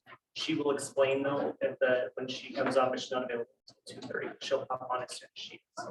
So we can move on to our goals, and then she can present after that. So. Hello, Sarah Sadowski, Governor's Office of Community Service. Happy to see you all, meet some of you. I guess public comments, sir. Chair, Director, thank you. I am one of many state service commissions across our country who receive and turn dollars into AmeriCorps opportunities across our state. So we have a vested interest in the workforce investment reauthorization, and we also track this through our office. And I share the same experience in like, hey, this thing's moving in a direction. No, it's not. Oh, wait, it's not going anywhere. And now it may, we don't know. One opportunity is that we have about 500 or more individuals in AmeriCorps in our state. And there is the opportunity for individuals in WIOA youth and adult programs to serve right here in Montana. So we have an interest in looking at how through reauthorization can AmeriCorps a year or up to a year of full-time service count as a positive outcome for a WIOA individual participant. So I don't know, just want to throw that out there, and I can certainly visit. Wes and I have visited once in all of this busyness, but that's an opportunity to increase the Montana's outcomes for the people that are doing national service. We have a 20% member development. Our goal is our dual mission is what I call it. We meet identified needs. Many of you might say, oh, I've heard of that Montana Conservation Corps, for example, rural, tribal, and urban settings. Folks are doing all sorts of land improvement. And so those folks are just one of our programs. We're growing many right now under our new office here. But that's a way where not only is it workforce development under that member development piece that dovetails and can be a launch pad for WIOA into national service while giving the WIOA folks opportunity. So just wanted to throw that in there. So thank you. I'll fire off an email or whatever, but knowing that it may or may not move quickly or at what pace, I appreciate the opportunity. Excellent. No, thank you for raising. Yeah, thank you. Great to raise to the National Governor Association. That's what I'm thinking too, is I'm sure a couple of them have heard it from other folks in my role as well. Yeah, thank you. So we'll jump into SWIB goals conversation. And as I said earlier, what I'd really like to cover during this time slot is the issue of committees. To get some active committees. We are required statutorily to have certain committees. One is the executive committee, the apprenticeship. Just the apprenticeship. Oh, just It's the only apprenticeship. statutorily required. So we've got we have an apprenticeship. Very active apprenticeships.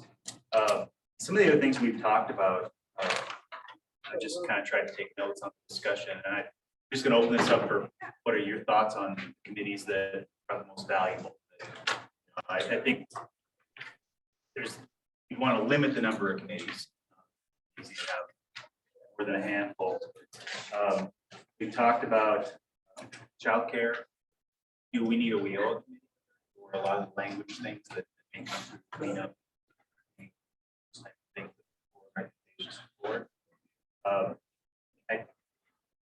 Mary, you talked about one, and yesterday I wrote this down. I called it sort of a resources education outreach. Came off the discussion that we had yesterday. We inventory all the things going on across the state. How then do we connect that with those that take advantage of that? Just so that we're not making a list of things and just goes into act. But I'd be more than interested to hear your thoughts. These are just things I was writing as we were talking last day. What are your thoughts on committees? What would be the most valuable to move the needle based on the discussion we had?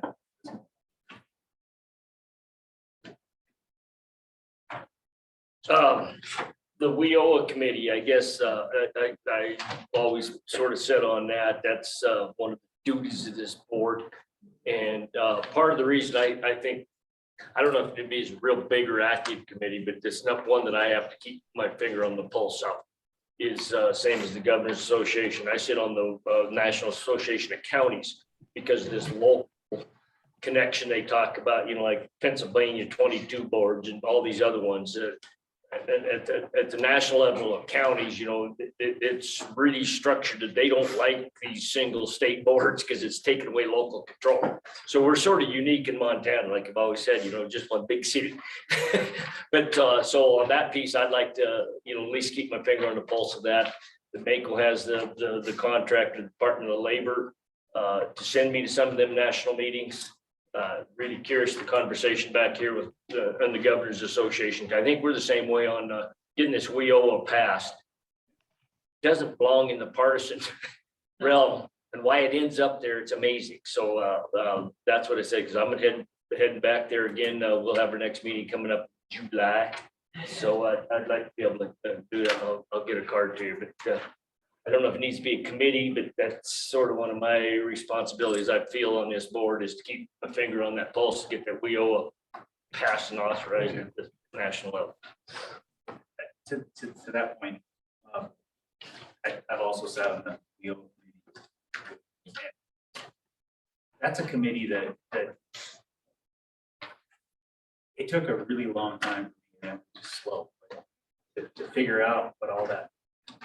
And I think I found it really helpful if that committee they can go through some of the policy changes, the language changes, understand it, then bring that to the board.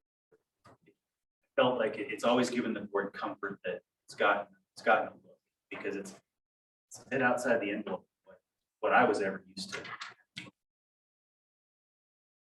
Chair, I adapt to that. I agree. I think that, is a very important committee within this board. We had great discussion here today just about those monies and our responsibility here. And so each of us have an opportunity, I think, to, Paul, to your want to learn this, how it's happened, how it's affected the past and how it into the future. I definitely recommend continue committee with that, and for all those new to the board, it's an ask, it's a commitment. Wes's office has always done a great job of helping support, plan, organize, get them all together and get this going. So the state support to provide the information that the dive-ins of the budget. Why isn't it budgeted? Like, what are the struggles? Those are great opportunities to outreach with Aaron on the line and the different groups that can help provide that and report back to us as a whole. So definitely recommend.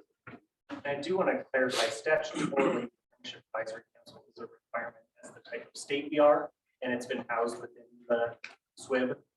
When I say that our others aren't statutorily required, they're in our bylaws, but it's not an MCA or Friendship Advisory Council is. So there's a little bit of a different. That's what I want to say. So they'll continue because we can't take them off now.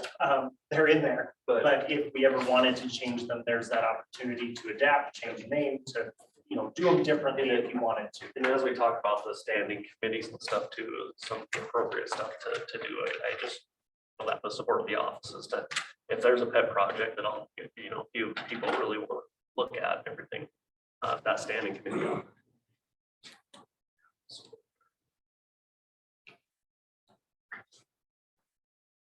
So with that, I'd stay on the WIO committee, and Commissioner Armstrong should be on there also. Is that how this is going to work? I might recommend, I think in the past, we kind of did like a survey or something sent out to each of the board members to help gauge interest in certain areas and bring up opportunity for new ones as well. So I think that might be a suggestion. And keep that, they keep talking Mako districts, why Mako districts, and there's I don't know if everybody understands that piece of it, but we do. And that's why, when they're doing it, why? In case they don't ever show up again. So when they ask the question, join that committee. So we've got a WIO apprenticeship committee. What other committees does the group deal with? Should we have a legislative task force? Just kind of a group that's maybe going to meet a couple times over the next 6 months.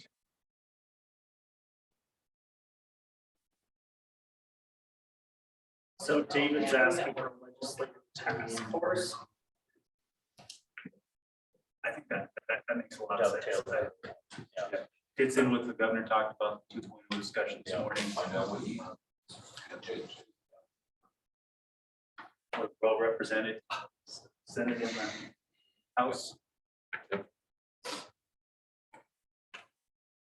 So Paul, and I don't know if I'm speaking out of turn, Paul, is that you and I maybe could come up with what these would look like and send it out to you all to say, what would you like in a grid? What would you like to be a part of?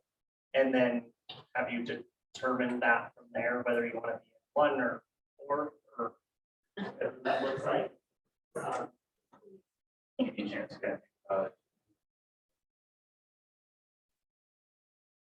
Versus the pressure of a sheet coming around and then all of a sudden it's blank and you feel like you have to pick something you definitely don't want to do.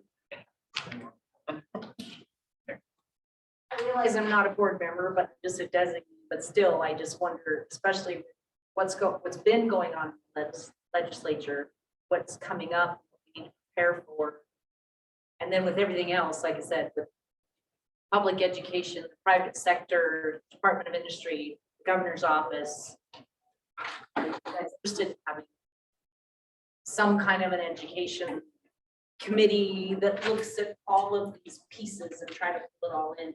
And if I would very much like to be on that if I'm allowed.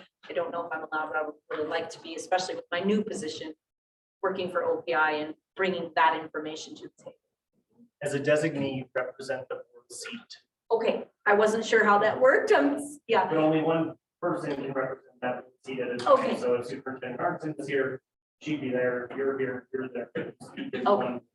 And I think then that would work really close with the legislative committee too. It makes sense of working on things that are coming up the next session. I think that's a really good point. You just made now that, you know, so much of this stuff's gonna cross over.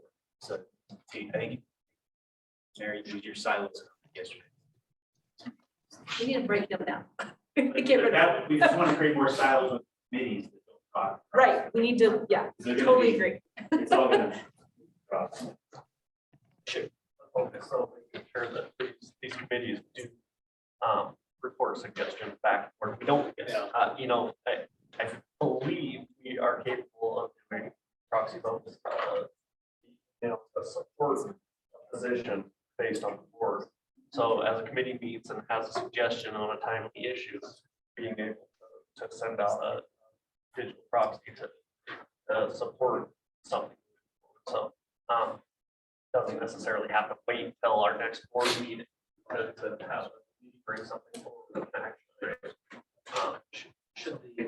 Should that committee be more broad than, I almost think about the governor's comment about public-private partnership?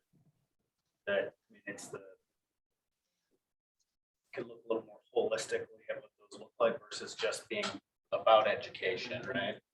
I was thinking maybe like systems modernization, like it kind of fits in with like, okay, let's get labor and like, I'm just thinking of issues like labor, OPI, you know, and post-secondary so that all the data is here, you know, in one, you know, that type of stuff, public-private partnerships, it's education, but it's, I don't know if systems modification makes, or modernization makes sense, but it kind of is a bigger umbrella. Encompasses all. Right, yeah. I think one of the, from my perspective, the executive committee is important because whoever chairs these committees, then we can meet as a group so that you get that cross-pollination across the committees and decide. That makes sense. I did get a request, if we could just speak up when you're speaking, just directly, please, so that folks can hear you better online. I have a question. By the public meeting. So I think we need to keep that in the back of our mind. Yes. That we just can't get together and have a conversation. We have to post it. It has to be shared in the time frame. And I think I go back to that support from Wes's office to help facilitate those. I know for the apprenticeship council, we've taken opportunities to meet different locations in person, seeing some local needs and issues, as well as being remote. You know, it is hard for these committee meetings to happen and put everybody together in the cost. So commitment wise for me and my business and my time commitment, you know, a couple hours quarterly type of thing. So not 2-3 days type of things. It's, you know, heads up for those of what kind of commitment you In fact, I think it says that right in the beginning, that meeting, all SWIB and committee meetings. So we have really helpful. Right now we've got 5 committees we've discussed. the edge of how many we We don't want to be death by committee either, so. Right, so we've got the Executive Apprenticeship Committee, Legislative Task Force Committee, WIOA Committee, and then the Education Systems Modernization. Thoughts from the group? Right track there?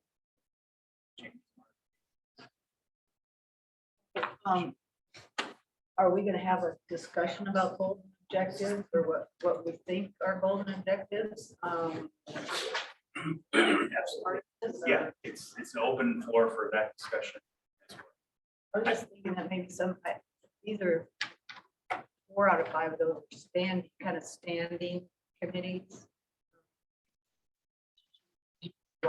Is it appropriate to work for committees on certain goals and objectives? I mean, I'm just throwing out, how do we accomplish it? Yeah. Where I stumble on goals and objectives a little bit is that Wes and I have had this discussion about what are the goals and objectives for the board. And honestly, it was one of the reasons why I was very pleased that the governor gave us 40 minutes last week. We had a very similar conversation that he had with us this morning. I think ultimately we serve at his pleasure.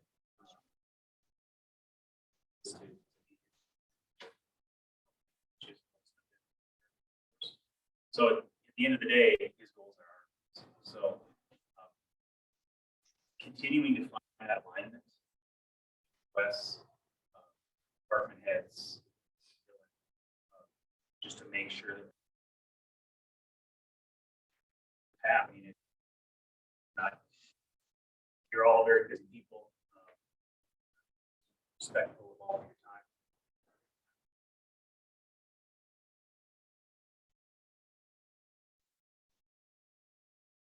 So when I think about what are our goals, I don't know that I have really concrete goals, probably more for the board to help define those goals. Got broad guidelines in my mind from the governor's comments. Private government-private partnerships. They're really needing to have skin in the game if you fall forward. So kind of those parameters are sort of broad outlines. I think as we distill down some of the discussion we had today, I'm very excited about making all of the things that across the state. Get that chronicle, that becomes a really powerful document to, not just for industry that's looking to use that as a solution, but also, Paul and I talked about this last night. It's part of the programmatic listing. You've got certain things in buildings, might that be a plug and play for now? So we have this listing, we can learn from each other, and things can be, we're not reinventing the wheel. So I'm listening to what you're saying, and I think maybe just gave an example of using a different word that could help guide the discussion. Goals and objectives they're a little bit fuzzy at this point, but ultimately in each committee, you can have a list of desired outcomes. Use the word outcome. And that basically says, what do we think the outcomes from this committee should be? That was outcomes.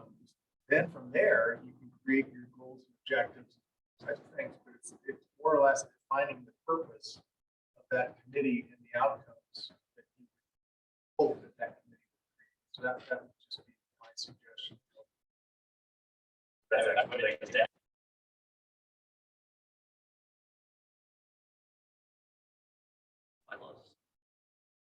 Three of them have that outline, and it's been adopted and approved by the board, the executive, the WIOA, and the Apprenticeship Advisory Council. Those could all be strengthened, updated, and then the other two would need more formally. And goals idea, definitely for two executive committees. Work with things as well. So for considerations, I think, we don't need to paint ourselves into black and white right now and have opportunity. If stuff comes up to present opportunities where executive committees can help. I think Director Grossman, that's an excellent point. I think help break things down into small bites. The individual committees kind of coalesce around that. It's that singular topic.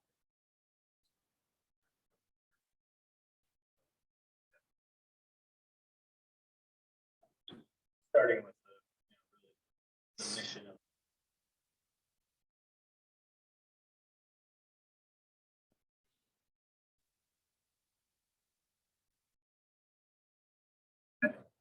That's a piece that would be.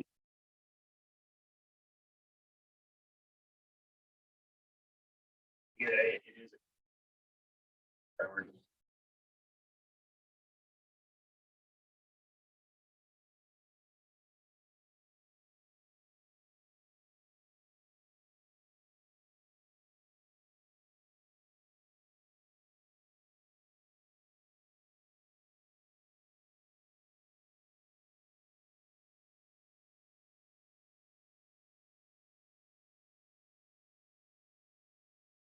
hero stuff. Just. But we've had some excellent discussion. I think that all of the topics really highlights the fact that everything, housing, childcare, everything we talked about. We will put together summaries of these committees, send it out to allow you to choose where your best interests lie. We'll get back to you all with a list of the committees. On that, with that, Wes, get a meeting set up for your individual channels with an outline agenda just to help get the ball rolling. We'll create a committee reporting system where the committees will report back.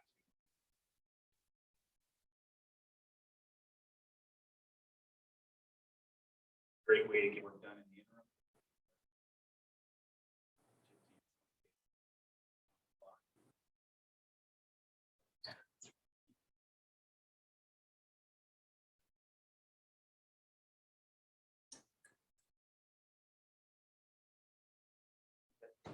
That covers what I had. And I feel like I'm a bit remiss in terms of not having a detailed present. That needs to come in the evolution in terms of obviously what I said this morning.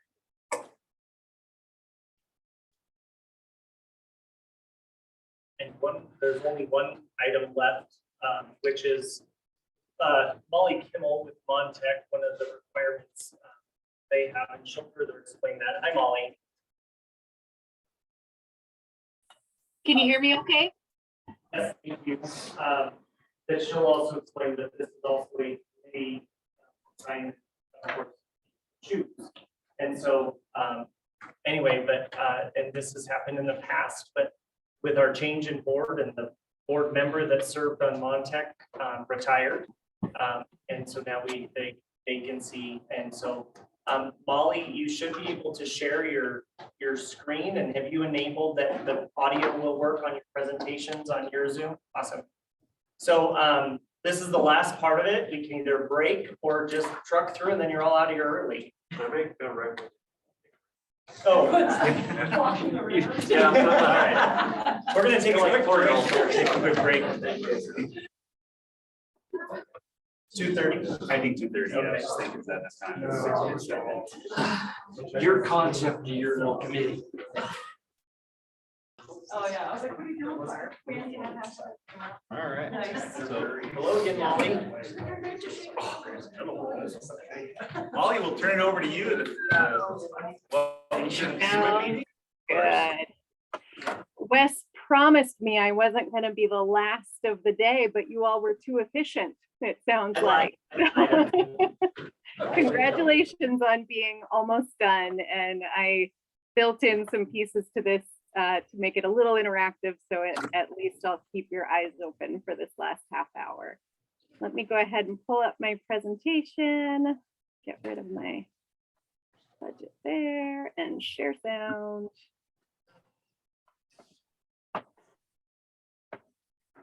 All right, and you should all be seeing what says Montech improving lives with technology. That look good? Perfect, yes. Awesome. All right, my name is Molly Kimmel. I'm an occupational therapist by trade. I am also the program director at Montech, which is your state assistive technology program. And I want to sell you on how amazing Montech is and how much one of you wants to come and join our advisory council. But this is a great program for you all to be aware of. And I get to do my favorite thing today, which is talk to a new audience. So please feel free to interrupt me, wave your hands, shout at me. For those of you online, I do have the chat pulled up. So you are welcome to throw things in there and I should be able to see it.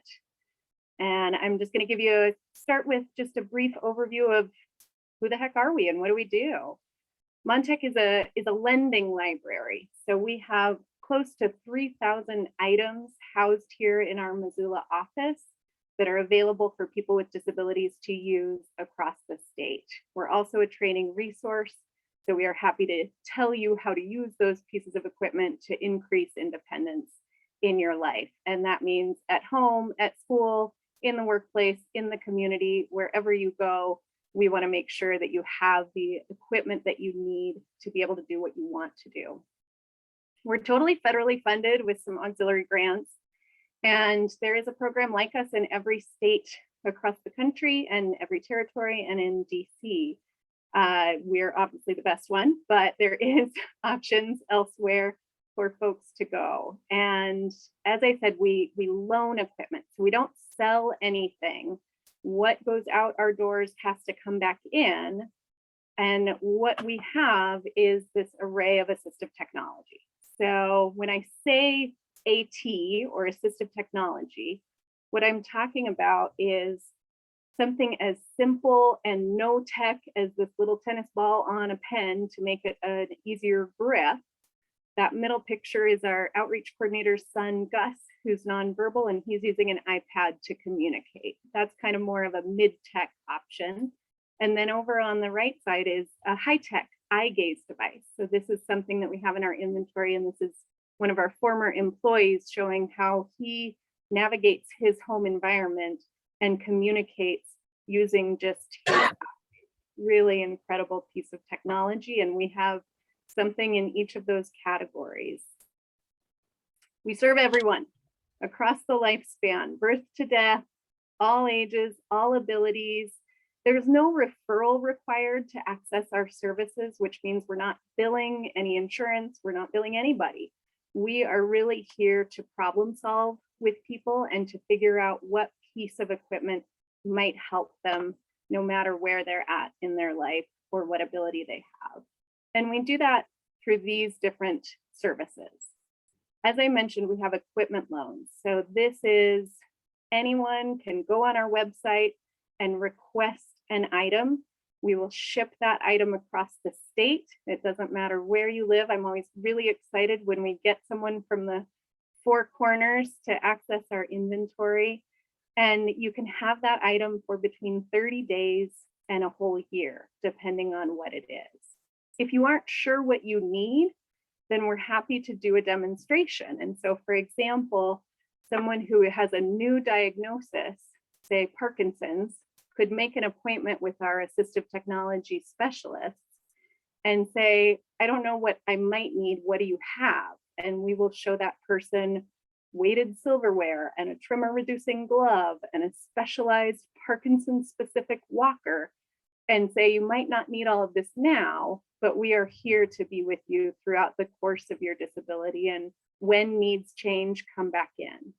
That demonstration is a free service. It can last up to 2 hours, sometimes longer, because we just want to make sure that we get the right fit and what works for someone. So whatever they find during that demonstration that they like, it goes home with them to make sure it works in that environment as well.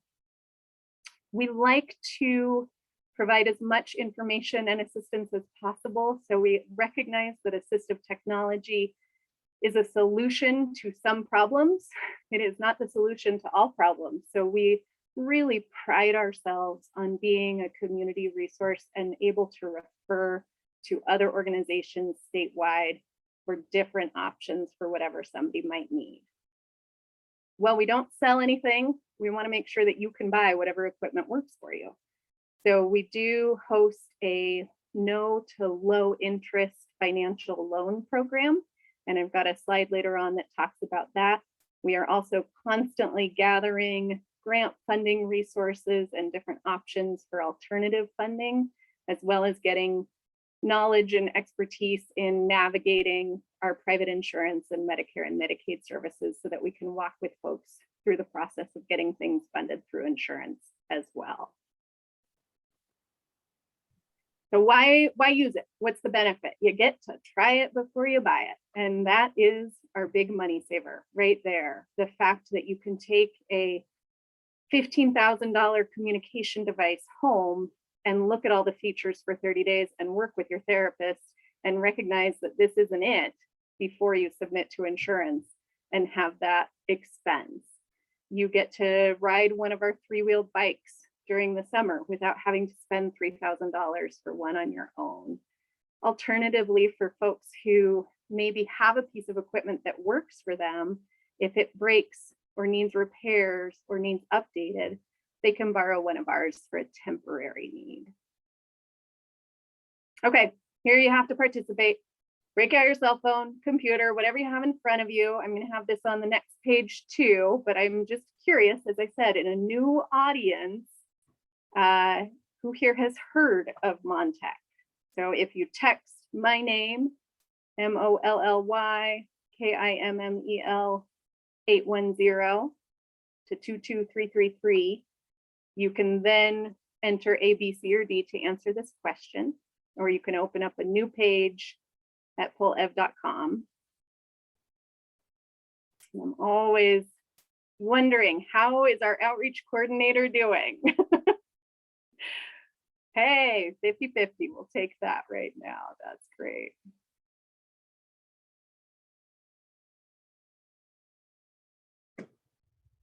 Good. I have no users.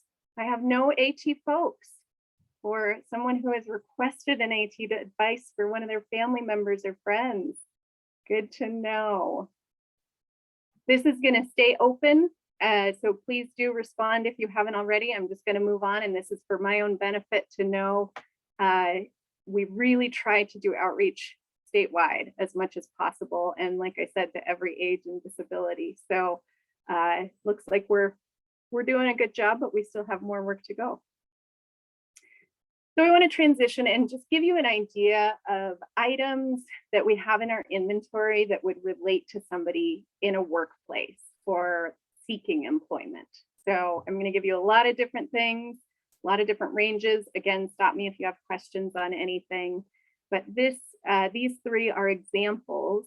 In the time of COVID, with everybody wearing masks, often it was hard to project voices to be heard. So we had this Winbridge voice amplifier. I had a little gal with Down syndrome borrow that. She had to do a presentation and she's very soft spoken. She was able to use that to project her voice and was just successful as can be in her presentation. That was a real win. That middle device is one of our communication devices. So a lot of people with disabilities will use a different kind of device to be able to communicate what they need, their wants and needs, and have full conversations with that device. We have a number of them from a number of different vendors so that people can try options and not be stuck with just one. And then of course, I should be wearing my headset so you can all hear me as clear as possible. I apologize, I'm not modeling good accessibility there, but we do have a number of headsets and headphones. Alternatively, for people who are hearing impaired, then we want to have options for them as well. And so this device on your left is called an Ubi Duo, And they're starting to pop up in DMVs and airports. I was in the San Antonio airport a couple weeks ago and they had one, and I was stoked to see it because it's a real-time communication device for someone who potentially uses ASL, American Sign Language, to communicate, where they can type out their message in real time. And while cell phones can do that, this is a bigger screen, it's easier to read, and it doesn't require any internet or connection at all to work between the two people communicating. This lovely little pocket talker here was a huge hit. A friend of mine who works at a dental office was starting to get neck and back pain. She was talking through her mask, through plexiglass, trying to hear people, and she just couldn't hear it because of her mild hearing loss. And so she wears these headphones and puts that microphone out on the other side of the wall, and she hears crystal clear. So she borrowed this piece of equipment from Montech. The office recognized that it worked and bought two for all of their employees to use. And that's exactly the model that we want to encourage. Try it before you buy it. Vision is a huge category. And oh my goodness, please, if any of you are in Western Montana, come visit our lab.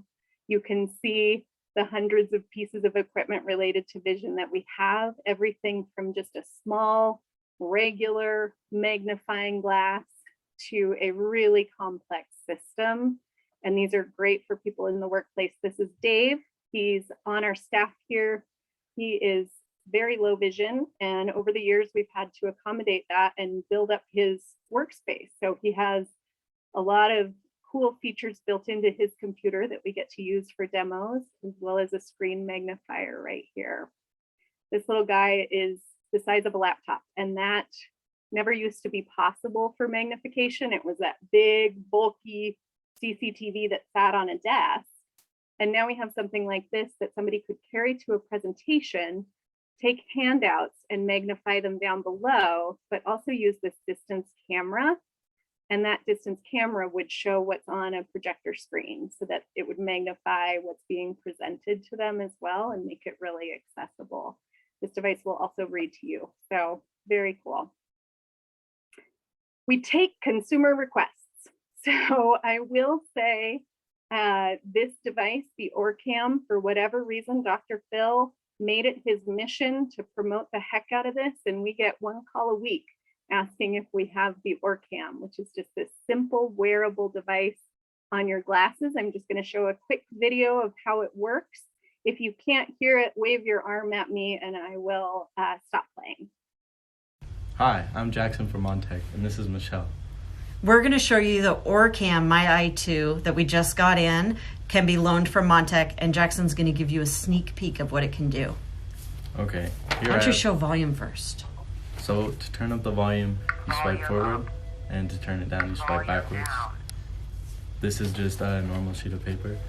So you can either point to a spot on the piece of paper, and it will read it to you, or you can just tap.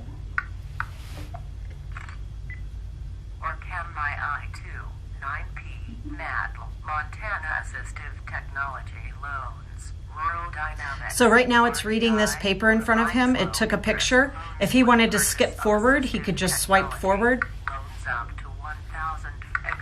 And it's skipping ahead in the page.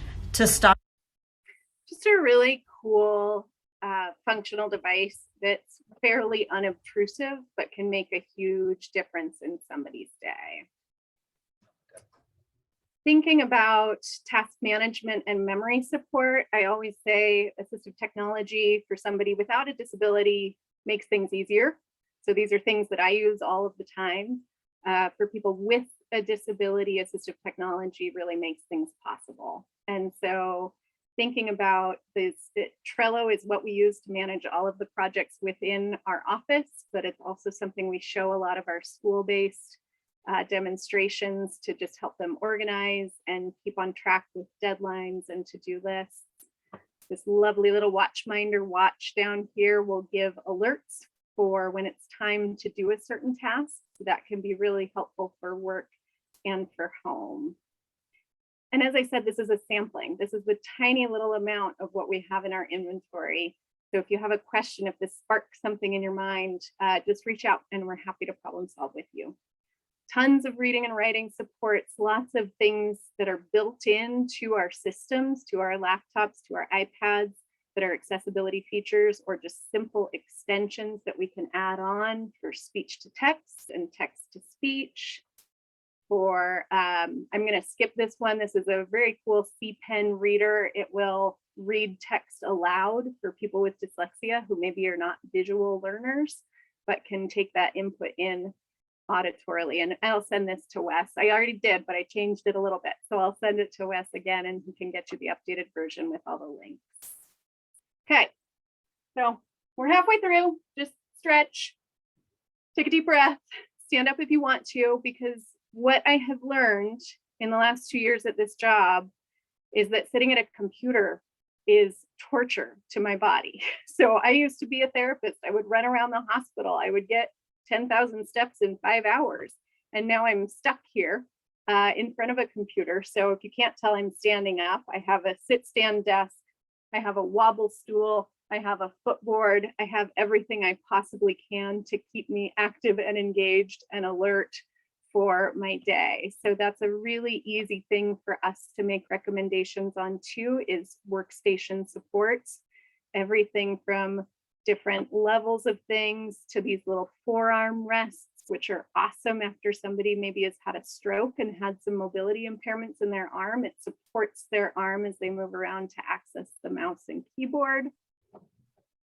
And of course, we've gotten really good at working remotely. So we have tons of options for hybrid meetings for people who are staying at home. This OWL camera is a great example for meetings that will follow whoever is speaking, which really creates a great environment for the virtual audience to be able to tell what's going on. I'm going to skip this video as well, but lots of microphones and headsets and different things that would allow you to have a pretty darn good remote workspace if needed. Okay, so another question. What's your least favorite thing about hybrid meetings? A, B, C, D, or E? And I get on my soapbox a little bit with hybrid meetings because it has allowed people with disabilities to participate in a way that they haven't before. And that's only good as long as we give them the tools to be heard and seen and included. And I think, yes, I totally agree. Having been at a meeting last week in person in Helena, it felt so darn good to feel the energy in the room. And so if you're planning a hybrid meeting, we're another great resource to come to say, do I have the right mic? Do I have the right speaker? What else do I need? And we have a full hybrid work kit that we're happy to loan out to you that includes some of those things so that you're ready to have everybody be heard and seen and included. Thank you for participating in that. Now you tell me that, Molly, that could have been helpful. I know. I gave that technical assistance to the SRC last August. So they are dialed in now, but it's a learning curve to figure out what works. Repetitive use injuries happen at work, no doubt about it. And so we have drawers full of hundreds of keyboards and mice, everything from this one-handed keyboard right here to a mouse that you hold like a pen instead of in the traditional way. This little corded keyboard, if you can believe it, you only need to move your hand this much in order to be able to type anything out. So lots of different options that we can problem solve for folks there. And more here. The foot mouse is great. This little hands-free mouse just sits on your head and you can move it around to hit your screen. And this smile mouse does the same thing. So we have a lot of hardware, but we also have a lot of software. And I'll just show a quick video of this because it's fun. Hello, my name is Todd. I'm disabled from the shoulders down. Oh, sorry. I clicked on my other screen. I should know better.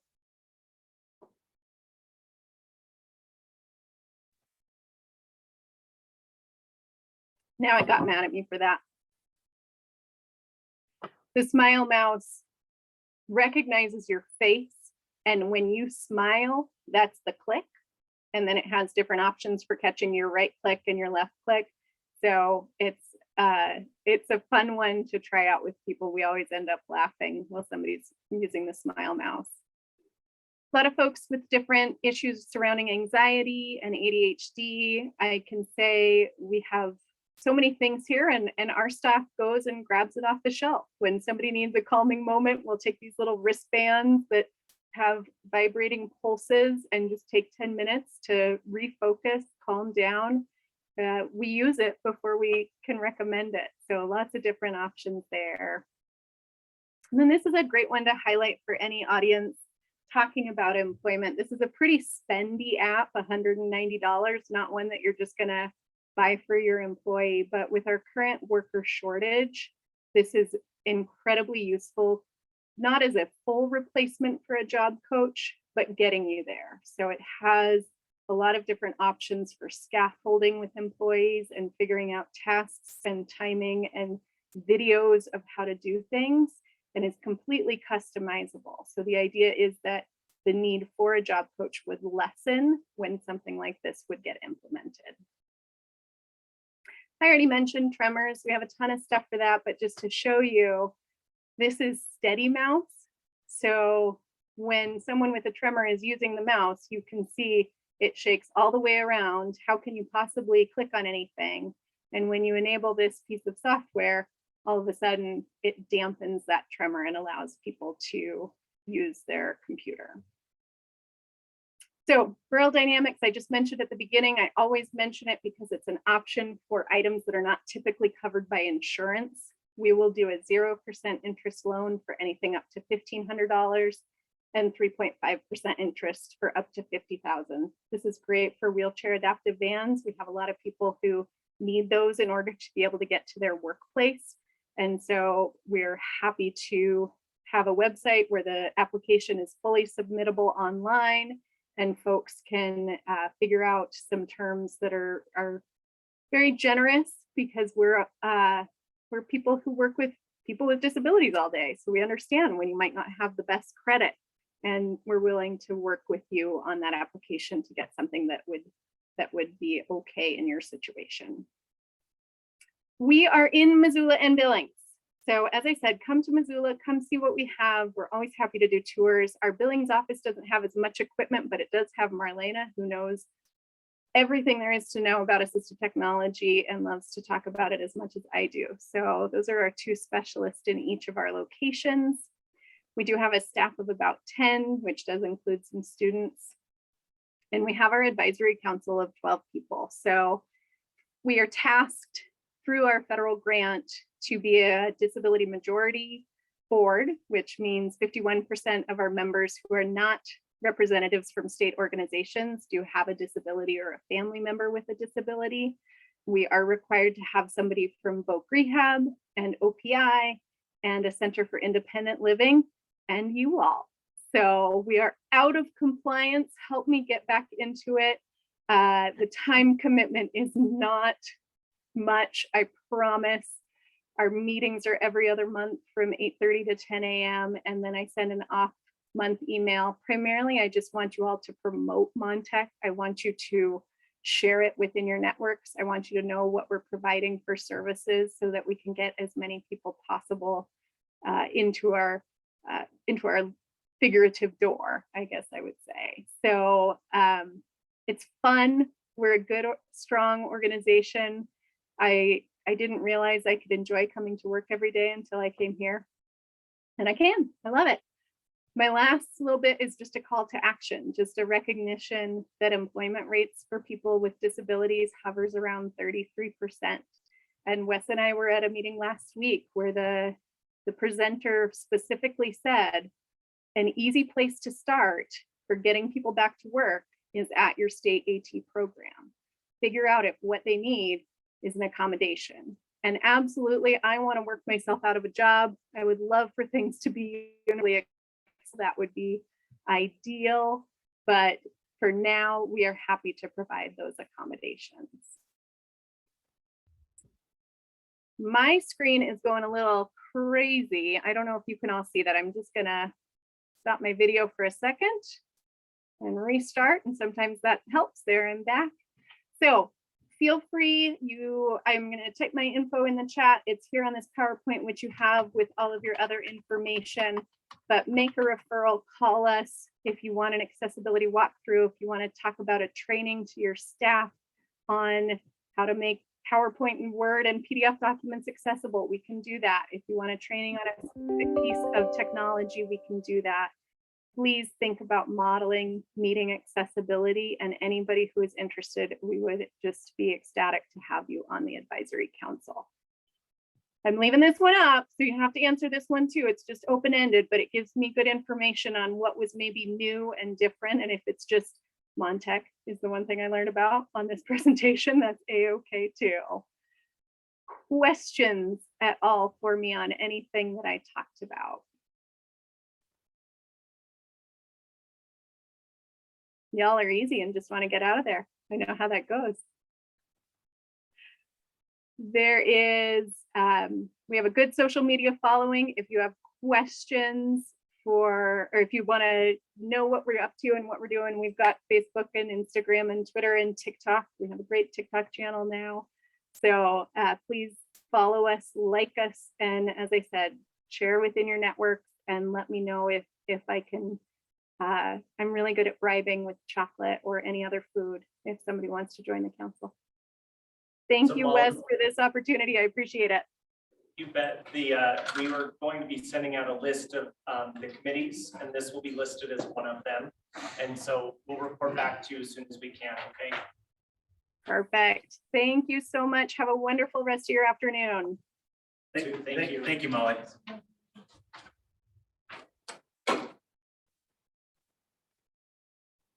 With that, I think we're down to next steps.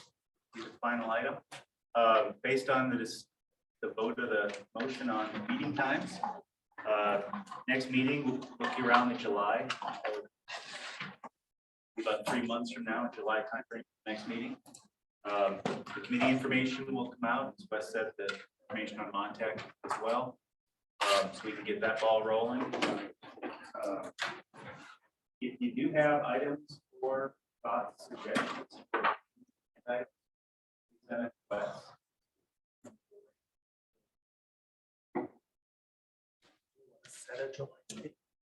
I don't send a, so Wes can send out one of those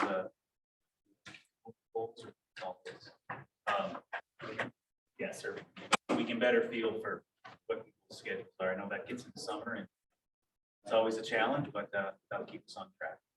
Yeah, I just want to throw out on these, I mean, I've been to 2, but the tours of local, the manufacturing, seeing the truss plant yesterday, and it was just a couple hours to do that. I mean, the mine was obviously a full day, but I mean, those are good opportunities for us to learn what's going on in our community. Really, if you can arrange stuff like that, I love show and tell. I also would say it also helps out the state budget if we have business organizations that can step up and host. I offer that closer to our location. So anytime we can help out in any of that and help host physical location. And MSU is our partner this go around. It's very good at sponsoring the space for us for free. Anything else that you'd like to? I just want to thank Wes. I think you've done a really nice job picking up 6 months of doing that.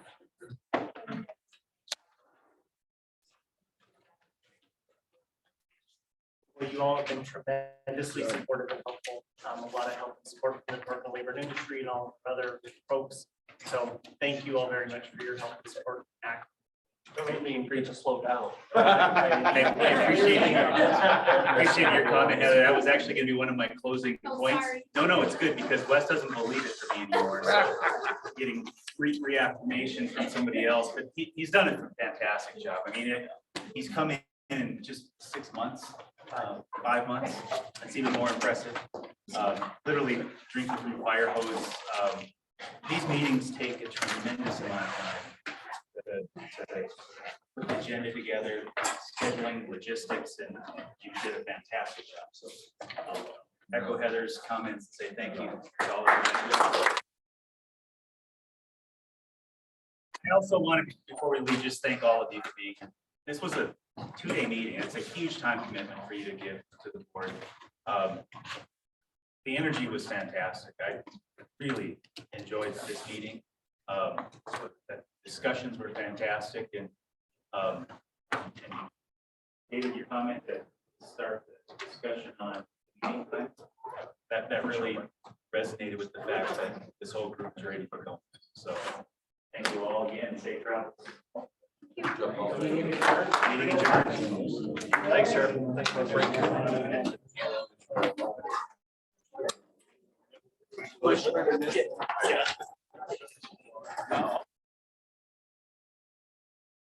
I'll say,